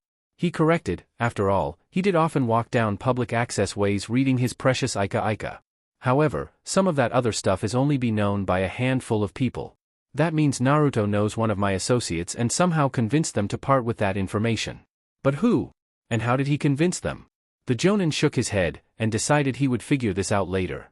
Well, since you were kind enough to talk about me, why don't you go first, Goldilocks? Naruto raised an eyebrow at the man as if to say, is that the best you can do? Well, alright then. My name is Uzumaki Naruto. I like ramen, training, and a little birdie. Naruto smiled as he saw Kakashi's visible eye twitch. He was really going to have to thank Enko for telling him about this guy. I dislike arrogant fools who can't tell the difference between a kunai and the scroll it's sealed into. Naruto scowled. The other two genin just looked at him oddly, but Kakashi's brow furrowed. I had been told that he knew of his tenant. It seems he's taken a disliking of people who can't see past their hatred. Kakashi resisted a sigh. I hope this doesn't become a problem. As well as the 3 minutes it takes to cook ramen. My hobbies include training and, well, that's it for now, I guess. Naruto rubbed the back of his head sheepishly. And my dream is? He thought about it for a moment. He still wanted to become Hokage, but there was also something else he wanted even more. It was the original reason he had wanted to become Hokage. I have 2 dreams for the future. The first is to earn recognition and respect from the people of this village by becoming the most powerful shinobi in the world. The second is to become the greatest Hokage the world has ever known. While his 2 teammates scoffed at him, Kakashi analyzed the boy in surprise. Interesting, he doesn't seem anything like what the reports say he is. I was expecting him to be loud and obnoxious, screaming at the top of his lungs about wanting to be Hokage. Hell, I was expecting some kind of prank when I came here. The boy was definitely becoming something of a surprise, which was not quite what Kakashi wanted, having learned to dislike surprises.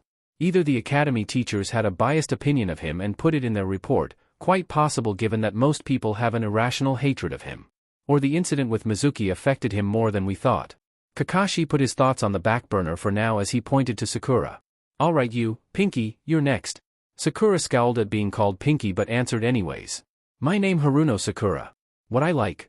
I mean the person I like is. She looked over at Sasuke and blushed. My hobbies are.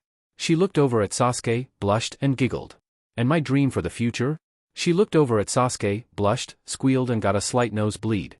Kakashi and Naruto both sweat dropped. Sasuke was too busy brooding to sweat drop. This is great, I've got a perverted fangirl. Kakashi sighed to himself. Is there anything you don't like? He asked. Naruto baka. Sakura screeched. Naruto winced at the volume of her voice before sighing as he realized that kind of answer was to be expected. What else is new? He mumbled under his breath. Alright then. Kakashi picked out his ear with his pinky finger. You, the broody one, you're next. Sasuke scowled but otherwise did not rise to his sensei's remarks. My name is Uchiha Sasuke. I don't particularly like anything, and I dislike too many things to name. What I have is not a dream, because I will make it a reality. I'm going to restore my clan, and kill a certain someone. As Sasuke finished his speech, the people around him had varying reaction. Oh man, Sasuke-kun is so cool. Sakura squealed in delight. Ja. He's so hot. Inner Sakura let her opinion be known. So he wants to kill someone, Naruto thought to himself. I wonder if it has something to do with the person who killed his clan? It's just as I thought. Kakashi sighed, he had figured that this was how Sasuke would be. I can only hope he'll eventually turn away from this path. Good, he said out loud, keeping his lazy expression and not letting a hint of his thoughts betray him. You've all got your own opinions and you're all unique. He nodded to himself. Now tomorrow we will have our first mission as a team. What kind of mission? Asked Naruto, eager to finally prove he could be a great ninja. Are we going to be fighting some missing ninja? Or maybe we'll have to protect a princess. Come on sensei, don't leave us hanging. Calm down Naruto. Kakashi spoke in a lazy voice. When the blonde finally stilled he spoke again. Our task will involve just the 4 of us. A survival exercise? Kakashi looked over at the different reactions, most of it was surprise. However, Naruto had narrowed his eyes as he looked at Kakashi with a thoughtful frown. Now that surprised Kakashi. A survival exercise? Sakura questioned. But we already took those back in the academy. This isn't going to be some simple exercise. This is nothing like your training at the academy. Kakashi stated with a smirk, not that his soon-to-be students could see it. Or not, it all depends on if they pass the test. Naruto's frown deepened, there was something going on here. Then what kind of training is it? Kakashi began to chuckle, causing the 3 students to give him odd looks ranging from confusion to consternation. Hey, that was a normal question sensei, what's so funny? Asked Sakura. Well, if I told you, you'd chicken out? Kakashi said, laughing some more. Naruto glared at the man fiercely. Just try us. Oh, don't worry Naruto, I will. Kakashi laughed, before shifting his personality to be more serious. Of the 27 graduates that made it this far, only 9 will actually be accepted as genin. The other 18 will be weeded out and sent back to the academy. In other words, this is a make it or break it pass-fail test, with the chances of passing being at least 66%. Sakura's eyes widened in shock as she began to worry about what her sensei was saying, wondering whether or not she would be able to pass and still remain with her Sasuke-kun. Said Uchiha on the other hand looked irate at having to do another test, especially with 2 other people who would only slow him down. Naruto however was in thought, I've never heard of this test before. Maybe I can ask Anko to shed some light on this new development. But we already graduated. Sakura shouted. That's not fair. Then what was that test we took at the academy all about? Oh that? Kakashi shrugged dismissively. That was simply to weed out the hopeless cases. The ones that pass that test are the ones who have the potential to become genin. I'm the one who gets to decide whether you 3 pass or fail. Be at training ground 7 at 5 a.m. Bring all your gear and weapons. Kakashi paused for a moment before giving them the clincher. And I would suggest not eating breakfast tomorrow morning? Why is that? Asked Sakura. Because you'll just throw it up? Kakashi disappeared in a puff of smoke, leaving a pale Sakura, a brooding Sasuke, and a contemplative Naruto. Another test. And if I fail I'm going to be separated from Sasuke-kun.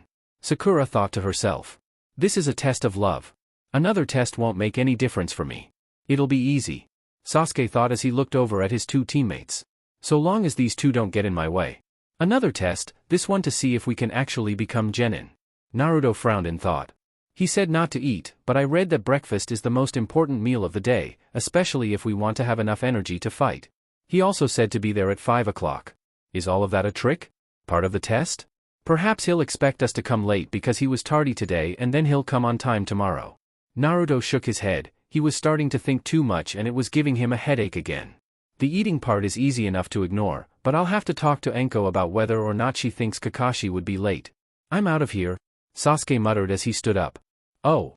Sasuke-kun, maybe we can spend some time together, to make a plan to pass Kakashi's test, Sakura said in a hopeful voice. Sasuke turned around and stared at her for a full minute. I don't need a plan to pass this test. All you'll do is hold me back. I don't need worthless teammates like you and the dobe to get in my way. Sasuke walked off leaving a dejected Sakura. Naruto grit his teeth a bit.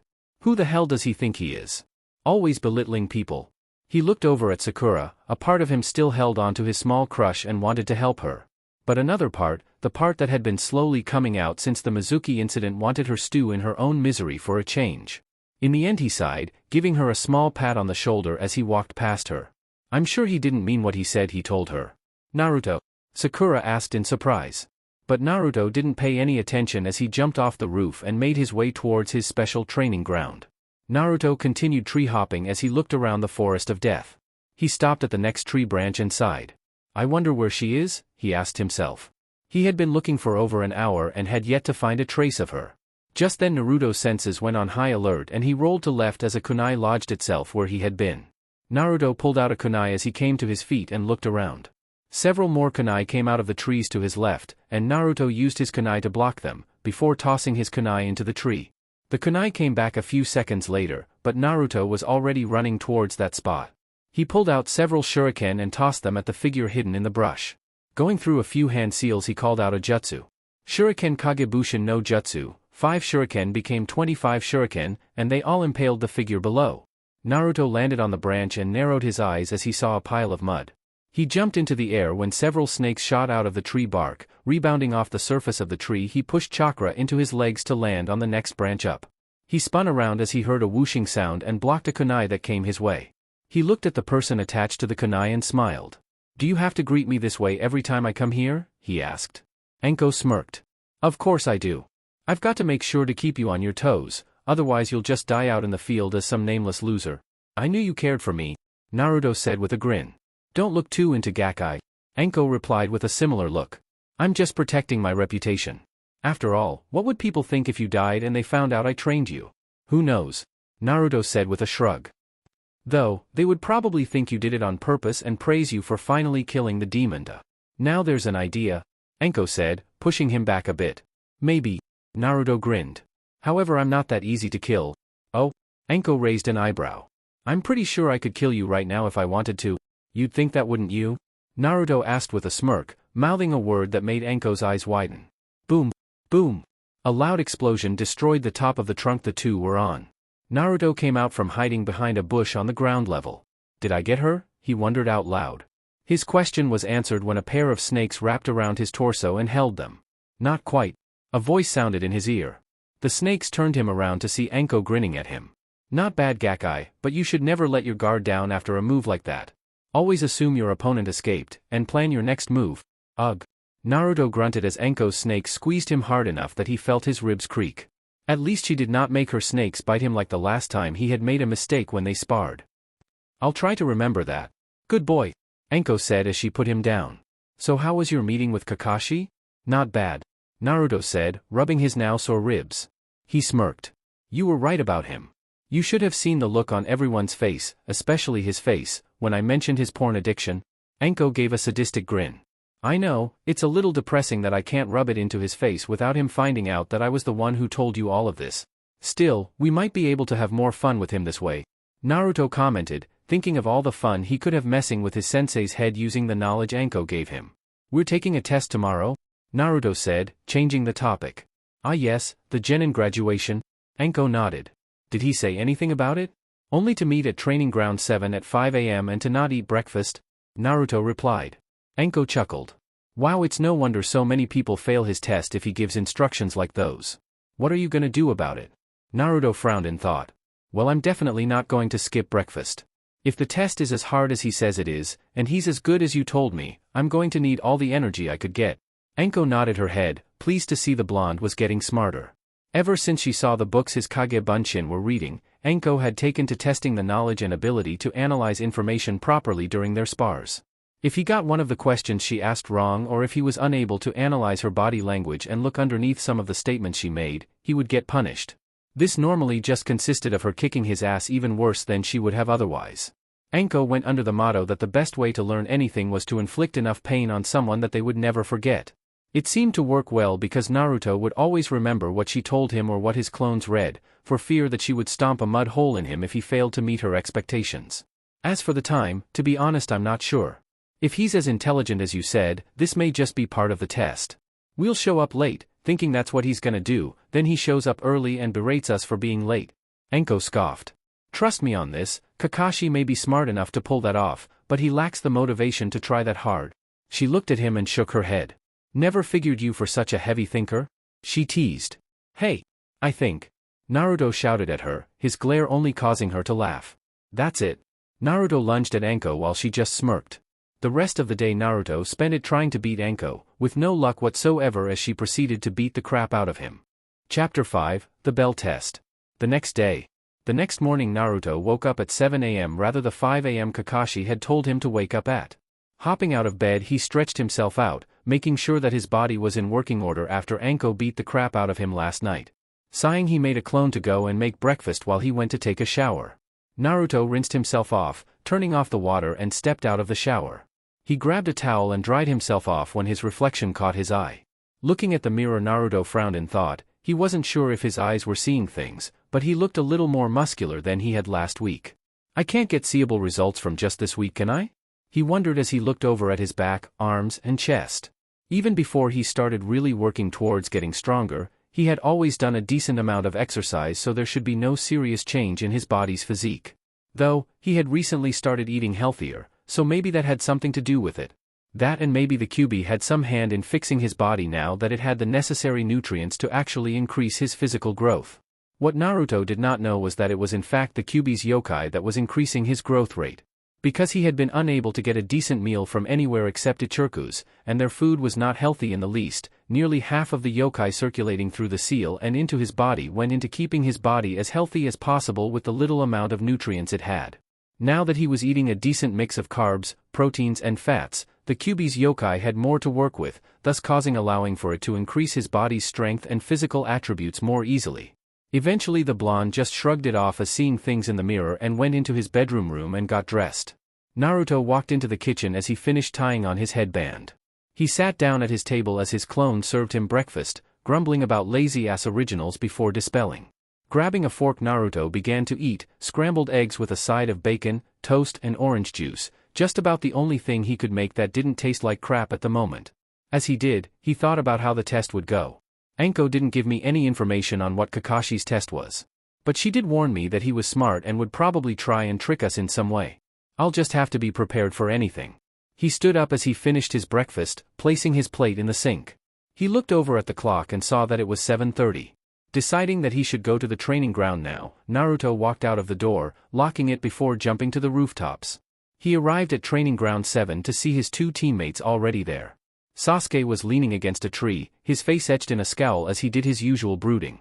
Sakura was sitting a little distance away from Sasuke, looking like she wanted to talk to the raven-haired boy, but was not sure what to say. "Morning, you two," Naruto greeted, causing the two other genin to turn their heads. "Naruto Baka. Why are you so late?" Sakura yelled as she stood up, glaring at him. Naruto blinked and tilted his head to the side. "I'm not late." Sakura's left eye twitched. "Not late. You dash." "Sakura," Naruto said, holding up a hand, stopping the girl from talking. "Do you see our sensei anywhere?" The girl blinked in confusion, wondering what that had to do with anything. Sakura said slowly before she scowled. "But what has that got to do with you being late?" Naruto sighed. "And they called him the dead last. Our sensei is not here, therefore I am not late. Remember what I told you yesterday? Kakashi is always 3 hours late to everything barring a rank and above missions or direct orders from the Hokage. That means we technically still have at least 15 minutes before he shows up. Now, if our sensei is not here, how can I be late?" "Well, Sakura looked at him for a moment, unsure of herself. It didn't last as she scowled at him for making her look bad in front of her Sasuke-kun, but she did not reply as she sat back down. Naruto sighed in relief as he went over to one of the trees, sitting against it as he pulled out his book on Fuinjutsu. Opening it up, he smiled as he began reading. The subject itself was easily one of the most interesting and fascinating studies he had started to read, his clones had ever read. And for some odd reason, reading about seals relaxed him. The art of Fuinjutsu, he had read, had a total of 3 levels. The first was that of a novice. This was the lowest level of a Fuinjutsu user, and the one he himself was currently at. During this level, the most important things for an aspiring Fuinjutsu user was how to write kanji well. The importance of having perfect handwriting could not be underestimated in this art. Naruto had learned the hard way that one wrong brush stroke could have explosive results. After one was able to get perfect kanji, they were to work on increasing the speed of their strokes by creating basic seals like containment scrolls and a few others that the beginner's book gave examples of. The second level was that of a journeyman. At this level, a Fuinjutsu user must work on increasing his or her repertoire of seals. This was done by people making long journeys across the world and copying all of the seals they found along the way. Hence the title journeyman. Most people never progressed past this level because they simply lacked the motivation to make long journeys simply to collect seals. At this level, Fuinjutsu users would also begin modifying basic seals and working on creating some of their own. The third and final level was that of a seal master. This was the level that very few ever reached. Naruto only knew of 2 people who had reached this level before. Jiraiya of the Sannin, who wrote the very book he was reading, and Namikaze Minato, the man who sealed the kyubi inside of him. At this level, the Fuinjutsu user dedicate themselves to the creation of original and highly complex seals. Naruto had read that the masters of old were so talented that they had been able to create the summoning contracts for the many summoning animal clans that ninja use today. And Naruto had read that the Yondaime had been able to create a jutsu that allowed him to teleport from place to place in an instant through the use of seals. Naruto was absolutely giddy at the prospect of what seals could do once he reached the level of a master. Unlike nin and genjutsu, which was inflexible due to the fact that they had to use hand seals, sealing had no limits on what it could accomplish. Anything was possible so long as one found the correct formula of seals and brush strokes. The only limit was the user's imagination himself. It was because of this and his interest in the subject that Naruto had taken to reading these books himself, rather than have his clones read them. For a few minutes no one spoke. However, Sasuke took some time out of his brooding to spot Naruto reading. "What are you reading, Dobe?" Sasuke asked, curiosity at what could possibly interest the Dobe into reading, and scoffing at the thought of the blonde loser actually being able to read. Hearing her crush's words, Sakura looked over to see Naruto reading as well and scoffed, thinking he was trying to impress her. Naruto looked up from his book, blinking for a moment before he shrugged and went back to reading. "It's a book on Fuinjutsu." Sasuke waited for Naruto to elaborate. When the blonde didn't, he scowled. "And, what do you mean, and?" asked Naruto, flipping a page in his book. It's a book on sealing, beginner's level 2. Not much more to it than that. Sasuke scoffed. Like you could ever understand something as complicated as sealing? Yeah. That's right. Only Sasuke-kun can understand something as complicated as that. Stop trying to impress me, Baka. Sakura berated Naruto, hoping that it would put her in Sasuke's favor. Naruto growled a bit at the insults, but took a deep breath to keep himself from attacking his soon-to-be teammates. He was already expecting something like this to happen, so it was not as hard to remain calm as it would have otherwise. Feeling calm again, he looked over at Sasuke and smirked. Now there's no need to be jealous, team, go back to your brooding. Sasuke scowled but didn't say anything as he went back to plotting the many ways he would kill Itachi, aka brooding. Naruto Baka. Don't talk to Sasuke-kun like that. Sakura yelled, shaking her fists at him menacingly. Naruto grunted a bit but did not reply. He was beginning to realize that with these two, there was no way for him to win. I guess I just have to prove I'm better than I used to be through my actions. He determined. That's fine by me, I was always more an action kind of guy anyway. A few minutes later there was a poof of smoke near the 3 training logs, and Kakashi appeared within. Good morning everyone. You're late. Sakura yelled, pointing at the man, and causing all 3 males to wince. Sorry, I got lost on the road of life, Kakashi replied in an uncaring manner. Sakura turned red and was about to reply when Naruto beat her to it. I know what you mean, Naruto said, putting his book away and grinning at his scarecrow like sensei. That damn road has so many twists and turns, it reminds me of a roller coaster. Kakashi gave Naruto an eye smile. Well, I'm glad to see someone understands me. Both Sakura and Sasuke twitched. Kakashi ignored them as he reached into his pouch, pulling out a clock which he set on the training post in the middle. Reaching back into his pouch, he pulled out 2 bells, which he attached to his pants, and then pulled out 2 bento boxes. Now then, I am sure you're all wondering about your test. Kakashi paused for a moment as he gave them an eye smile. The test is simple, you have to get these 2 bells from me. Those who don't get a bell will be sent back to the academy for remedial training. This statement was accompanied by 3 different reactions.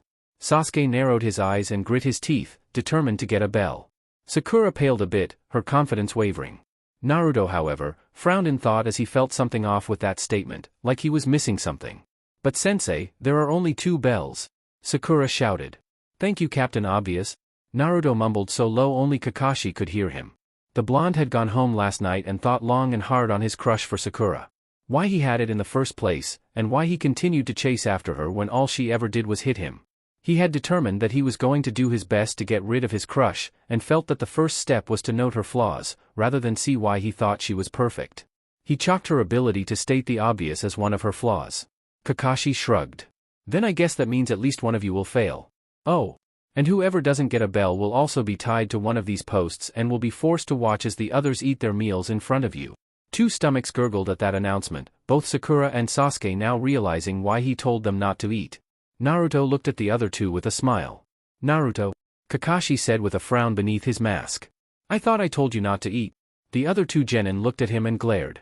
Naruto just shrugged. Actually, you said I suggest you don't eat, duh.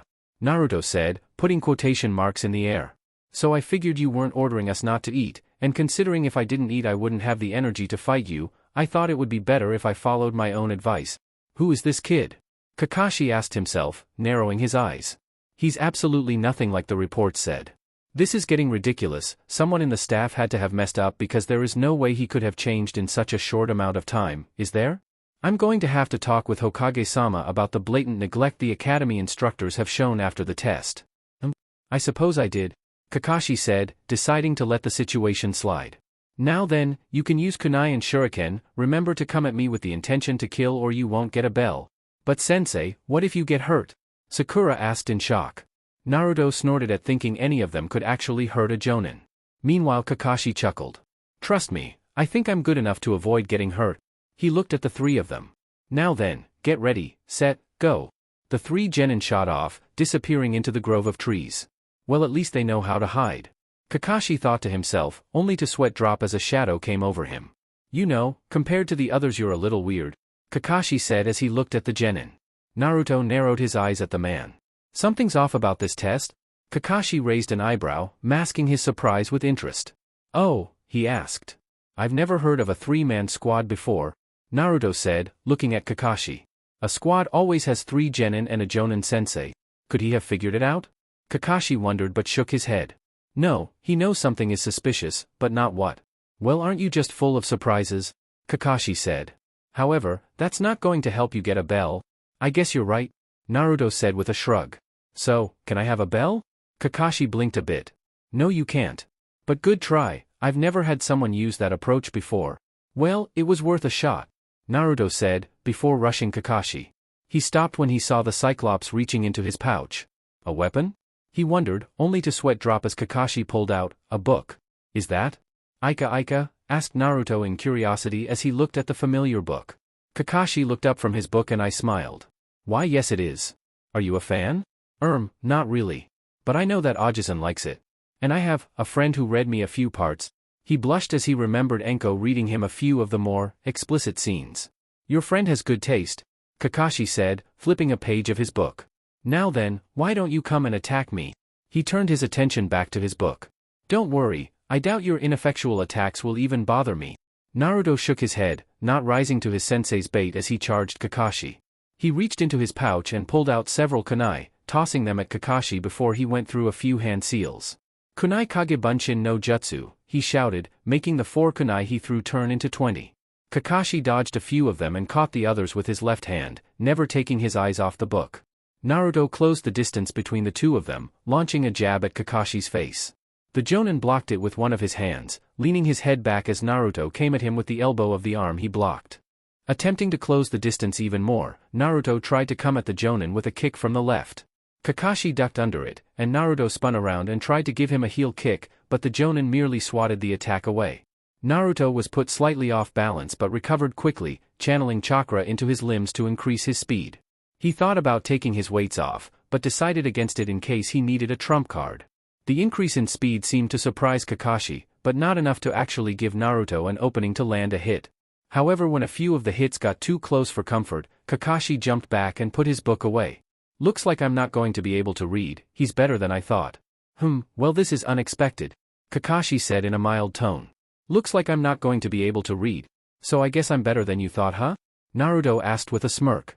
Maybe a tad, Kakashi admitted. Don't get me wrong though, you still suck. Naruto received a tick mark but calmed down. Remember, I can't let emotions run too high. He's better than me and by getting angry I'll be sloppy, he'll be able to defeat me that much more easily. A thought crossed Naruto's mind. Then again, he probably expects me to get angry. He grinned as a plan began to form in his mind. You won't be saying that when my fist meets your face? Naruto yelled as he charged at Kakashi. Maybe some of the reports were right after all. Kakashi thought as he swatted the blonde's fist away. When Naruto came in with his other fist, Kakashi grabbed onto it and locked the blonde's arm in place. You know getting angry is the first step towards losing, Kakashi commented in a lazy tone. Naruto smirked. And getting close to me was the stupidest move you could make. Boom. Kakashi's eyes widened as Naruto exploded and forced the copy ninja to use a Kariwimi. He's knows Bunshin Daibakuha? Kakashi questioned. I thought he only knew the Kage Bunshin, someone had to have taught him that. He didn't get time to think anymore as Naruto jumped onto the tree branch he had landed on. Naruto came at him with kick that Kakashi ducked under. However, his eyes widened as another Naruto tried to knee him in the face. Kakashi was able to block the attack in time, but it still surprised him. Kakashi jumped off the tree, with Naruto right behind him, coming at him with a knee, punch, elbow combo that Kakashi managed to dodge. Another Naruto came at Kakashi from his blind side, attempting to steal the bells, but Kakashi heard the bells jingle when the clone Naruto got a finger on them. He grabbed onto the Naruto behind him, forcing him in front as the other Naruto launched a punch at him. There was a poof of smoke as Naruto ended up hitting his clone. When the smoke cleared he saw that Kakashi was gone. He glanced around wearily as he looked for the one-eyed sensei. You should never let your opponent get behind you. Naruto's eyes widened as he heard Kakashi's voice behind him. Konoha Hiden Taijutsu Oji, Sanin Goroshi, Konoha's hidden taijutsu, 1,000 years of death.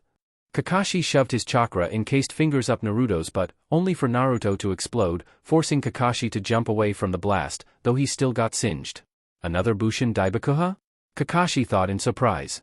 Was I fighting that the whole time, or did he use Kariwimi to replace himself? Looking around he saw that Naruto was not in the clearing. He's a lot better than I expected. He shrugged. Well, whatever, I still have 2 more genin to test, and even with this surprise, I doubt they'll understand the true meaning of this test. Kakashi disappeared in a puff of smoke, going off to look for Sakura and Sasuke.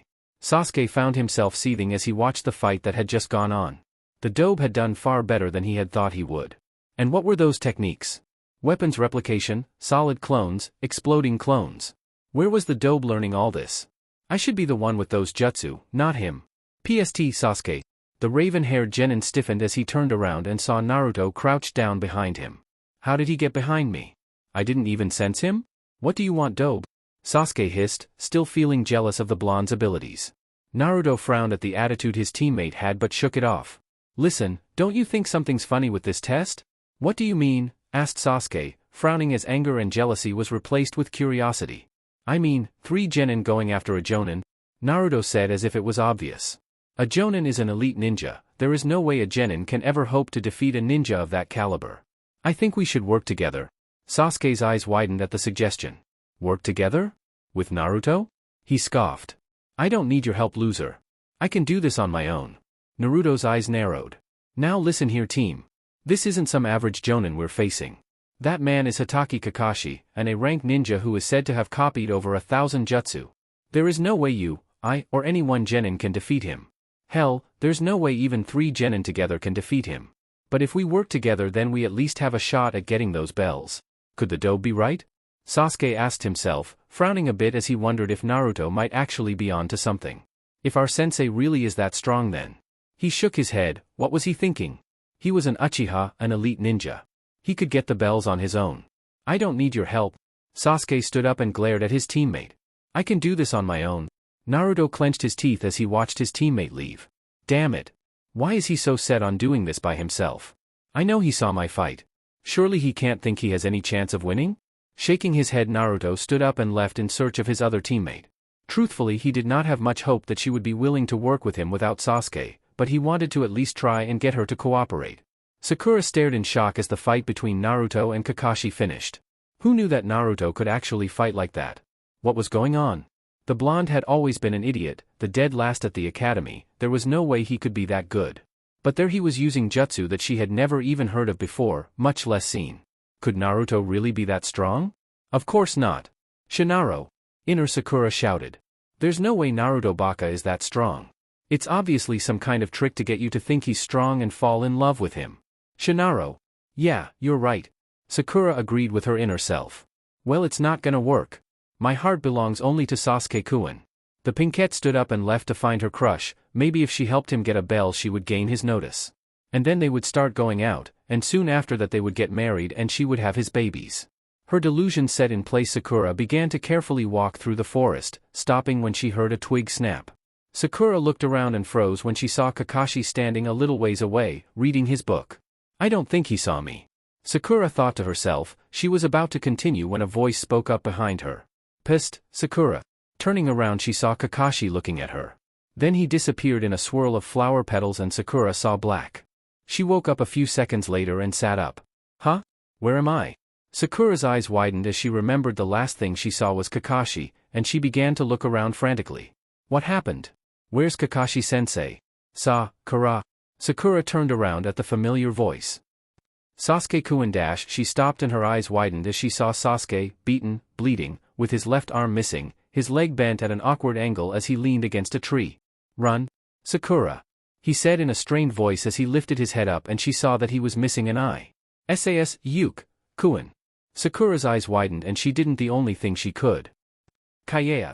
She yelled, before her eyes rolled up in the back of her head and she fainted. Kaeya. Sasuke's head turned to the sound of the scream. That was Sakura. He thought to himself before shrugging, she had probably just been stupid enough to get caught by their sensei. He was not surprised by this turn of events, the girl was nothing but a useless fangirl. The raven-haired genin-to-be turned his head when he saw Kakashi, leaning against a tree with his arms crossed. Maybe I went a little too far, Kakashi said. Though, she was said to be the best at genjutsu, he mumbled at the end. Sasuke scoffed. I'm not like those two, Kakashi. I smiled. Say that after you get a bell, Sasuke. Sasuke smirked as he threw several kunai at Kakashi, who dodged to the left. Sasuke waited for a moment, expecting the trap he had set to go off. He ended up frowning when nothing seemed to happen. If you were expecting that wire trap to get me, you're going to be disappointed, Kakashi said. After having Naruto surprise him with his improved abilities, he had decided to keep his guard up with the others. Perhaps that was why he had used a genjutsu of a little higher quality than normal on Sakura? He shrugged, it was still a D-ranked one so he could not be blamed if she was incapable of breaking it. Sasuke scowled as he rushed Kakashi, throwing a punch at the Jonin. Once again Kakashi decided not to let Sasuke do anything, grabbing the Genin's arms and then throwing him towards a tree. Sasuke twisted around and bounced off the tree, shooting back towards Kakashi as he went through several hand seals, ending on the tiger seal. Kakashi's eyes widened. A mere Genin can't do that jutsu. It takes too much chakra. Katan, Gokaiku no Jutsu, Fire Release, Great Fireball Jutsu. Sasuke sucked in a deep breath and blew out a fairly large fireball, sending it crashing into Kakashi. Sasuke landed on his feet as the fireball dissipated and frowned when Kakashi was nowhere to be seen. That should have at least left some ashes, so where is he? To the left? No. To the right? No. Above? Sasuke looked up to see that Kakashi was not there. Below. A voice spoke up from under Sasuke's feet. A pair of hands shot out of the ground and grabbed Sasuke's feet before pulling him down, burying him up to the head. Sasuke looked up to see Kakashi crouched down next to him with an eye smile. I'll admit you're not bad. However, I would say Naruto is about as good as you are. Sasuke sneered as Kakashi stood up. Yeah, you may stand out, but you know what they say, the nail that stands out the most, always gets nailed down the hardest or something like that. Kakashi walked off with Sasuke watching him. There's no way that loser is better than me. Sasuke thought with a sneer. I'll show him the true power of the Uchiha. He looked down at his predicament and grimaced. Just as soon as I get out of this. Kaeya. Naruto stopped on a tree branch as he heard the scream, recognizing it as Sakura's voice. Damn. Did Kakashi get to her already? He took off again, increasing his pace. She should be alright, Kakashi's not allowed to kill us. Naruto soon came to the clearing where the scream originated from. Stopping for a moment as he saw Sakura lying in the middle of the clearing, twitching occasionally as she foamed at the mouth. Running up to her, Naruto kneeled down and lifted the upper half of her up and tried to shake her awake. Sakura, Sakura. Naruto said, sighing in relief when Sakura gave a groan.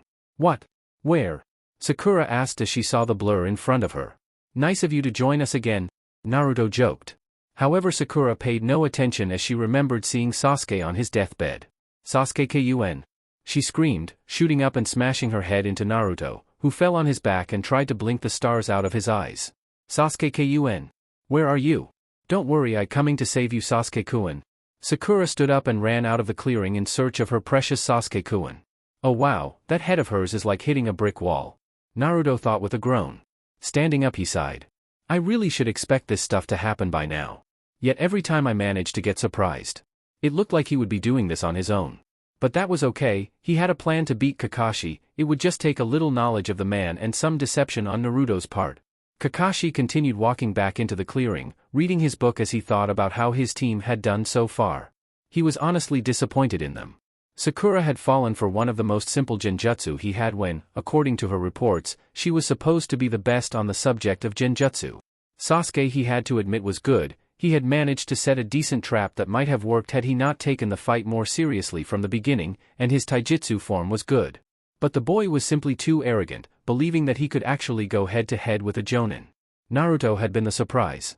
Using tactics and jutsu that Kakashi did not know he had possessed. His taijutsu was also decent, just a little below Sasuke's, but he also used deception, making him better than Sasuke, who simply fought head-on. Not only that, but he had tried to get his teammates to work with him. Kakashi didn't think the boy knew that the whole point of the test was to work as a team. But Naruto at least recognized that he could not fight a Jonin one-on-one with any hope of winning. As Kakashi entered the clearing, he stopped and noticed there was another person already there, standing near the training posts. It was a woman with long black hair and red eyes that held an exotic quality to them. She was wearing makeup that consisted of red lipstick and purple eyeshadow, just enough to enhance her already beautiful features. Her outfit consisted of a red mesh blouse that had one long sleeve on the left, and no sleeve on the right. Over this was a very broad material that resembled bandages and had a rose thorn pattern running along the center of them. Her hands were wrapped up in bandages and she wore a Konoha headband on her head and regular blue shinobi sandals. Kakashi could easily recognize this woman as one of his fellow Jonin, Yuhi Kurenai. Kakashi. Kurenai greeted as her red lips curved into a smile. I've been looking for you. Kakashi narrowed his eyes in thought as the beautiful red-eyed Jonin walked up to him. Kurenai is supposed to be testing her team right now, there is no way this can be her. Running through some calculations, the Cyclops determined who this really was and what was really going on. This must be Naruto using his infamous Oiroke no Jutsu I've heard so much about. Kakashi appraised the transformed Naruto as the blonde walked up to him. I have to admit, the henge is nearly flawless. However, it's only an illusion, and should only take a simple touch to dispel. He decided to go along with Naruto to see what he would do. Kurenai-san, I thought you would be with your team. I'm going to be testing them in a little while. Kurenai replied. But I wanted your advice first. Ah. Kakashi nodded his head as if that explained everything. How can I help you then? Kurenai gave him a smile. Well, I want to give my team a challenging test, but at the same time I don't want to make it impossible for them. And you want me to help? Kakashi raised an eyebrow. You do know that I'm not the best person to ask something like this? Kakashi smirked beneath his mask. Of course you would know this if you were really Kurenai, Naruto. Kakashi moved his hand up to dispel the henge, only to freeze as his hand landed on the red-eyed woman's breast. TTH, these are real. Kakashi thought, his one eye widening. But that's impossible. There's no way this can be real unless... He paled. Unless this isn't a henge but really is Kurenai. His hand subconsciously twitched, squeezing Kurenai's breast, causing her to let out a squeak. Kurenai snarled as an angry look crossed her face. Grabbing a now fearful Kakashi by the front of his shirt, she pulled him so close that Kakashi could feel her body pressing against his. It was making him both extraordinarily frightened, being so close to her now rage-filled eyes, and also extraordinarily hot, having her breast smashed against his chest. You! Kurenai growled as Kakashi looked at her, turning from pale white to red, and back to white again as arousal and fright began to combat each other for the look on his face. You! Kurenai's face leaned into Kakaki's, her lips near his ear. Pervert! She whispered in a seductive voice. Kakashi's one eye widened even further, his face turned completely red, even though most of it could not be seen, and steam began pouring out of his ears. Then his eyes rolled up in the back of his head as he passed out, falling to the floor as Kurenai let him go, a trickle blood appearing from inside his mask and began spreading across the fabric. There was a puff of smoke surrounding Kurenai, before it cleared to reveal Naruto standing there with a frown. Wow, I didn't think that would actually work. Guess I shouldn't underestimate just how powerful this technique is against perverts. He frowned a bit as he touched his chest. It had felt really creepy and gross having Kakashi touch his chest like that in his female form. I'm going to have to look into that. That was just... He shuddered a bit before shaking the feeling off. Naruto shook his head as he grabbed Kakashi and began dragging him over to the training posts. A groggy Kakashi woke up to find himself leaning against the training post. Standing up, he frowned as he looked around for Kurenai, and wondering why he could not find her. Did I dream all that? He shook his head at that, knowing it was too real to be a dream. Nor could it have been a genjutsu, as he was pretty sure none of his possible genin candidates had the ability to use genjutsu to that degree. But he knew it could not have been Kurenai, especially because his man bits were still intact. He quickly checked himself, sighing in relief when they were indeed still there. If it had been Kurenai, he was sure she would have done something horrible to him. Her hatred of perverts was well known. But then, what had happened? He sighed, he would have to figure this out later. Beside him the bell rang, signifying the test had come to an end. He looked down to see his bell securely fastened to his pants. Shaking his head in disappointment, he looked up to see Naruto, Sakura and Sasuke coming out of the forests with varying emotions of disappointment and anger. Well, Kakashi started. I have to say I'm disappointed in you three. You all failed to retrieve a bell. Are you sure about that, sensei? Naruto asked, holding up two bells and jingling them. Kakashi's, Sasuke's and Sakura's eyes all widened at what they were seeing. When did the dobe get a bell? Sasuke wondered, seething at the thought that the dead last had been able to do what he could not. I don't believe Naruto Baka actually managed to get a bell from Kakashi-sensei. Sakura thought in shock. I don't believe it. He probably stole it from Sasuke Kun. Shinaro. Inner Sakura ranted as she held a chibi Naruto by the throat and began squeezing the life out of it. Kakashi looked down at the bells attached to his pants, watching as they went up in a puff of smoke. He must have switched the bells out with a henged Kage Bunshin, but that wouldn't make sense. Henge is only an illusion jutsu, there would be no way to do that unless... Kakashi's eye widened further as he remembered his encounter with Kurenai. That was no henge. That was an honest Ikami transformation. But that's not possible, is it? True transformations shouldn't be possible, even using a thick layer of chakra to create a physical body should not be possible. The difference in mass and weight would mean he didn't just create a chakra construct and place it over himself, but actually transformed into the object he henged into, copying both its weight and body mass. I really need to talk to Hokage-sama about this. Regaining his composure, Kakashi looked over at his three genin. Well, it seems you did get the bells after all. Congratulations, Naruto. Sasuke grit his teeth in anger as he saw Naruto smirk, while Sakura looked both shocked that Naruto got the bells, and disappointed that she had been useless. Now however, you need to decide who to give the bells to. After all, only 2 of you can pass. Naruto smirked as he tossed a bell to Sasuke and Sakura, surprising everyone. I'll give mine to both of them. You do realize that if you do that, you'll be going back to the academy? Kakashi tried. He has figured it out. The Jonin thought to himself. There's no other explanation for this. An extra year won't hurt me any, Naruto said with a shrug. No, Sasuke said, surprising the others as he tossed his bell back to Naruto. You got the bells, not me. You deserve to pass, and my pride as an Uchiha will not let me accept this when I didn't actually get one myself.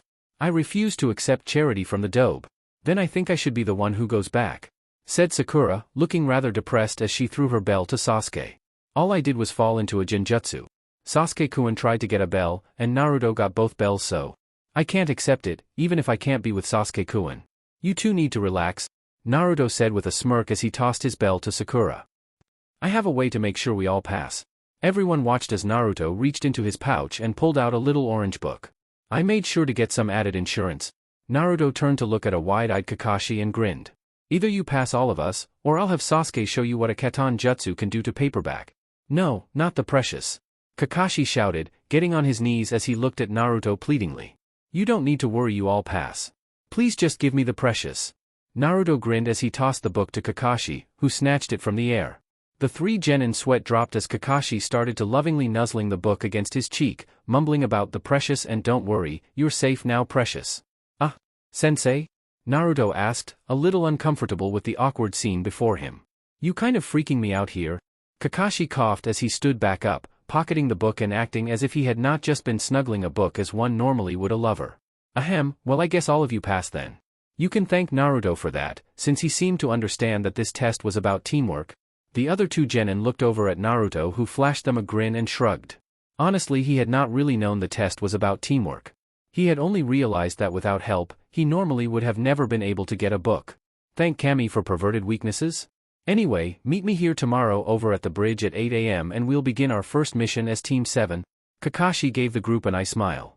Sakura gave a large smile as she realized that she was still going to be on a team with her Sasuke-kun.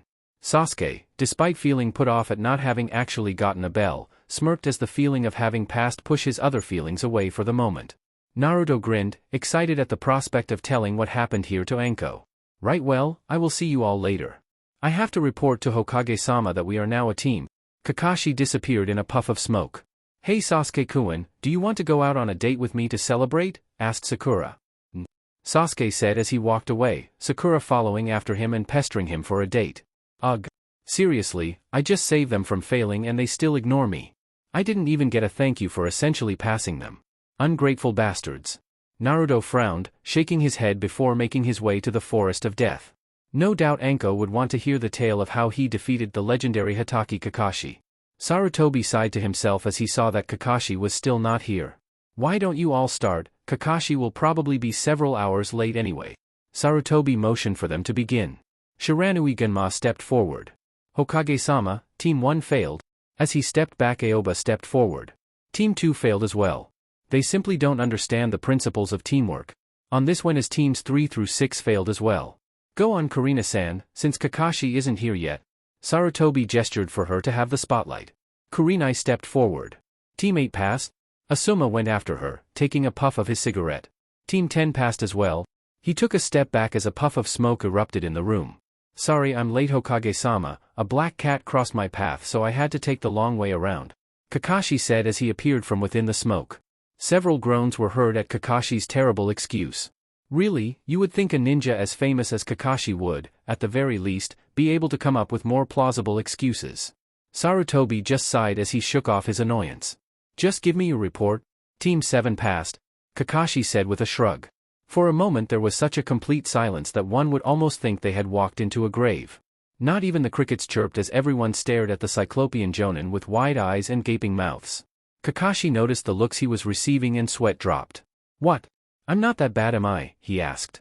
A resounding yes rang in the room, causing Kakashi to rub the back of his head sheepishly. Sarutobi looked at Kakashi for a moment before nodding. Very well then. All of you are dismissed. One by one the Jonin began to leave in their own unique way, from Sunshin Sto simply walking out the door. However, Kakashi stayed where he was, snapping his book shut as soon as the other ninja left. I take it there is something you still wish to discuss, Kakashi-kun? Sarutobi asked, grabbing a pipe from within his desk. Yes sir, I wanted to talk to you about Naruto, replied Kakashi. Sarutobi nodded as he used a katan jutsu to light his pipe, taking a few puffs. I suspected as much. He's not quite what you thought he'd be, is he? Kakashi shook his head. He's so far from what I thought he would be that I wasn't even sure that was Naruto. First, he was much quieter than I had been led to believe. He seems to still have his moments of hyperactivity, but they seem to be leaning more toward smartass remarks more than anything. Second, he was a lot better than the report said. I'd say that he was on par with Sasuke in skill, if not a tad better. Third, he was far more intelligent than he should be. I came in expecting him to be a loudmouth brat with no control over his emotions and no intelligence whatsoever, screaming about being Hokage and ramen. But not only was he able to keep his calm during our battle and managed to use a good amount of deception on me during the test. He also used several jutsu that he should not know, that I know he couldn't have learned, even from the scroll of forbidden sealing, and managed to get the bells. Sarutobi nodded as he listened to Kakashi. All of this is very true.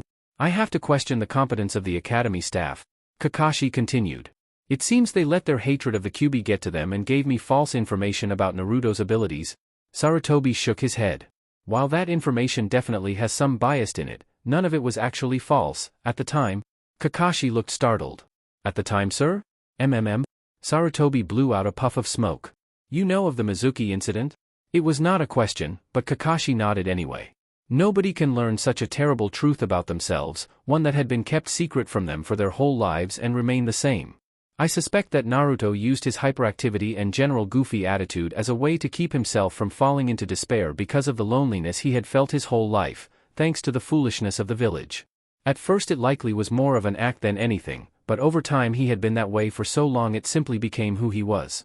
However, the Mizuki incident forced him to re-evaluate his life and I suspect, force him out of the mask he has forged for himself, so to speak. Kakashi's eye lit with understanding as he nodded. He knew well about metaphorical masks. After all, he was wearing a mask by emulating his long-dead friend Obito, who gave his life to save Kakashi's during the Third Great Ninja War. But if that's the case, then how did he get so strong in such a short amount of time? Asked Kakashi. Even if he had a complete 180-degree change, it would still take more than a week to learn most of those techniques. At least 2 months, even for a genius? You know the secrets of the Kagebunshin no Jutsu, Kakashi? Sarutobi commented, making the elite ninja's eyes widen. Of course. Kakashi mumbled. That makes sense. Kagebunshins pass on the knowledge they learn to their creator when they dispel. And with Naruto's reserves? A powerful technique for learning indeed. Sarutobi nodded his head. And one I suspect, only he can use to its full potential. Kakashi nodded. Yes, with Kagebunshin his actual potential for learning is nearly unlimited. It would only take a few days to learn what would take others weeks, months for something that would take years. He frowned for a moment as another thought crossed his mind. However, that still doesn't explain how he knew some of those jutsu. Kagebunshin I can understand, but kunai Kagebunshin? Bunshin Daibakuha? Even with the Kagebunshin no Jutsu at his disposal it would be impossible to learn those techniques on his own. Ah, Sarutobi said with a small smirk. Now here's where things get interesting. It seems that one Arkunoichi, one Midarashi Anko has taken a shine to young Naruto. That's how he knew all those things about me.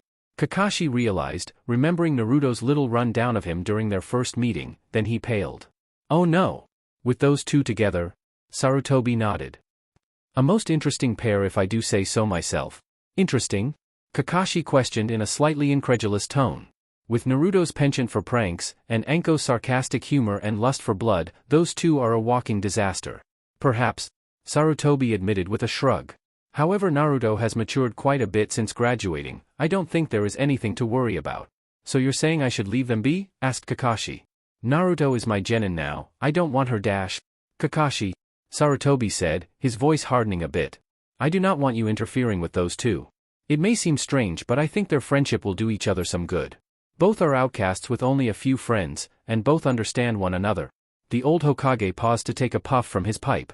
As for Anko training Naruto, the council wants you to train Sasuke. It's the whole reason you were selected for this squad. And while I do not approve of favoritism, we both know that the council will not let this go, and I have no desire to listen to pointless bickering. He had already argued with the council on this subject for hours. He had of course already planned on having Kakashi be Sasuke's sensei, and Kakashi had requested Naruto, not only due to his rivalry with Sasuke, but also because Naruto was the son of Kakashi's sensei, the Yonadaime Hokage Namikaze Minato. However, the council wanted Kakashi to neglect Naruto's training in favor of the Uchiha. Sarutobi had fought over this subject for hours, needing to remind them that he was the Hokage, and only he could tell his Jonin what to do. However, he also knew they would bring this up again, and needed to appease them in some way. Sarutobi held up a hand, stopping Kakashi as he was about to speak. Your hands will already be fairly full, and while I am certainly not saying neglect the other two, I am telling you to focus on Sasuke, give the two some direction, help them where you can, but give Sasuke more general attention.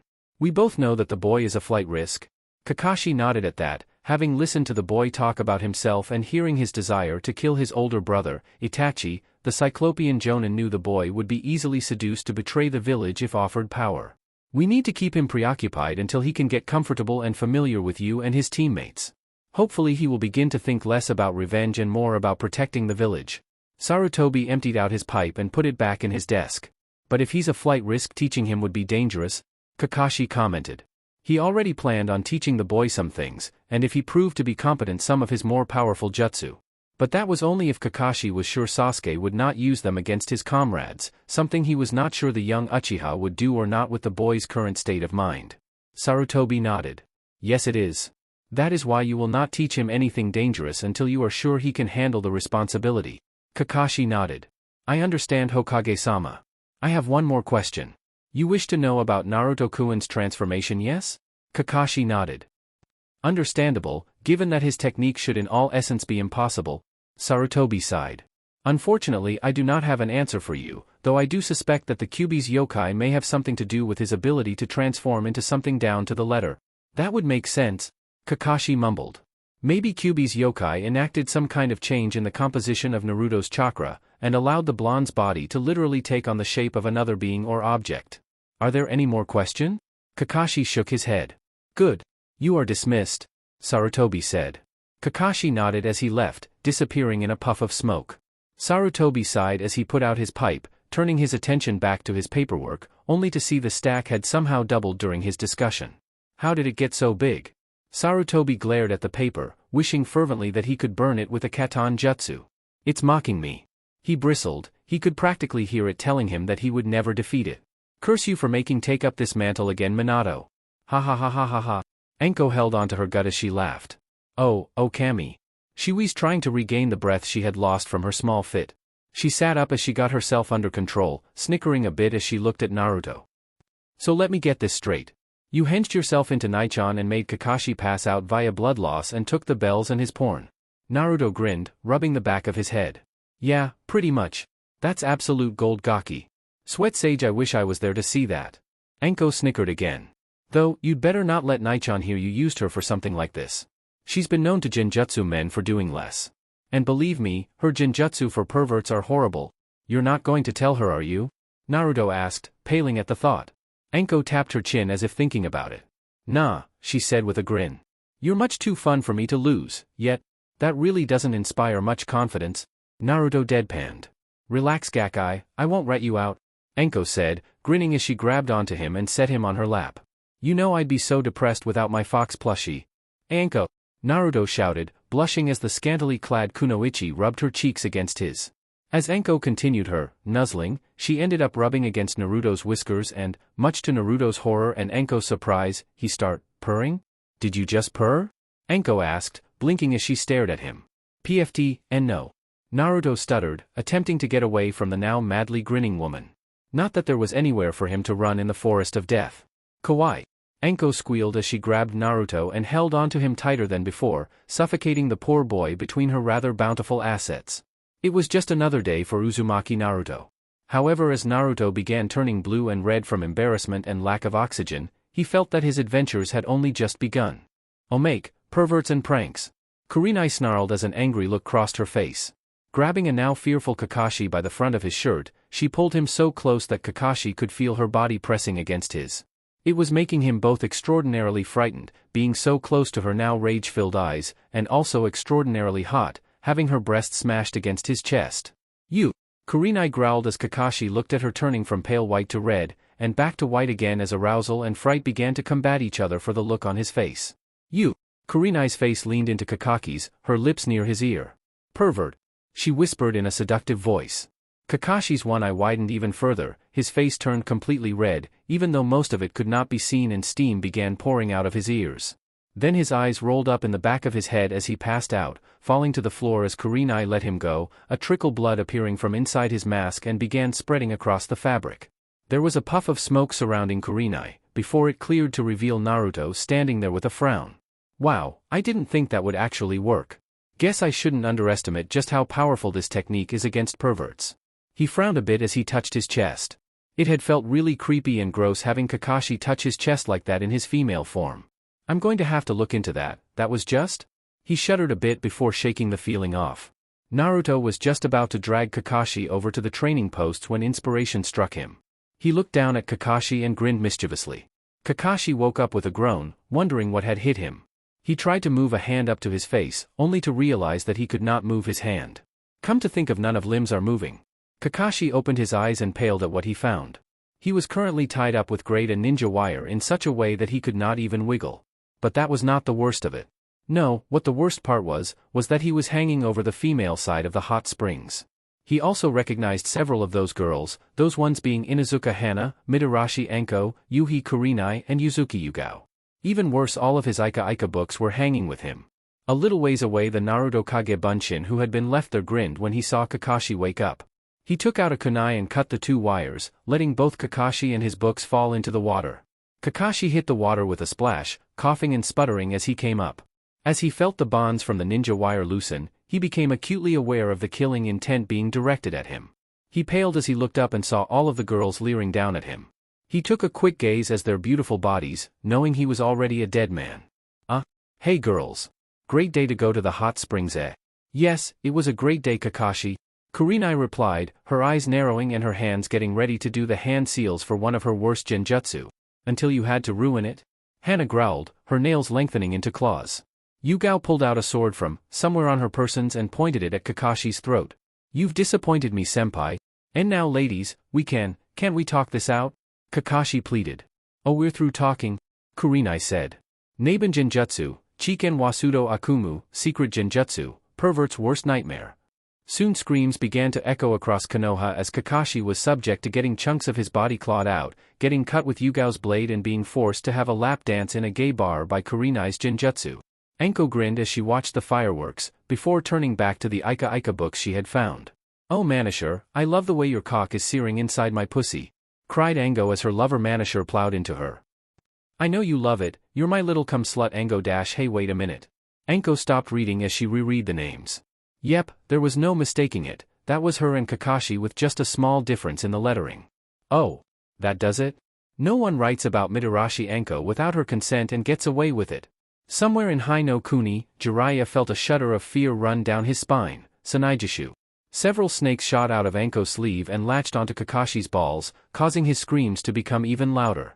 Several hours later Kakashi would be found lying outside of the hospital in a heap with several thousand lacerations, claw marks running down his face, neck and chest, black and poisoned testicles and muttering the words, "It's not real, it's just a genjutsu. Just a genjutsu. Katan, Gokaiku no Jutsu, Fire Release, Great Fireball Jutsu, AB Rank Katan Jutsu." The user creates fire chakra within the throat and exhales it to create a large fireball. This is a sensory jutsu normally used for distraction or wide-scale destruction. It is also used by the various hunter ninja squads of different villages in order to burn the remains of missing ninja that have betrayed the village. Konoha Hiden Taijutsu Oji, Sanin Goroshi, Konoha's Hidden Taijutsu, 1000 Years of Death, S-ranked Kinjutsu. One of the deadliest jutsu known to man. This jutsu consists of you getting behind your opponent and shoving chakra-enhanced fingers up their rectal cavity. This causes opponents to fly into the air and extreme pain in their ass, as well as untold embarrassment. Chapter 6, Days of Training. Day after Genin graduation exams. Naruto pulled out another weed, throwing it onto a growing pile beside him. He looked over at his teammates, who were both doing the same thing, then over to Kakashi, who was reading his porn. Naruto growled in frustration as he went back to pick up another weed. I'm going to kill Anko for not telling me about these D-rank missions. The blonde promised himself as he continued. When they had first gone to get a mission, Naruto had been excited at the prospect. hoping that it would have taken them to some faraway land where he would protect a princess, or storm a fortress full of evil missing ninja. But no, here he was, pulling weeds. One of the most humiliating thing he could have imagined, and the new bane of his existence. Good job, team, Kakashi said, snapping his book shut as they finished their task. Let's return to Hokage-sama and report our success. Our success? Naruto asked with a snort. I hope you're not implying that you had anything to do with the success of this mission. Naruto spoke the word mission with disdain. How anyone could call these chores missions was beyond him. Of course, Kakashi said with an eye smile. Someone had to make sure you were all working properly. Naruto grunted as he, Sasuke, and Sakura followed Kakashi back towards the Hokage Tower. Tell me again, what exactly do completing these chores accomplish? Asked Naruto in a sarcastic voice as they entered the Hokage Tower. Naruto, I thought you would know about this, Kakashi chided as he flipped a page of his book. These missions help you with teamwork. Naruto's eye twitch. How does pulling weeds help our teamwork? We didn't even do anything as a team for this. Shut up, Baka. I'm sick of hearing you complain. Sakura shouted, raising her fist to hit him on the head. Naruto, however, was not in the mood to get hit by his abusive teammate. He caught her wrist and glared at her. Do not hit me again, Sakura. I haven't done anything to you to deserve getting hit. He had been slowly realizing that Sakura had never been any good for him, and he was in a foul enough mood that any feelings he may still have for her were pushed away. Sakura looked shocked as Naruto let go of her wrist. It soon turned into a glare, however, as they entered the Hokage's office. Thankfully, she did not attempt to hit him again. Ah, Team 7. Sarutobi said, looking up from his paperwork with a smile. He was glad for the distraction he now had from dealing with every Kage's worst enemy. I take it your mission was successful? It would have been if it was actually a mission? Naruto grumbled to himself, but still loud enough for the others to hear. Quiet, Naruto Baka. Sakura hissed, though she did not hit him. Do you want to get us in trouble? Sasuke was silent. He actually agreed with the dobe. These missions were not worthy of an Uchiha. The two adults just ignored the blonde's comment. Yes, the mission was a success, Hokage-sama, Kakashi said dutifully as he continued reading his porn. He reached into his pouch and pulled out the mission scroll with the signature from the person who paid for this mission on it. Not taking his eyes off his book, Kakashi handed the scroll over to Sarutobi. Excellent, all of you shall receive your pay then. Sarutobi handed Kakashi 4 envelopes with the mission payment. Now then, you are all dismissed. The three left the Hokage Tower and made their way back to Training Ground 7. When they got there, Kakashi handed them their payments. Now that we have completed a mission, I'm going to start our training, he told them. The 3 genin all perked up at that. Naruto and Sasuke excited at the prospect of actually learning something. What are you going to teach us? Asked Naruto, jumping on the balls of his feet, his shinobi calm forgotten. Is it going to be some new jutsu? Or maybe some super powerful fighting style? Or perhaps it's how to dash? Calm down, Naruto, Kakashi said. Realizing what he was doing, Naruto took a deep breath before he stopped bouncing. Good. Now for this training, I want the 3 of you to stand in a circle. I'm going to blindfold you and give you a ball. Then you're going to have to toss it to your other 2 teammates, Kakashi explained, chuckling at the reaction he got. What the hell kind of training is that? Asked Naruto, his right eye twitching violently. That has got to be dumbest, most backwards training I have ever heard of. Sasuke said, nodding his head in seeming agreement. Now, this is an important training session that I went through as a genin, Kakashi chided. Now come on. The 3 followed Kakashi, standing in a circle, or a triangle, since a circle was impossible with just 3 people. Kakashi tied a blindfold around each of them. He unsealed a ball from a scroll and gave it to Sasuke, before moving to stand in the middle. Okay, I want you 3 to begin, Kakashi said. Sasuke grunted as he threw the ball. Dope, he said, getting Naruto's attention. Naruto used his enhanced senses to catch the ball before throwing it to Sakura. Sakura tried to catch the ball, but it did not manage to catch in time before it hit her chest. Ow! Naruto Baka, watch how hard you throw, she yelled, throwing the ball back at him twice as hard. It was only thanks to his chakra-enhanced senses that he managed to catch the ball. It still stung his hands though. Ow! Damn it, Sakura. You don't need to throw the ball so hard as retaliation. Sasuke, Naruto called, lobbing the ball over to him. Sasuke was held his hands up to catch the ball. However, Kakashi decided now was the time to interfere. Catching the ball, he threw it lower than Sasuke had his hands, hitting the raven-haired boy in the stomach. What the hell, dope? Sasuke shouted. Once again Naruto got the ball thrown at him harder than last time. This time it was thrown too fast for the blonde to catch and he ended up getting smacked in the head. Gah! Naruto held onto his head as the ball rolled away. Damn it, team. I didn't throw it that hard. Kakashi picked up the ball and handed it to Naruto. Try again, Naruto, and this time try not to hit someone. Naruto frowned as he wondered how to throw the ball. It was obvious that neither Sakura nor Sasuke seemed to have gotten the idea of using chakra to enhance their hearing, otherwise they would have been able to catch the ball. That meant he needed to think of a way to make it easier. Sakura, I'm gonna roll the ball to you, Naruto said as he rolled the ball to where his nose told her he was. Sakura bent down as the ball rolled to her. She missed as it hit her feet, but at least he didn't hit her. Sasuke-kun, I'm rolling it to you, Sakura said, following Naruto's example for the moment. Kakashi said, actually impressed with the innovative way to complete the exercise. Now this is an interesting way to do this. I never thought of completing the exercise this way. It seems Naruto is full of surprises. Kakashi let them do it this way for a while before interfering again. This time when Sasuke rolled the ball to Naruto, Kakashi picked it up and threw it, hitting the blonde in the head. Hey! What the hell, team? You're supposed to roll it. Naruto yelled as he landed on his butt. What are you talking about, dope? Sasuke grunted. I did roll it. Then Naruto paused for a moment as he realized what was going on. Kakashi. Kakashi chuckled. It seems you've caught on. You three can take your blindfolds off, the exercise is over, Kakashi said as he picked up the ball. The three genin took off their blindfolds off. Now who can tell me what the exercise was about? He asked, looking at the three of them. For a moment no one answered. It was an exercise on teamwork, Naruto said. Yes, Kakashi nodded. But there was more to it than that. A teamwork exercise on trust? Asked Sakura, a little unsure of her answer. Close, Kakashi said. Be more elaborate in your explanation. Sakura tried to think about it. You wanted us to come up with a way to trust our teammates by passing along that ball. We were blindfolded because if we could see the ball it would have made the exercise pointless, since it would no longer require us to have faith in our team, she asked tentatively. Very good. And why did I interfere? Asked Kakashi. Because you wanted to sow dissension among the ranks, grunted Sasuke, not wanting to be upstaged by the walking brain that was Sakura. Excellent, well done you three. Kakashi gave them a nice smile. Now tomorrow we'll meet here again to go on more missions. But it's still early, whined Naruto. Aren't we going to do more training? Kakashi shook his head. No, I feel you guys deserve a break.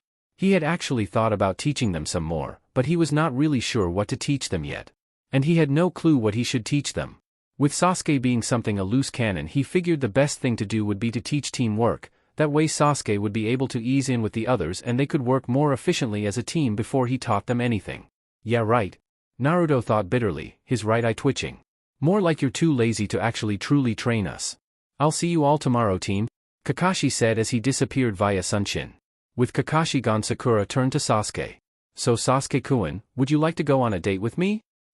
Sasuke said, walking off. Sakura watched him go with slumped shoulders. She turned around to Naruto, wanting to make herself feel better by denying him the chance for a date. However, much to her shock, Naruto walked right past her. I'll see you tomorrow, Sakura, he said, leaving Sakura to stand on the bridge in shock. He didn't even ask me out on a date, thought Sakura. Could it be that she had finally pushed him away? I should be happy, right? If that was the case, why did it feel like she had lost something? The moment only lasted for a few seconds before she shook her head. She didn't need that baka anyways. Nodding to herself, she walked off, hoping to find Sasuke-kun so she could stall observe him. It was a little while later that Naruto opened the door to the Hokage's office. Hey Ajisan, can I speak to you for a second? He asked as he walked in. Sarutobi looked up and smiled. Of course, Naruto-kun. What can I do for you? Well, I was reading about elemental manipulation in a book I just got, and I was wondering how to find out about my element, since the book only mentioned it in passing. Naruto said. Elemental affinity? Sarutobi asked in surprise. That's a Jonin-level skill, Naruto-kun. Are you sure you're ready to learn about that? Naruto shook his head. It's not so much that I'm going to any kind of training for my element. I actually want to know my affinity so I know which elemental jutsu to learn.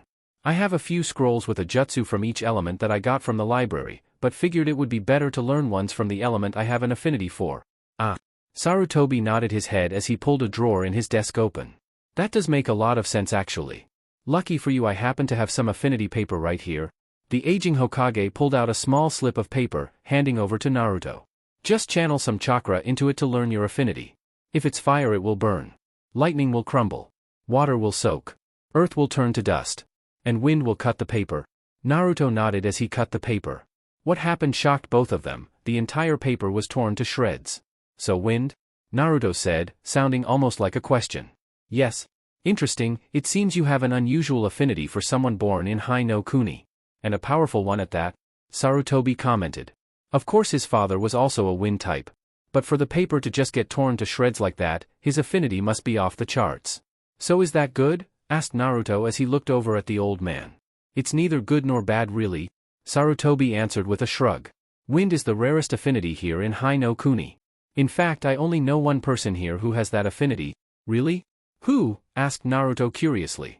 My son, Sarutobi Asuma is a wind user, answered Sarutobi. He's the Jonin sensei of Team 10, isn't he? Naruto remembered seeing the man pick up Shikamaru, Choji and Ino at the genin orientation. The Sandaime nodded in confirmation of the boy's question. Maybe when I get started on elemental training I can ask him for help? Indeed you can, I believe he trains his team at Training Ground 10, Sarutobi informed the blonde. Naruto snorted in amusement. So Team 7 trains at Training Ground 7, and Team 10 trains at Training Ground 10. I'm guessing all of the genin squads have the same training ground as their team number dictates. How cliché, Sarutobi chuckled. I suppose it is. Now I'll see you later, I need to get back to my paperwork. Sarutobi glared at the pile of papers as if hoping it would burn. Naruto's sweat dropped. Ajisan, he said, getting the old man's attention. Why don't you just use Kage Bunshins to do your paperwork? Sarutobi blinked at him owlishly. I mean, they pass on their memories to the user after they dispel, right?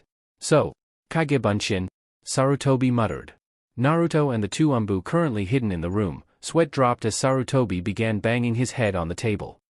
Stupid, stupid, stupid, stupid. Damn it, that's how he completed his paperwork so fast. The Sandaime sat up and shook a fist at the picture of the fourth Hokage, which the old man could swear was grinning at him. Damn you Minato.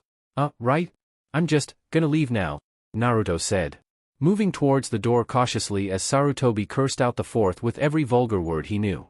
As soon as Naruto got to the training ground he held up his hands in the ram sign and called out his most useful jutsu. Taiju Kage Bunshin no Jutsu. Instead of the usual 100, Naruto created an extra 50. Already having their orders, 100 of the clones spread out and began working on their assigned tasks. Naruto turned to the extra 50 he had created as he pulled out 5 scrolls from his left kunai pouch. I want you guys to split up into groups of 10. Choose a jutsu and work on it until you run out of chakra. YOSH. The 50 blonde copies said simultaneously as 5 of them grabbed a scroll. While they went off to practice their jutsu, Naruto began his exercise routine. He was a little disappointed that he would only get to do this after his team meetings, mission and team training, knowing that it would cut into his time. Realizing this, Naruto added an extra 5 pounds to his weights again before starting. After his workout, Naruto got about to cooking dinner, unsealing some of the fish his clones had caught a few days ago. He sat down as he began to cook them over the fire pit. Don't even try it, Anko, he said suddenly, causing the person who had been sneaking up behind him to pout. How did you know it was me? Anko asked as she moved around him and sat down next to him. Naruto shrugged. I figured it would only be a matter of time before you showed up. I just kept channeling chakra to my ears and listened for someone arriving. Since you're the only one who comes here. He trailed off as his fish finished cooking. Anko pouted. It's no fun if you can hear me coming. I guess that just means you need to be stealthier, Naruto said as he took a bite of his fish. Maybe, Anko replied, snatching one of his fish from him.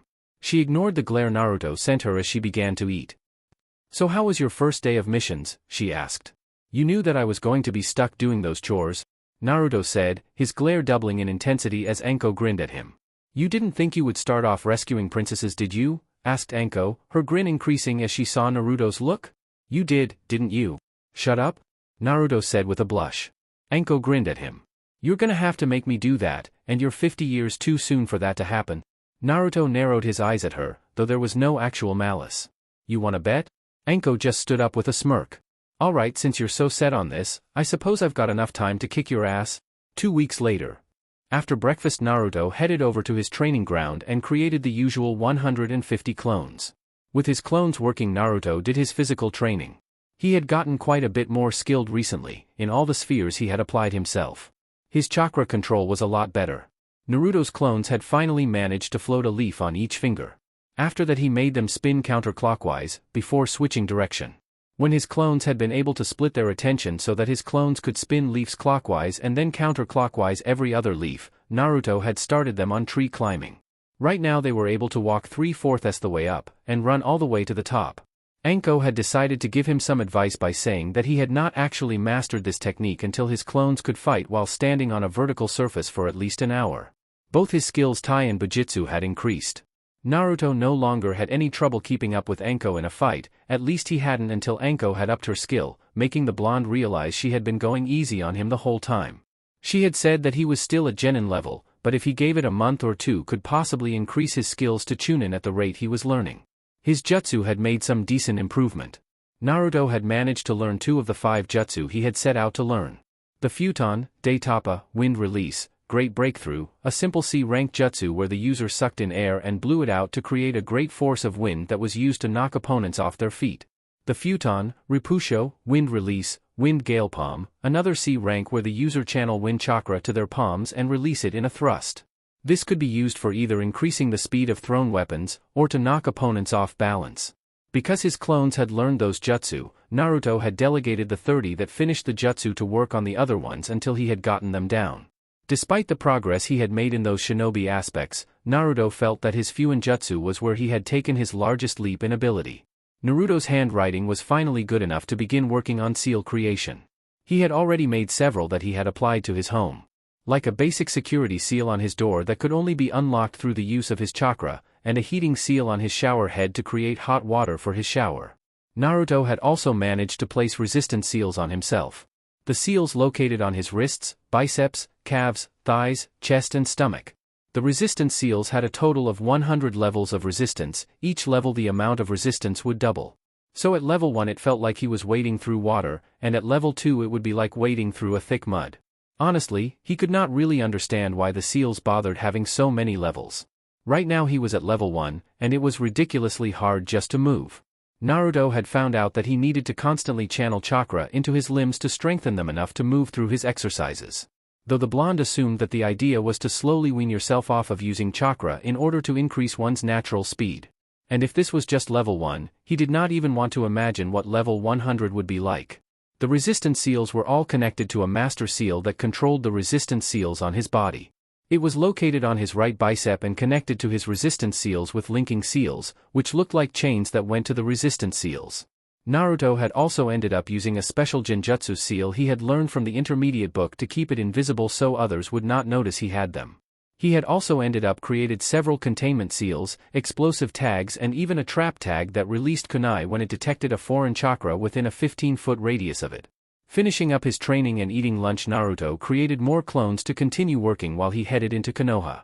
Making his way down one of the streets of the village, Naruto ignored the hostile glares he got as he made his way towards the Higurashi weapons store. As he entered the store, Naruto was surprised to find Tenten manning the cash register. "Hey Tenten," Naruto greeted, causing the bun-haired girl's head to snap up. "Naruto," Tenten greeted as she came around the desk and walked up to him. "Not with your team today?" Naruto asked, tilting his head to the side. "It's my day off." Tenten shrugged before looking at him pointedly. "You know you haven't visited since that first time you came in here." Naruto blinked and took a step back at the small glare she was giving him. Well, I just got enough money to buy more equipment so you have to have a reason to come to the store and visit?" Tenten asked, crossing her arms. Well, no. Of course not. It's just that." Naruto stuttered, not really sure how to deal with girls. As far as the opposite sex, when he had only dealt with Anko and Sakura, and one of them was completely psychotic, while the other liked to try and abuse him. Tenten laughed and waved a hand in front of her face. "Relax, I'm just kidding." "Oh," Naruto said lamely, not quite sure what to make of her joke. "So what are you here for?" Tenten asked. "Would you believe me if I said I was here to visit you?" Naruto asked with a grin. "Nice try," Tenten chuckled. Naruto snapped his fingers. "Oh well. I'm here for some more equipment. Standard ninja tools for a C rank mission," Naruto said, getting down to business. "You're going on a C rank? Already?" Tenten asked in surprise. Most genin don't go on C rank missions until they had at least 4 to 6 months experience. Naruto shook his head, wishing that he could be going on a C rank. "I just figured that the amount used for one should be enough for me to practice with for now." "Well, that stuff should be easy to get," Tenten said as she and Naruto went around grabbing the equipment he wanted. "So I take it you have your Jonin sensei now?" Tenten asked after a while. Naruto nodded. "Yep. My sensei is a guy named Hataki Kakashi," Naruto looked over at Tenten as she stopped. You okay, Tenten? Kakashi, huh? She asked, looking at Naruto as he nodded. I can't believe it. She muttered. Believe what? Asked Naruto in confusion. Kakashi is the eternal rival of my sensei, Tenten said as she quoted the words eternal rival. Really? That's interesting. Who's your sensei? Naruto asked.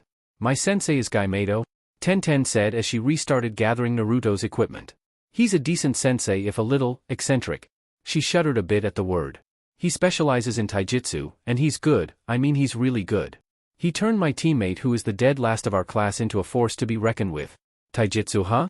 Naruto asked, looking interested. Hey, do you think I can join you and your team for a training session? Well, I don't see why not. Tenten said with a shrug as she led Naruto over to the cash register. But aren't you supposed to train with your own sensei? She rang up all of the equipment he had bought. That will come to 4,000 yen. Naruto reached into his pouch and pulled out Gamachan, his frog wallet. I would train with my sensei if he actually trained us. He scowled. So far all we've really done are teamwork exercises as he calls them. He handed her the money. I mean, we occasionally spar with each other, but he usually stops us after like 15 minutes, and he doesn't even correct any mistakes we have in our form. The man is one of the laziest jonin I've ever met. Tenten raised an eyebrow as she put the money away. What exactly are teamwork exercises? She asked. Well, I remember we've had to toss a ball to each other blindfolded. Then there was this one time he chained us together and we had to find him in the forest in order to get the key to escape. Naruto shuddered. It took us nearly an hour to find him. That's it?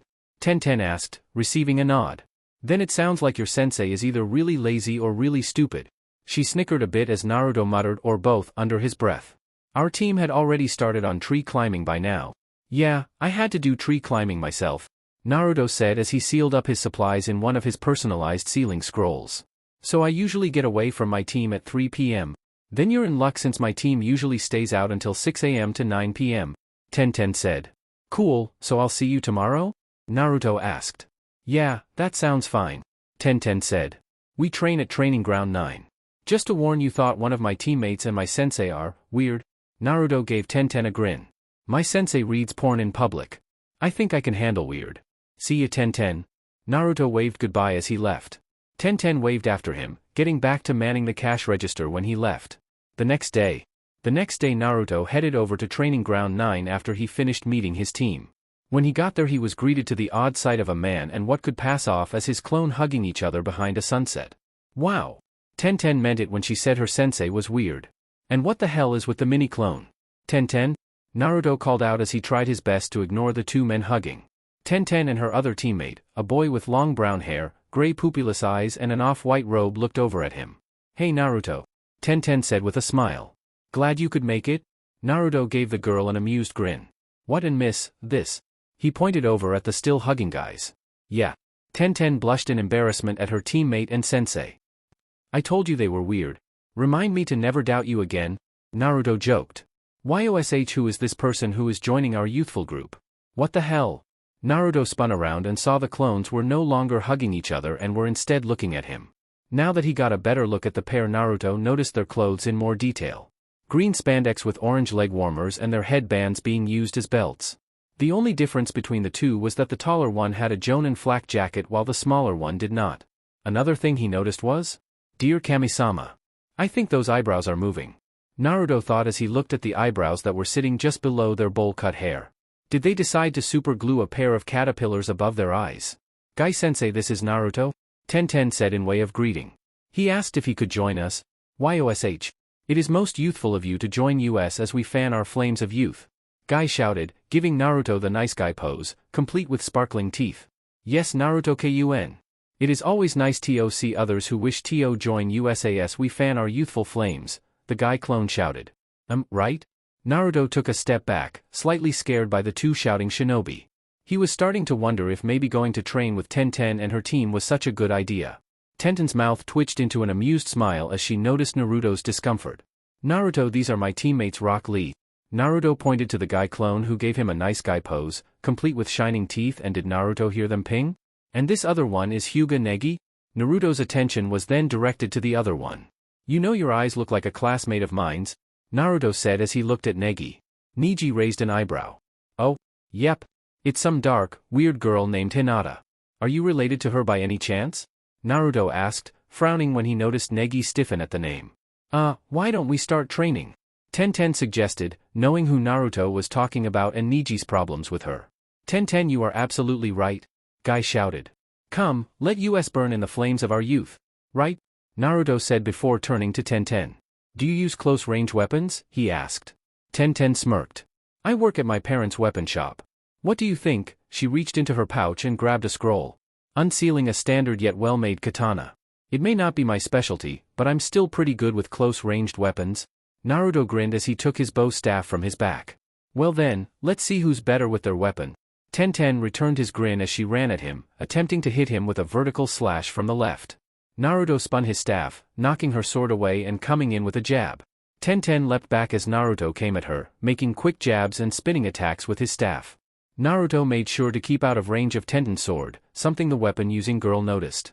On Naruto's next swing, Tenten locked her blade with his staff, keeping the bow staff pointed towards the ground as she dragged her blade across it.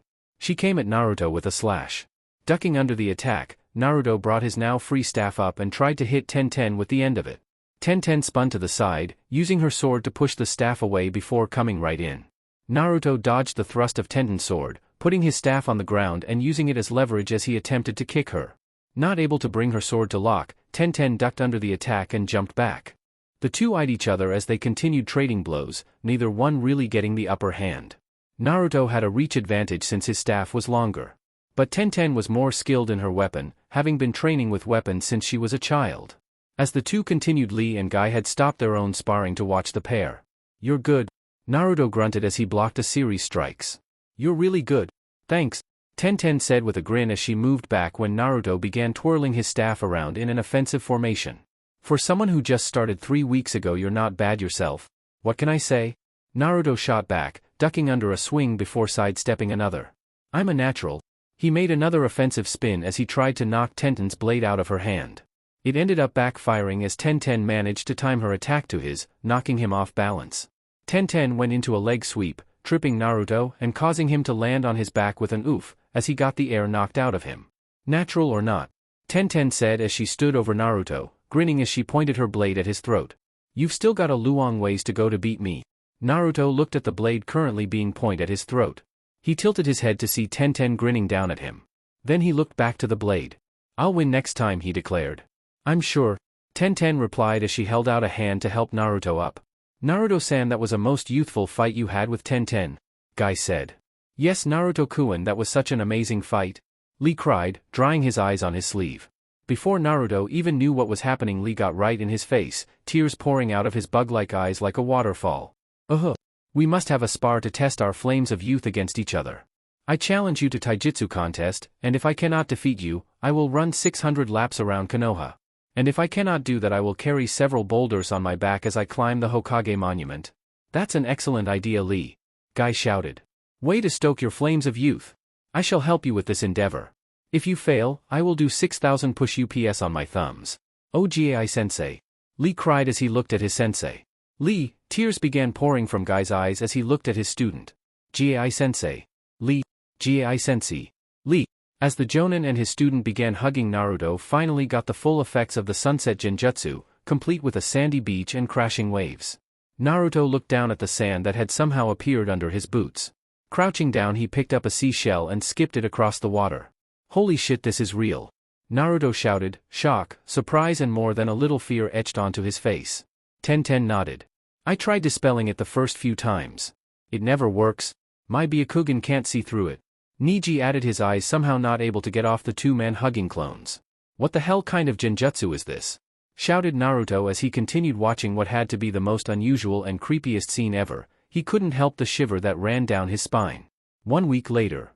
A week after his first meeting with Tenten's team, and things had started to get busy for the blonde. Naruto had decided to train with Team 9 every other day, leaving his clones to work on what he had assigned them that day, while he went over to Training Ground 9. It was then that Naruto had realized just how much more he had to grow in order to get stronger. Naruto would come home every night he spent with them battered and bruised, or cut up and slashed, depending on whether he fought the force of nature known as Lee, or Tenten. Both of them were only genin, but they were so far ahead of him it was nearly laughable. He vowed then on that he would train even harder to beat them. Of course he also had to deal with Enko on the other days, at least when she wasn't on missions. The snake-summoning Tokubetsu Jonin had been rather put off when she had gone into the clearing and found out that Naruto had gone off to train with another group of people. She had of course conceded that for pure taijutsu, Guy was a better teacher. Of course, that was only after she had nearly fed Naruto to her snakes for training with others. After that Enko had decided that since Naruto was learning hand-to-hand combat from someone else, she would work on his stealth, detection and trap-setting skills by playing extreme death tag in the Forest of Death. Naruto's fear of the place had been heightened that much more as Enko seemed to attack him with a new amount of viciousness, though whether from being put out at having Naruto with others, or just because she felt like torturing him was unknown. Of course not all things were as painful as that. Naruto's clones continued to make great progress in their work. His tree-climbing clones had finally managed to battle for a full hour without falling, which was quite the accomplishment considering they had much smaller reserves than Naruto himself, especially with the amount of clones Naruto made each day to train with. He now had them working on water walking, though progress with that was much slower than tree climbing had been. Due to not just his clones, but also gaining experience against other fighters, both his taijutsu and bujutsu had risen a notch. Being forced to fight Lee, who was blindingly fast, had made it imperative for Naruto to train his eyes in order to even see the blur the green-clad genin left behind. As well as make more clones to help him perfect his taijutsu, it still was not good, but Naruto had deemed it enough that he had started working on another style alongside Muay Thai. And since he was with Konoha's green beasts, as the duo called themselves, he had begun to learn the Gakken style they were practitioners of. His bujutsu was also going good. Like his taijutsu, Naruto would fight against a live opponent to help him. It turned out that Tenten was really good at not just swords for close range, but also using a staff, Najitana, and just about any other close-range weapon. Naruto had learned to fight against a variety of different weapons and had begun experimenting with other weapons to use for himself.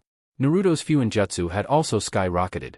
While he was no master, and was not even at an intermediate level in his practical usage of Fuinjutsu, he could now break down the fundamental seals in all the basic sealing arrays, turn them inside out, and understood some of the more complex seals enough for him to modify them in order to suit his needs. Naruto was currently trying to come up with several of his own seals, ones that he hoped would revolutionize sealing, though progress was much slower and more environmentally hazardous than simply copying and modifying seals. There was also his jutsu clones. They had finally finished learning the last two he had set out to learn. The Futon, Kamikaze Seiken, Wind Release, Fist of Divine Wind, a B-rank jutsu where Naruto focused wind to his fists and thrust them out. The jutsu caused tremendous amounts of blunt force trauma, often leaving a large Naruto-sized crater shaped like his fists in the rocks he had used to practice the jutsu. The Futon, Kaze no Yabe, Wind Release, Wine Sword, was a ranked jutsu that Konoha had gotten thanks to its alliance with Suna. This jutsu created a pinpoint slashing strike, where the user had to emit wind chakra from their fingertips and materialize it into an invisible wind sword that would, depending on the power output, do anything from create cuts on an enemy's body, or slice them all the way through. This jutsu was the hardest one for Naruto to learn. He had only just got it down, and even then he still had some problems controlling the blade. He had theorized that the only reason he could even use this attack was because his affinity for wind was unnaturally high. His other jutsu was the Futon, Kaze Senban, Wind Release, Wind Senban, another B-rank jutsu where Naruto formed several dozen senban out of wind and launched them at an enemy, turning anything into a pin cushion. The amount of senban he could create depended on his control of his wind chakra. Right now he could only make around 12 to 15 senban. Naruto had been able to find these particular jutsu when he had managed to sneak into the Jonin section of the library. It was actually disappointingly easy to gain access to that section since they did not even post guards in the library, and the only people he needed to worry about were the custodian and the Jonin who came there. Which there was a surprisingly small amount of Jonin who seemed to go to the library, something Naruto chalked up to either laziness, arrogance, or both. Not that he was ungrateful, because the wind element was so rare in Konoha that there were very few jutsu for them, and most of the jutsu they did have were higher ranked than others, due to the fact that wind was almost a purely offensive element and very dangerous to use when untrained. Of course Naruto was not quite satisfied with just learning a jutsu, and so, wanting to master them, he had set his clones to work on them again. This time the 50 he had created for jutsu learning would only work on them one at a time, starting with the Futon, Daitapa, the first jutsu he had learned. However, Naruto's work was partially slowed down by his team training, which had not changed from the teamwork exercises and minimal sparring Kakashi had them do. He had started them on a few other things, but most of it was theory on battle tactics and the like, which he was already studying himself. Still, he supposed it was good for to review, and Kakashi had offered him several unique perspectives on some of the tactics the blonde had studied from the Third Great Ninja War. The only other thing he had to do with his team were the missions they went on, much like the one he was on now. This is Raven, I'm in position. Blossom, I'm ready. This is Blondie, I see the target and am waiting to take M out. This is Scarecrow, move in and capture the target. Naruto, Sasuke and Sakura all jumped out from their hiding spots as they ran towards the target. Said target screeched and hissed as it ran, only to be intercepted by Sakura. It made a mad turn the other way, however Naruto began launching kunai at it to turn it around, directing it towards Sasuke, who used ninja wire to trap it. Naruto leaned down and picked up the now struggling cat. This is Raven, we've caught the target, Sasuke said into his headset. Confirm pink ribbon on right ear, came Kakashi's reply. Blondie here, pink ribbon on right ear confirmed, Naruto said, looking back at the cat to see it had gotten loose from its bonds. Hey Sasuke. HN. Sasuke turned around as Naruto threw the pissed-off cat at his face. Miru. The cat screeched as it began to claw at Sasuke's face. Orgrig. Sasuke's screams were heard all around Konoha. Several minutes later, 2 twitching genin and 1 grinning genin were standing in the missions room with their sensei. Mission to capture pet cat Tora complete, Kakashi said, opening the cage where the demo cat had been placed in after mutilating Sasuke's face. Kakashi grinned a bit beneath his mask as he got to watch his own team suffer from the same horror he went through as a genin. Oh, thank you so much. Madam Shinji, a rather large woman in expensive clothing, said. She grabbed the cat before it could flee. My dear Tora-chan, how I missed you so. I was so worried about you. I don't know what I would do without you. Wow, it's no wonder that cat runs away so much, Naruto thought as he watched the woman squeeze her cat to death. Squeeze, squeeze, squeeze, thought Sasuke, laughing manically at the cat's plight. Serves that cat right for hurting my Sasuke-kun, Sakura thought. Ja. Stupid cat. Next time I'll make mincemeat out of ya. Inner Sakura shouted as she made several punching motions. Excellent job Team 7, Sarutobi said as the woman and her cat left. How about another mission? I have painting the fence for Katara-san, walking the Inuzuka dogs, or we could dash. No Tora, came a scream from outside, signifying that the cat ran away, again.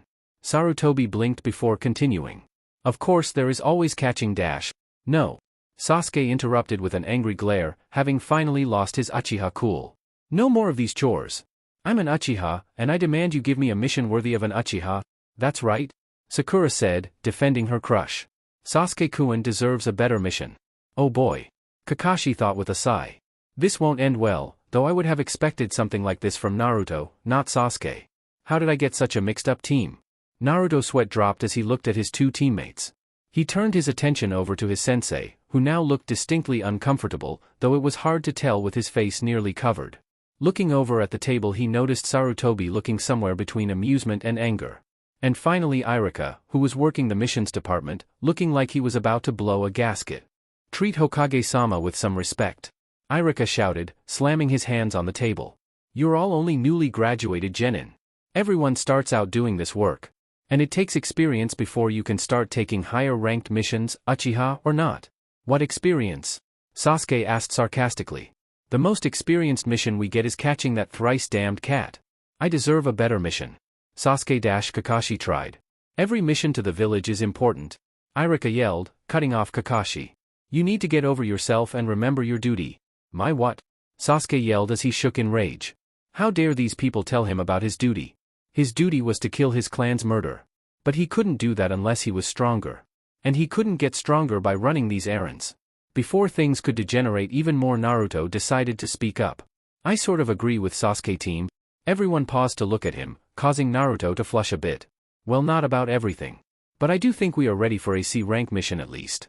We've gone on 31D ranks and have done plenty of teamwork exercises, so we know that we can work together. At least until the mission or training is over, and then we ignore each other. Well, Sakura ignores me and Sasuke just ignores everyone. However, he did not mention that part out loud. Sarutobi puffed on his pipe for a moment before looking at Kakashi. Do you believe they are ready, Kakashi? He asked. Kakashi looked over at his students and thought. Well, I'm pretty sure that Sasuke and Naruto can handle themselves outside of the village.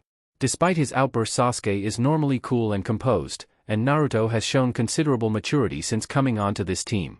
Sakura might be a bit of a problem, But then again, a C rank mission has little chance of ninja confrontation. What kind of mission is it? Asked Kakashi. An escort and protection detail. You are to protect the client heading back of Tanami no Kuni, Sarutobi replied. Kakashi thought about it a little more before nodding.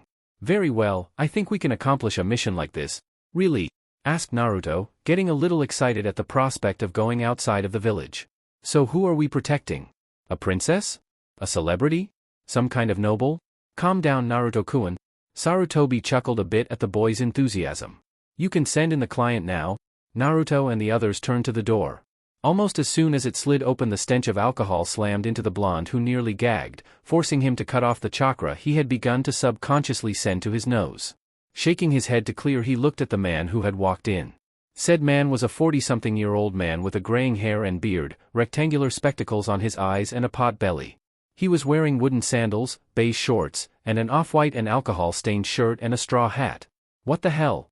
It's just a bunch of snot-nosed gawkies. The man exclaimed in annoyance, taking the bottle he had in his hand and chugging down several gulps. He's certainly not what I expected. Naruto thought to himself, his left eye twitching erratically. I mean, look at M. The one with the black hair in the shape of a duck's ass looks more like Sir Broodsalot than a ninja. And that pink-haired girl looks like his little whore. A cyclops, scarecrow. And some midget. The man said after lowering the bottle. You expect me to believe these are ninja? I believe it when I see it. The man brought the bottle to his lips again. However, before the bottle even got to his mouth, a blade of wind came at him, slicing the bottle off right below the man's hand. The bottle fell to the floor and shattered, spraying the man's feet with alcohol. Gah! Naruto, you're not supposed to attack the client, Kakashi scolded in a bored tone. Though inwardly he was studying the blonde. That was a futon, Kaze no Yabe, wind release, wind blade. He's obviously been learning some new jutsu, and those hand seals were actually pretty fast for a genin. Though I wonder where he got that jutsu? Attacking him? Naruto asked, tilting his head in confusion. I think you're misunderstanding. If I had actually attacked him, he would be dead. I was merely giving him a demonstration of our skills. After all, he did say he'll believe it when he sees it. Sarutobi brought a hand up to pull his hat down over his head. With all that's happened and the maturity he's shown, I sometimes forget that Naruto is still just a 12-year-old boy, albeit one who's been through more than most people even twice his age. Meanwhile, Irika slammed his head on the table in embarrassment. Yuyua, right? Tazuna stuttered a bit as he looked at the clean cut of his bottle. He threw the piece he was holding away and looked at the group. Anyways, my name is Tazuna, and I am a master bridge builder. You will escort me back home to Nami no Kuni, where I am building my next bridge. Somehow, despite his drunken stupor, Tazuna managed to straighten himself. I expect all of you to protect me, even it costs you your lives. I wonder what he means with that statement? Naruto questioned. For a C rank mission like this, there should be no real danger other than bandits. Of course, it could just be the ramblings of a drunken old man. Right then, Kakashi said as he tried to get things back in order. Why don't we all meet at the East Gate in an hour? Naruto frowned. Why don't we wait until tomorrow? He suggested. Everyone turned to look at him. Why do you suggest tomorrow, Naruto? Kakashi asked, curious to see what his blonde student came up with. Well, first off, it's several hours past noon. If we leave now, we'll be forced to make camp before we even make it several miles from Konoha, since Tazuna's a civilian and I doubt he can run or tree hop to Nami no Kuni. And second, the man is drunk as fuck. A drunk is much harder to protect than someone sober. Less reasonable too. He looked around to see everyone staring at him like he had grown a second head. What? He asked. Nothing. Kakashi said quickly, covering his surprise at the reasonable suggestion. Just a surprising suggestion is all. But I do believe you are right. So then, we'll meet tomorrow at 8 a.m. at the East Gate? Naruto nodded. Sounds like a plan. Well, I think I'm gonna prepare for tomorrow. Laters. Naruto tossed a wave over his shoulder as he left. Heading for his home to get packed for his first adventure outside of the village. Chapter 7, Journey to Nami no Kuni. The next morning. It was the next morning and Naruto was up bright and early going over his equipment. He knew he was probably overstressing things, but he felt that being over-prepared for something like this was better than being under-prepared. After all, it was his first mission out of the village and it was important to make a good impression on their client. Even if said client was an old drunk like Tazuna. Ugh, Anko's paranoia is getting to me, Naruto thought with a frown as he looked at all his equipment. He shrugged the thought off. Paranoia could only be a good thing for a ninja. Let's see, kunai scroll, check. Shuriken scroll, check. Ninja wire, check. Smoke pellets, check. Flashbangs, check. Food and camping equipment, check. Customized explosive notes? Naruto grinned as he patted the scroll holding his modified explosive notes. Double check. Finding all of his containment scrolls ready to go, Naruto grinned to himself and sealed all of the scrolls into a larger master scroll, which was then sealed into a containment scroll on the left-hand side of his chest. Finished with his preparations, Naruto had only one more thing to do. Naruto formed a ram seal and created a mental image in his mind. Kage Bunshin no Jutsu, he said, getting a puff of smoke. When it cleared, it revealed two Naruto clones that were already transformed into Kiin and Akira. Naruto channeled chakra into a containment seal on his left hand and unsealed an ink brush and some ink. "Alright, turn around you two," Naruto ordered. Knowing what Naruto was doing, his clones turned around. The blonde went up to Akira and pulled her shirt down to expose the back of her neck. Sticking his tongue out in concentration, he began to write the only truly complex seal that was of his own make. It was a seal that he had modified from a basic containment seal. This seal was designed to hold chakra instead of an item of some kind, and continuously release it into the person or object to help reinforce them or it. In this case, it would continuously send chakra into his clone and allow it to last longer than a day, that way it could go work while he went on this mission. It had been something he had been working on since he first got the idea of using Henged Kage Bunshin to earn extra money. Knowing that his missions would take him out of the village, Naruto had realized that if he wanted his clones to keep their jobs, he would need to find some way to make them last longer when he was out of the village. When Naruto finished, he checked, double-checked, and then triple-checked the seal to make sure none of the ink was messed up.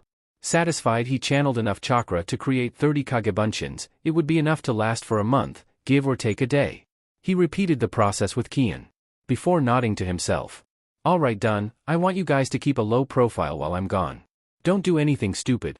"Don't worry," Akira said in her soft alto tenor, giving her creator a beautiful smile. "You can count on us."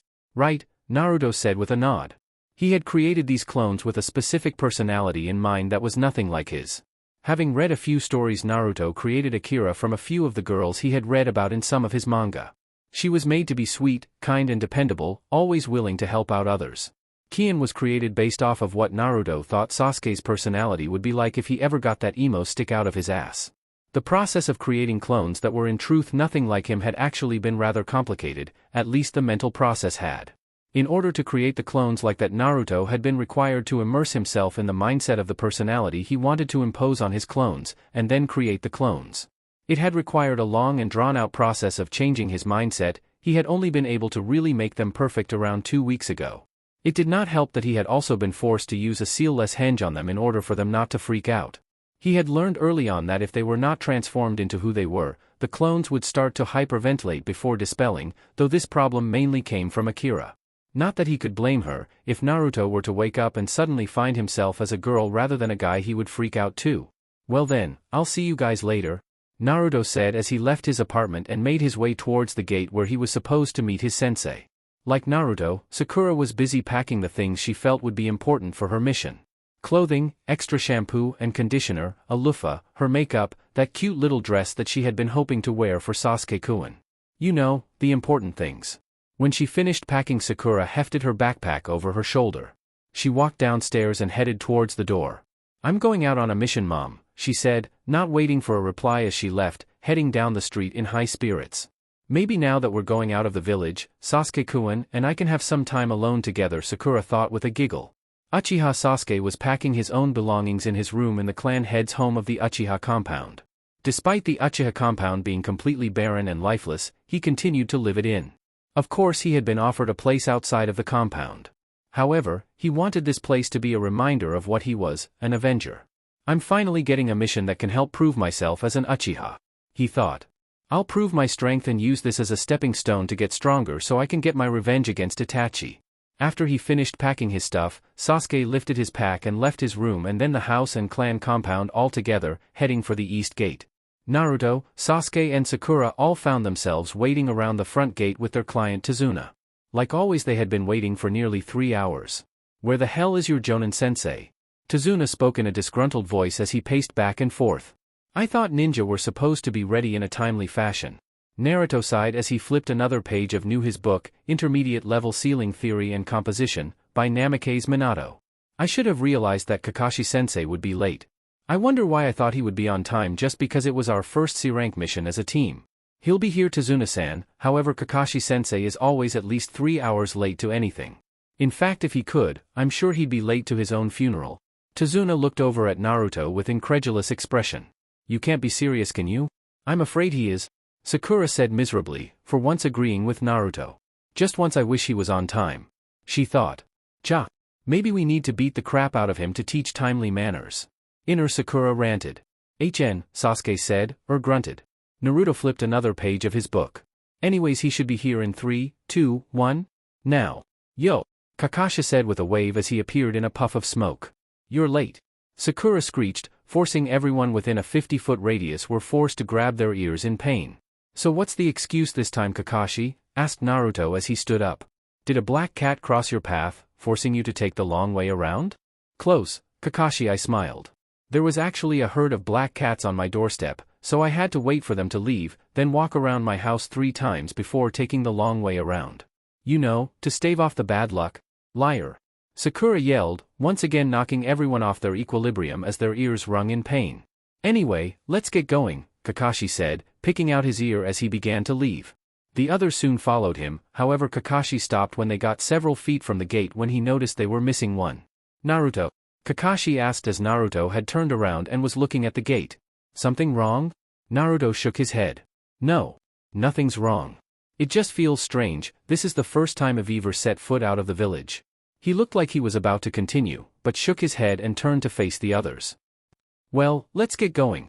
Kakashi looked at Naruto curiously as the blonde passed before shrugging and heading out. The team began moving through the countryside of Hai no Kuni. Naruto in front, Sakura and Sasuke on the left and right respectively, and Kakashi taking up the rear.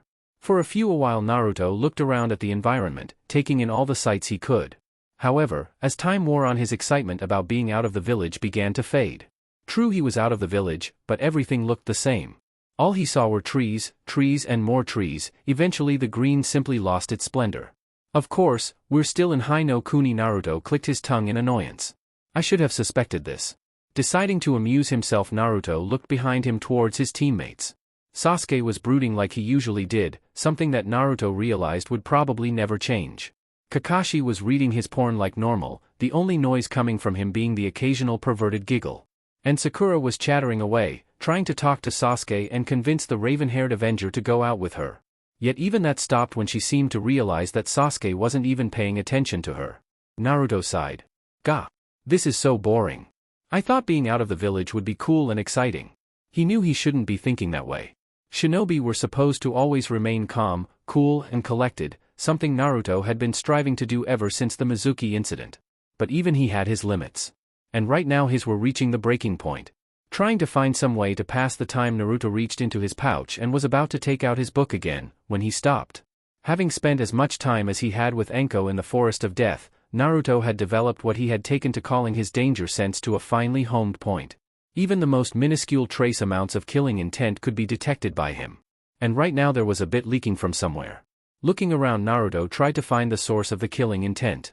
It wasn't quite large enough to pinpoint, being fairly minuscule, so he was forced to really rely on his eyes.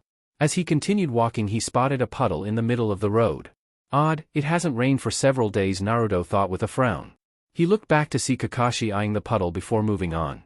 Naruto shrugged and turned back towards looking in front of him, wondering if he was just being paranoid. Kakashi-sensei. Naruto whirled around when he heard the shriek, and saw Kakashi with a pair of shuriken-linked chains, which were being held by 2 figures. The 2 ninja, who were obviously ninja by the headbands on their heads, yanked the cables, resulting in Kakashi getting torn to shreds, sending body parts and blood flying everywhere. For a split second Naruto hesitated as he entered his first real battle. This gave the 2 shinobi, both of whom were wearing water-breathing apparatus, tattered black cloaks and a pair of wicked-looking claws with shuriken chains attached to them, to charge forward. He watched as Sasuke threw a shuriken and kunai into the chains, making them stick to a tree, then running up towards the pair before he jumped up and kicked both of the 2 ninja attached to them in the face. The pair released their chains and charged.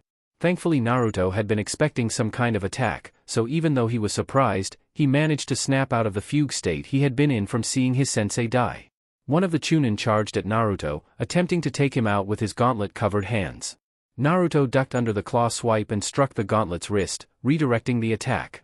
This seemed to surprise the man, allowing Naruto to get in close. Before the Chunin had a chance to react, Naruto was in his face, grabbing his head with both hands before bringing the man's face down and smashing it into his knee. The man was sent stumbling back in a daze, his face mask dented from Naruto's blow. It was because of the man becoming slightly disoriented that Naruto was able to close the distance again, smashing several hard punches into the man's rib cage. When Naruto sent a chakra-enhanced double punch to the chest, the man flew backwards, smashing into the tree that was behind him and falling to the ground. Naruto stared down at the unconscious man in a slight stupor. However, he was snapped out of it when he heard a voice somewhat behind him. "Yo!" Turning around, Naruto saw Kakashi standing there with the other ninja that had attacked them placed in a headlock. "Kakashi-sensei, you're alive," Sakura said in relief as she lowered her kunai. "Of course," Kakashi said, pointing over to where he had died. Naruto and the other genin saw the remains of a log. "He used a kawarimi," Naruto realized with some shock. "Then that means the blood and guts we saw was some kind of genjutsu to make it look like he had been violently killed. But what for?" "Excellent job in defeating the enemy, Naruto, Sasuke," Kakashi said, turning his head towards Naruto. "Are you okay? I saw you freeze up there for a moment." "Ha!" Naruto blinked a moment before the question registered. "Oh. Yeah, I'm fine, I was just surprised that you had died against these two." He gestured to the two unconscious Chunin. Kakashi nodded, "I'm glad to hear that. Also, you might want to take care of that wound." Kakashi pointed to a cut on Naruto's forearm. "Kiri ninja have been known to poison their weapons." "Huh? I must have gotten it when I swatted that guy's attack away," Naruto thought, cursing himself for being so careless. Sighing, he pulled out a kunai and without any hesitance stabbed himself right in the wound to let the poison bleed out. "Naruto, what are you doing?" Sakura screamed as she and everyone else widened their eyes at seeing Naruto deliberately injure himself. Naruto just looked up at them and tilted his head. "What? I'm just bleeding the poison out." "Yeah, but now you might die of blood loss," Kakashi deadpanned. "Ha ha ha ha." Naruto laughed as he tore the now ripped bandages off his arm and pulled out some extra bandages that he kept in his pouch. "Oh, you don't need to worry about measly little wounds like this, sensei, I've had wounds worse than this." Naruto shuddered as he finished wrapping his bandages around his forearm. "Far, far worse," he mumbled, remembering all the times Anko had tried to up his resistance poisoning by having her snakes bite him, as well as the innumerable injuries she had inflicted on him to help his pain tolerance, as she called it. With his hand fixed, Naruto walked over to the two unconscious Chunin, pulling out some ninja wire as he did so. "I'll take care of these two," Naruto said as he grabbed both Chunin by their wrists and dragged them over to a tree, where he proceeded to tie them up. "URG." One of the Chunin groaned as he woke up as Naruto finished tightening the ninja wire around them. He blinked and looked around before realizing he was tied up. "Well, welcome back to the land of the living," Naruto said with a joyous grin. "Did you have a nice nap?" The Chunin glared at the blonde. "How did you know of our ambush? Are you talking to me?" the blonde asked. "'Cause if you are, I can honestly tell you that I knew next to nothing about your ambush." Naruto shrugged. "All I could feel was your killing intent, but I couldn't sense where it was coming from. Kakashi-sensei seemed to be onto you though." Naruto paused for a moment as he looked over at Tazuna, who was looking more nervous than usual. Though them being here is starting to make sense, that must be why Tazuna has been so nervous, thought Naruto, having watched the man pacing nervously out of the corner of his eye while the group had been waiting for his sensei. "It wasn't that hard, if you know what to look for," Kakashi said with a shrug. "Since it hasn't rained in nearly a week, there was no way that a puddle could have lasted very long on a clear day, much less 7. "Wait a minute," Tazuna said, looking a bit disgruntled as he glared at Kakashi. "If you knew these ninja were going to attack us, then why did you leave it to the kids?" he asked, feeling a bit irked. "I could have taken them out before any trouble started. But then I wouldn't have learned anything," Kakashi said as he turned a mild glare onto the man. "I wanted to know who their target was, and what they were after." What do you mean?" Tazuna asked with a stutter. "I mean I wanted to know if they after us, ninja attacking ninja.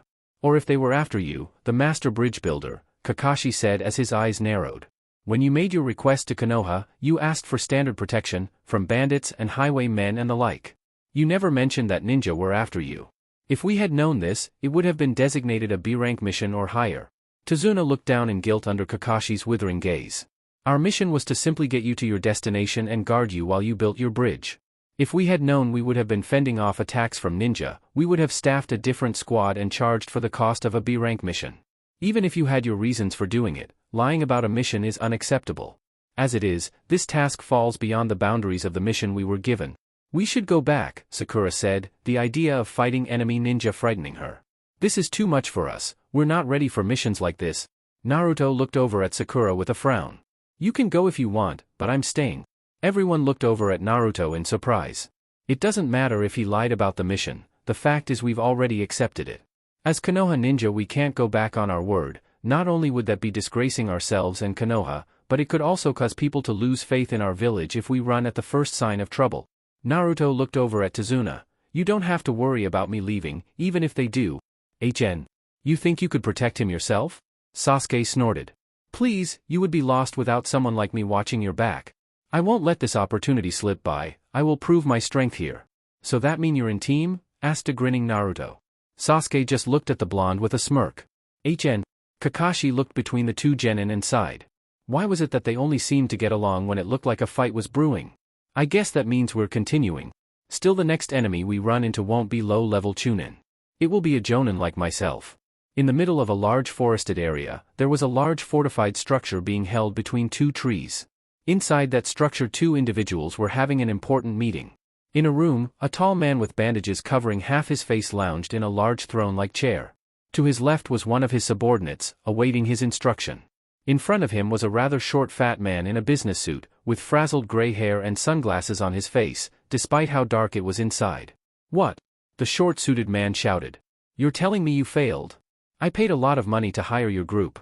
I thought you were supposed to be some hotshot former ninja assassins. If this is all you're capable of quit your whining? The tall man growled as he hefted a large Zanbato-style sword up with one hand, even though it was nearly as tall as he was. Bringing it around he pointed it at the now pale businessman. Next time I'll be going to finish them myself. And this sword, Kubikiri Hocho, head cleaver, will be the last thing they see.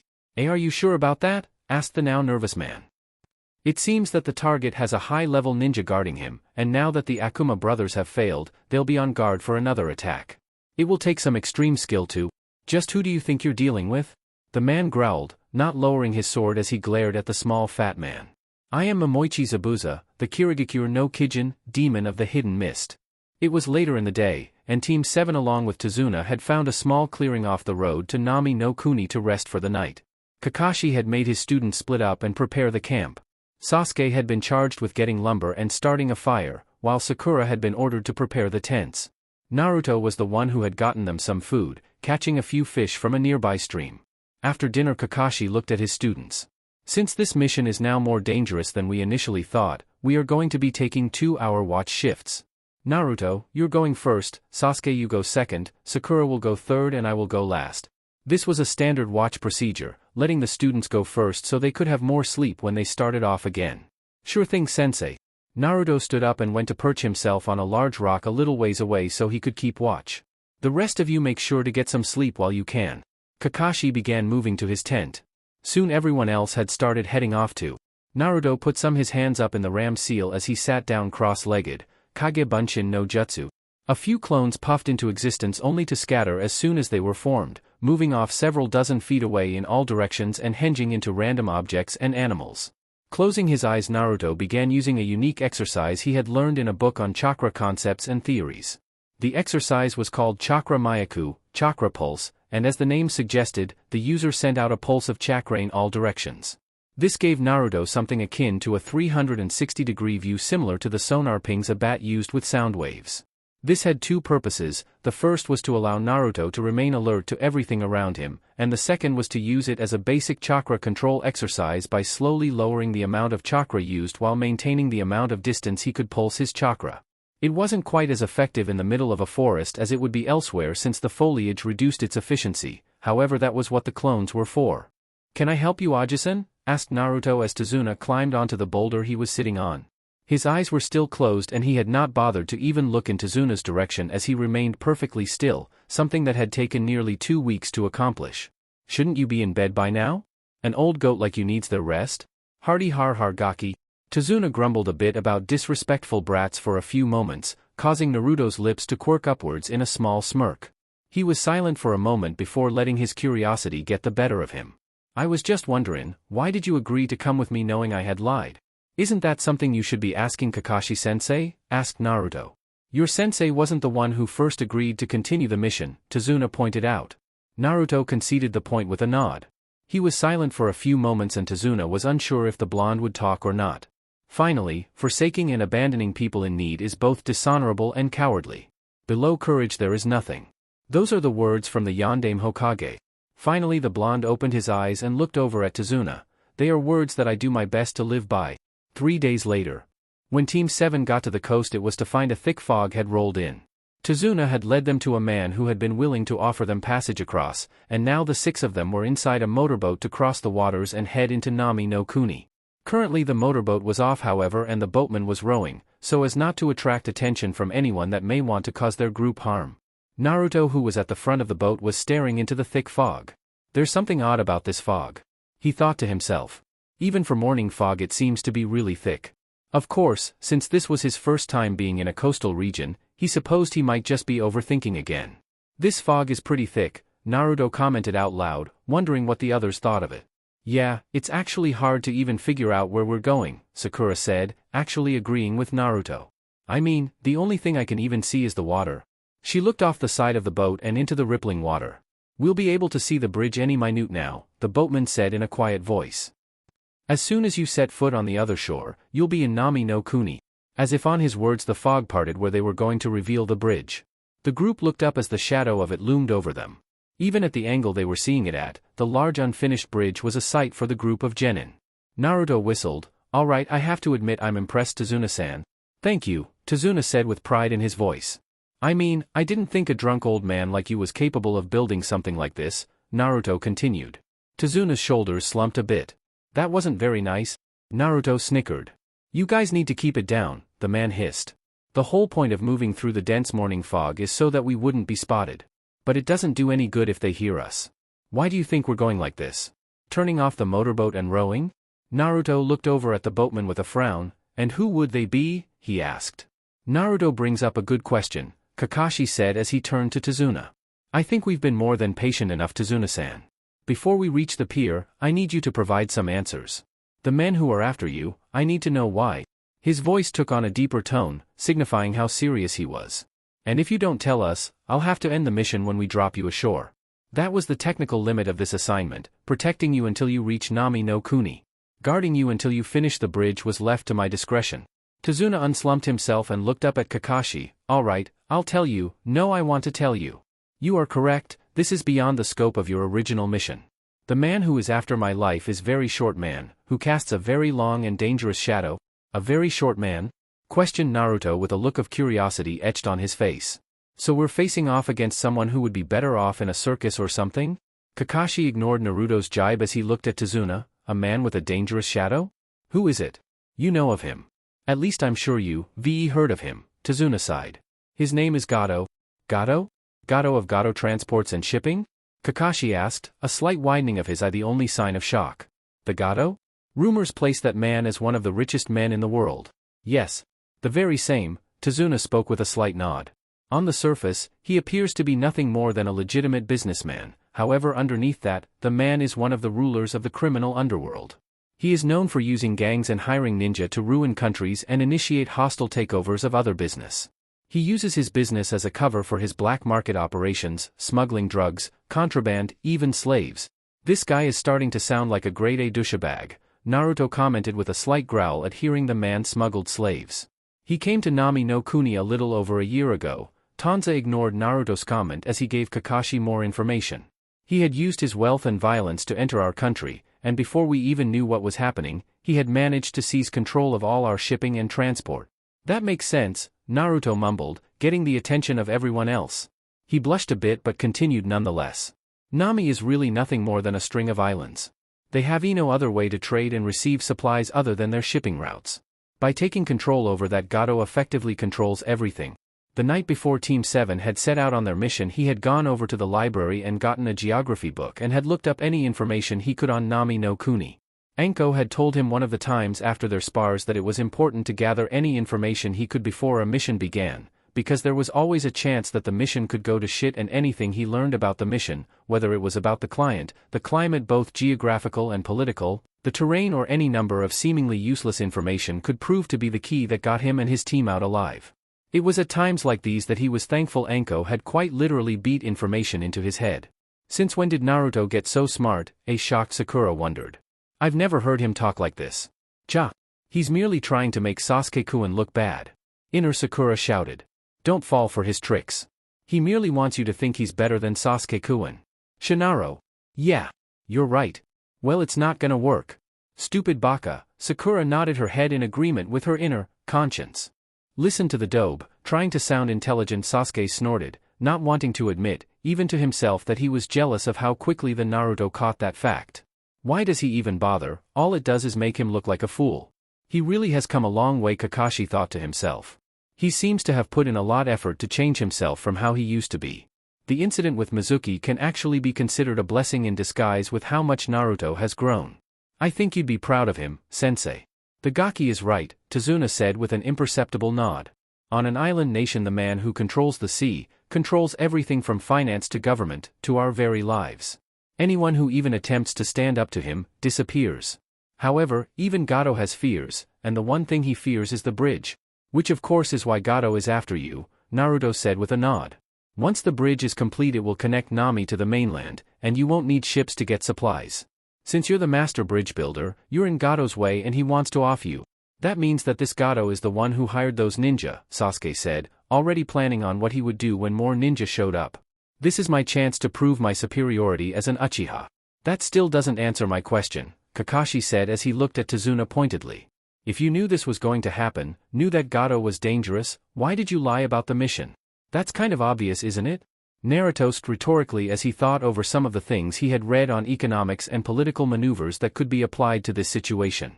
If Gato has been here for over a year, that means he's had a year to place a chokehold on all imports that come into Nami. And if he's even half as corrupt as Tazuna is saying he is, then chances are high that he's placed ridiculously high taxes on everything. I doubt this country even has enough for a B-rank mission. Am I right, Tazuna? Asked Naruto, turning to look over at Tazuna. No, you're right, Tazuna said. Our country has never been a major metropolis, and since Gato has come, our country has been reduced to nearly nothing. We are poor to the point of emptiness, even our nobles have very little money, and what they and the rest of us have hangs in the balance of building the bridge. Tazuna sighed. As it is, we poor people are the ones who are paying for this mission. We simply don't have the money to afford a B or higher rank mission. They were too expensive. Tazuna looked up at the group of Konoha ninja. If you drop me off and abandon me when we get ashore, there will be no bridge. Gato will no doubt kill me before I can even get home. A thick silence hung over the ninja as they digested everything. I don't think you need to worry about that, Tazuna Ojisan, Naruto said, getting everyone's attention. I think it was pretty stupid thing to lie about the mission. You knew you would be up against a man who was not adverse to hiring ninja, and that he could afford to hire ninja that were far more skilled than a group of genin. Had you gone to Hokage Gigi and been honest, he would have been able to arrange some kind of agreement to give you a team of Chunin or even Jonin and set up some kind of payment plan. Tazuna looked down at hearing that. Naruto sighed and ran a hand through his hair. That being said, I can at least understand why you didn't say anything. You had no way of knowing whether or not we would have helped you if you had been honest, and since we've already agreed to take this mission, and since Imo the Wonder King over here, Naruto hiked a thumb up to point at the scowling Sasuke, was so adamant about us getting a mission, we can't afford to go back without a large black spot on our record. Once again everyone was silent as Naruto spoke, sounding so different than what Sasuke and Sakura remembered him being at the academy. Well, I suppose we can continue the mission, Kakashi said at last. However, if at any point I feel we're out of our league and I order us to abandon the mission, you three will follow my orders to the letter. Are we clear? He asked in a commanding voice. The three genin nodded at their sensei's words. Thank you, Tazuna mumbled as he looked at the group. The boat continued to move silently as they made their way closer to Nami. We're almost there, the boatman said. Just under this archway and past the mangroves and we'll reach the pier. Everyone snapped to attention as they made their way under a large archway, passing through it and coming out on the other side to a small inlet lake. There were several buildings around the bank, and a few sparse trees located around and in the water. As they got closer to the shore, the group found that the buildings were mostly run down, with rot and fungus spreading along them. Some of the buildings even looked burnt out, no doubt from Gato's thugs using violence to bring the population under Gato's heel. The boat made it to the dock and the Konoha ninja plus one master bridge builder got off. After Tazuna and the boatman exchanged farewells, the group set off again. For the most part it was silent, only the breathing of the group being heard. Naruto was taking point again, while Sakura and Sasuke were located on either side of Tazuna. Kakashi was taking up the rear, his book safely stashed away in his pocket due to the seriousness of the situation. As they continued moving, Naruto stopped and looked into a bush that rustled a bit. Naruto, Kakashi asked, looking at his student. Something wrong? Naruto shook his head and continued moving. They stayed moving again, with Naruto paying extra attention to their surroundings. As they continued walking, Naruto paused and threw a kunai into a bush, startling the other genin and Tazuna. What the hell, Naruto? Sakura hissed. Why do you have to try and scare us like huh? Naruto walked right past Sakura and moved the bush branches aside, only to see a small white rabbit shaking like a leaf with a kunai stuck right above its head. Naruto baka. Look what you did to this poor rabbit. Sakura finally yelled, grabbing the rabbit and attempting to soothe its rattled nerves. Stop trying to act cool, dope. Sasuke commented, it only makes you look even more like an idiot. Shut up, team, Naruto said, not giving Sasuke the chance to respond. The blonde turned to look at Kakashi. Sensei, I could be wrong about this, but isn't a rabbit's fur supposed to be brown this time of year? We have the same type of hair in Konoha, and they have a brown coat this time of year. He should know after all, he had skinned at least 30 of the critters. Yes it is, Kakashi said, his mind a whirlwind of activity. A white rabbit at this time year means it was raised indoors. That could only mean that someone used it for a kawarimi. Both Naruto and Kakashi, who had been using chakra to enhance their senses, heard a whoosh. Get down / hit the dirt. The two shouted at the same time. Kakashi grabbed Sasuke and Tazuna, pulling them to the ground, while Naruto did the same with a shocked Sakura. Whoosh whoosh whoosh whoosh whoosh thunk. The group looked up to see a large Zanbatsu stuck in a tree with a man standing on top of it. Said man was shirtless, with 2 cameo-style armbands and pants. His face was half covered in bandages up to his nose and his headband was tilted slightly like Kakashi's, except not covering his eyes, holding up spiky black hair. The symbol of Kiri displayed on the headband with a slash mark running across the center. Well, if it isn't Hatake Kakashi, the man said, in rough-sounding voice. Kakashi stood up and glared at the man.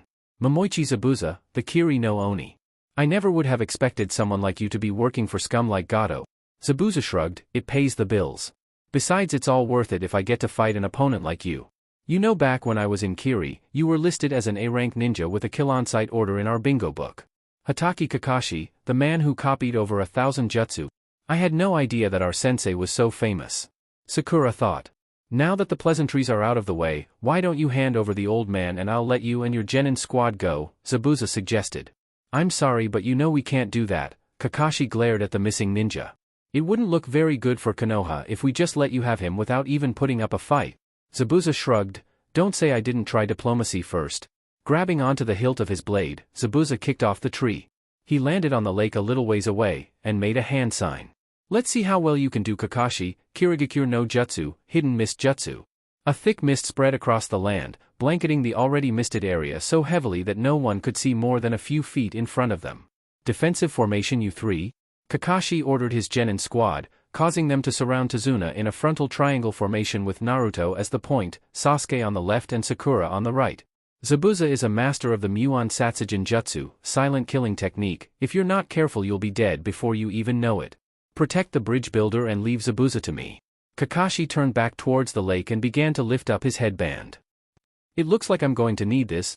Ah. The Sharingan, Zabuza's voice came from within the mist, his outlined form barely even visible. It's an honor to be facing it so soon.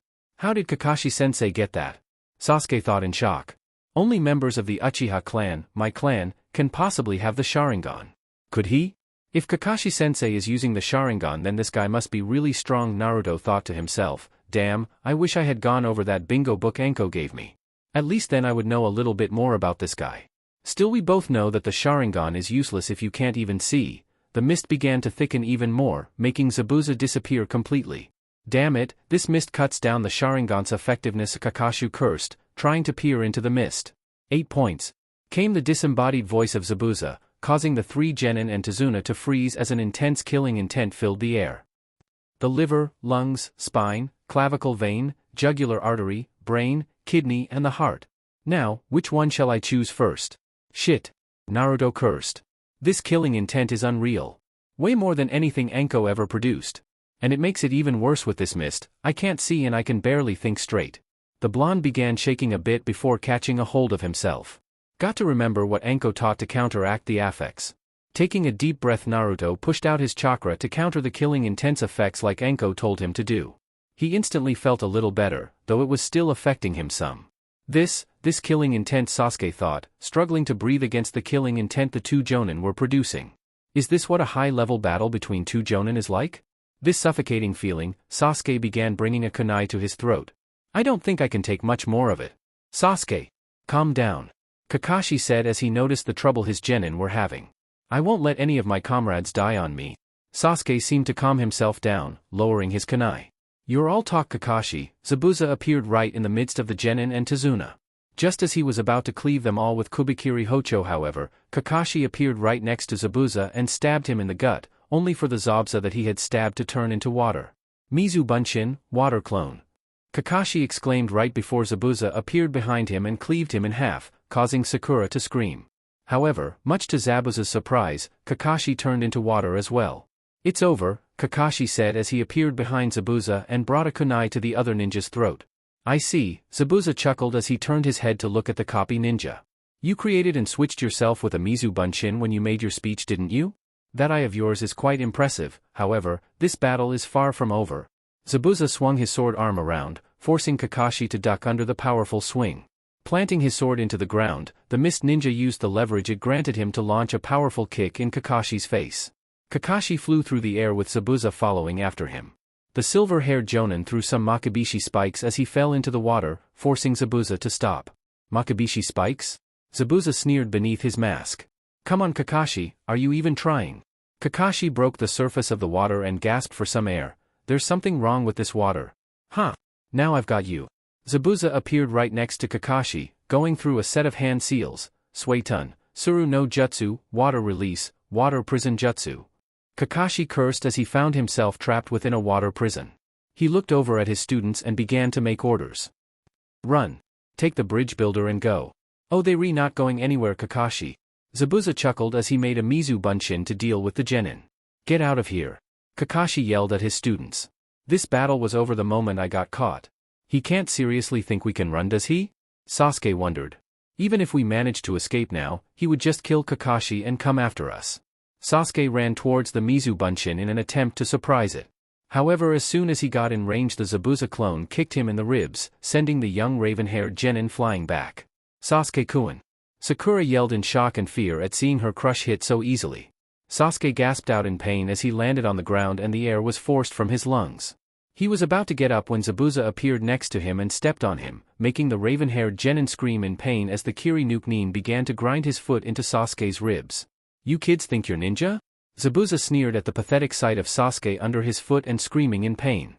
None of you are worthy of the title ninja. When you have stained your hands with as much blood as me, then you can be considered ninja.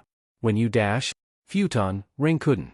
Zabuza's speech was cut off as a cannonball-sized ball of wind smashed into the Mizu Bunshin, forcing it to disperse back into water molecules. You alright, Sasuke team? Naruto asked as he ran over to his teammate and pulled the raven-haired genin up. Yes, Sasuke said, only slightly put off that Naruto had just saved him. Listen, I got a plan. When I tell you, I want you to launch the biggest fireball you can, Naruto said, looking over at Zabuza. So we're going to be working together now? Sasuke asked with obvious sarcasm. Just get ready to launch your fireball? Naruto said, ignoring the sarcasm in Sasuke's voice. Oi. No brows Ajizan. Are you done rambling now? What did you call me, you brat? Zabuza seethed at the blonde who dared mock him. You heard me, you eyebrowless freak. Naruto shouted with a grin. It seemed Zabuza was sensitive about his lack of eyebrows. You know, if you're sensitive about your lack of brow hair, I know someone who can help you with that. He's got more than enough eyebrow to spare. You little piece of shit. I'll kill you. Zabuza shouted as his face turned red. He created half a dozen Mizu Bushins. The Mizu Bunshin surged forward, running across the water. Sasuke, I could use that fireball? Naruto yelled. Sasuke nodded as he went through some hand seals and sucked in a deep breath. Katan, Gukakyu no Jutsu. A large fireball came out of Sasuke's mouth. Before the Mizu Bunshin could jump out of the way, Naruto finished his own hand seals. Futon, Daitapa. Sucking in his breath, Naruto blew out a large gust of wind that hit the fireball, turning it into a large firestorm. The Mizu Bunshin didn't stand a chance as the hailstorm of fire hit them, dispelling them and evaporating the water used. Zabuza cursed as he was forced to release the water prison and drop into the water as the massive firestorm washed over his position. Did we get him? Asked Sasuke as he looked into the water. Naruto scoffed. Don't be ridiculous, a jonin of his caliber would take far more than that to defeat. You're right about that brat. Zabuza shouted as he jumped out of the water, charging over to the two genin. Before he could close the distance, Kakashi jumped in front of him. Your fight is with me, Kakashi said, his sharing and eye glaring at the Kiri no Nin. Zabuza glared at Kakashi before jumping back and placing his Zanbatsu on his back. Fine by me. I'll just kill the brats after I kill you. He began going through several hand seals, moving faster than any of the genin could follow. However, Kakashi could see them, and was managing to copy hand seals that Zabuza was doing with relative ease. Suetun, Suryuden no Jutsu, Water Release, Water Dragon Jutsu. Both Kakashi and Zabuza shouted at the same time. Two large water dragons with glowing yellow eyes formed in front of the two shinobi, clashed against each other with a loud roar, cancelling each other out. Zabuza growled as he started doing more hand seals. As he did, however, he saw Kakashi begin doing his own hand seals. What's this? It's like he can dash. Read my mind? Kakashi finished, copying Zabuza's hand seals at the same time Zabuza himself was doing them. Zabuza snarled as he attempted to speed up his hand sealing. I won't let some dash. Copycat monkey like you beat me. The two shouted at the same time. As they continued hand sealing, Zabuza stopped and stared as he found something behind Kakashi that shocked him. Is that me? As his own figure appeared behind Kakashi in a wavy apparition. Suetun, Daibakufu no Jutsu, Water Release, Great Water Vortex Jutsu. Kakashi shouted, sending a huge vortex of water at a shocked Zabuza. Zabuza was blasted through the air and only stopped when he hit a tree with enough force to the bark. Before anything else could happen, several kunai were launched at the Kiri no Nin, hitting him in his arms, left leg and torso. Zabuza coughed up blood, staining his bandages as it leaked out of his mouth. A presence above him made him look up to see Kakashi crouched down on the tree branch with a kunai in his hand. Can you see the future? Zabuza asked, not quite sure why he had asked that, only that it seemed to fit with what he had seen. Yes, Kakashi said, his mixed eyes staring at Zabuza, and I see your death. Before Kakashi could finish Zabuza off, several sanban pierced the man's neck. Zabuza's eyes rolled up in the back of his head as he fell to the ground. You were right, said a voice that came from Kakashi's left. Turning, he saw a young person whose gender was hard to tell due to the blue robes that covered her form. On the person's face was a mask that Kakashi recognized as a hunter ninja mask from Kiri. This was going to be his final battle. Kakashi grunted as he leapt off the branch and made his way over to Zabuza, checking the man's pulse. He's dead, he mumbled, turning to look at the hunter ninja. You're a hunter ninja from Kiri? The hunter ninja bowed. I am. I would like to thank you for stalling him for me. I have been after Momoichi Zabuza for a long time. Kakashi sighed as he brought his headband back down over his Sharingan. His genin squad came up behind him, looking at the hunter ninja curiously. The hunter ninja disappeared in a swirl of water, reappearing next to Zabuza's fallen body. Bending down, the hunter ninja picked up Zabuza, pulling the man's arm over her shoulder. Now, if you'll excuse me, this body has many secrets, so I need to go and destroy it. Naruto frowned as he watched the hunter ninja disappear in another swirl of water. I get the feeling I'm missing something here. Kakashi-sensei. Turning around, Naruto saw Kakashi fall face first onto the ground, his one visible eye closed. Rushing over to him, Naruto placed a hand on his neck. He's alive, Naruto said to Sakura, who had come up to them. He's just unconscious. Signs indicate chakra exhaustion. Sighing, Naruto stood and brought his hands in the ram seal, Kage Bunshin no Jutsu. Two clones puffed into existence and lifted Kakashi by the arms and legs. Tazuna-san, we need to get to your home now. Think you can lead us there? Asked Naruto. Yeah, Tazuna said as he tried to get his bearings. It's just this way, follow me. Sasuke, you take point, Naruto said. Sasuke looked at him for a moment before deciding to comply. Normally he wouldn't, but being point would allow him to prove his superiority, in his mind anyway. The three Konoha genin followed Tazuna as he led them to his house, with the two clones carrying the unconscious jonin following close behind. Kirigakure no Jutsu, Hidden Mist Jutsu, a C-rank supplementary jutsu. Normally used by Kirigakure, Hidden Mist Village, Ninja, this jutsu creates a thick fog by having the user saturate her chakra into the moisture in the air. Some of the more experienced practitioners of this jutsu can create a mist so thick that even Jujitsu like the Sharingan and Byakugan can be fooled. Mizu Bunshin, Water Clone, C-rank clone jutsu. The user infuses chakra into the water in order to create a clone in the user's likeness. Unlike regular clones, this one is not an illusion but a solid copy made from water. The clone is always created with 10% of the user's strength no matter how many are made. Unlike Kage Bunshin's, this clone does not pass experience onto the user when dispelled. Suetun, Suryuden no Jutsu, Water Release, Water Dragon Jutsu, an A-rank attack jutsu. The user creates a water dragon that will attack the enemy it is directed against. This jutsu is one of the few water attacks that are truly devastating, normally tearing through a person as if they were paper. The size and strength of the jutsu is relative to the control one has over water elemental manipulation and the amount of chakra they put into it. Suitun, Suru no Jutsu, Water Release, Water Prison Jutsu, a B-rank supplementary jutsu. This jutsu is used to capture opponents by placing them in a circular prison made of water. In order for this jutsu to be used, the one casting it must always have at least on part of their body in the water in order to continuously channel chakra into it. Suitun, Daibakufu no Jutsu, Water Release, Great Water Vortex Jutsu, an A-rank attack jutsu. Creates a powerful vortex of water that can blast anything and everything in its path. This jutsu is extraordinarily destructive and can cause mass amounts of property damage and or blunt force trauma to an opponent.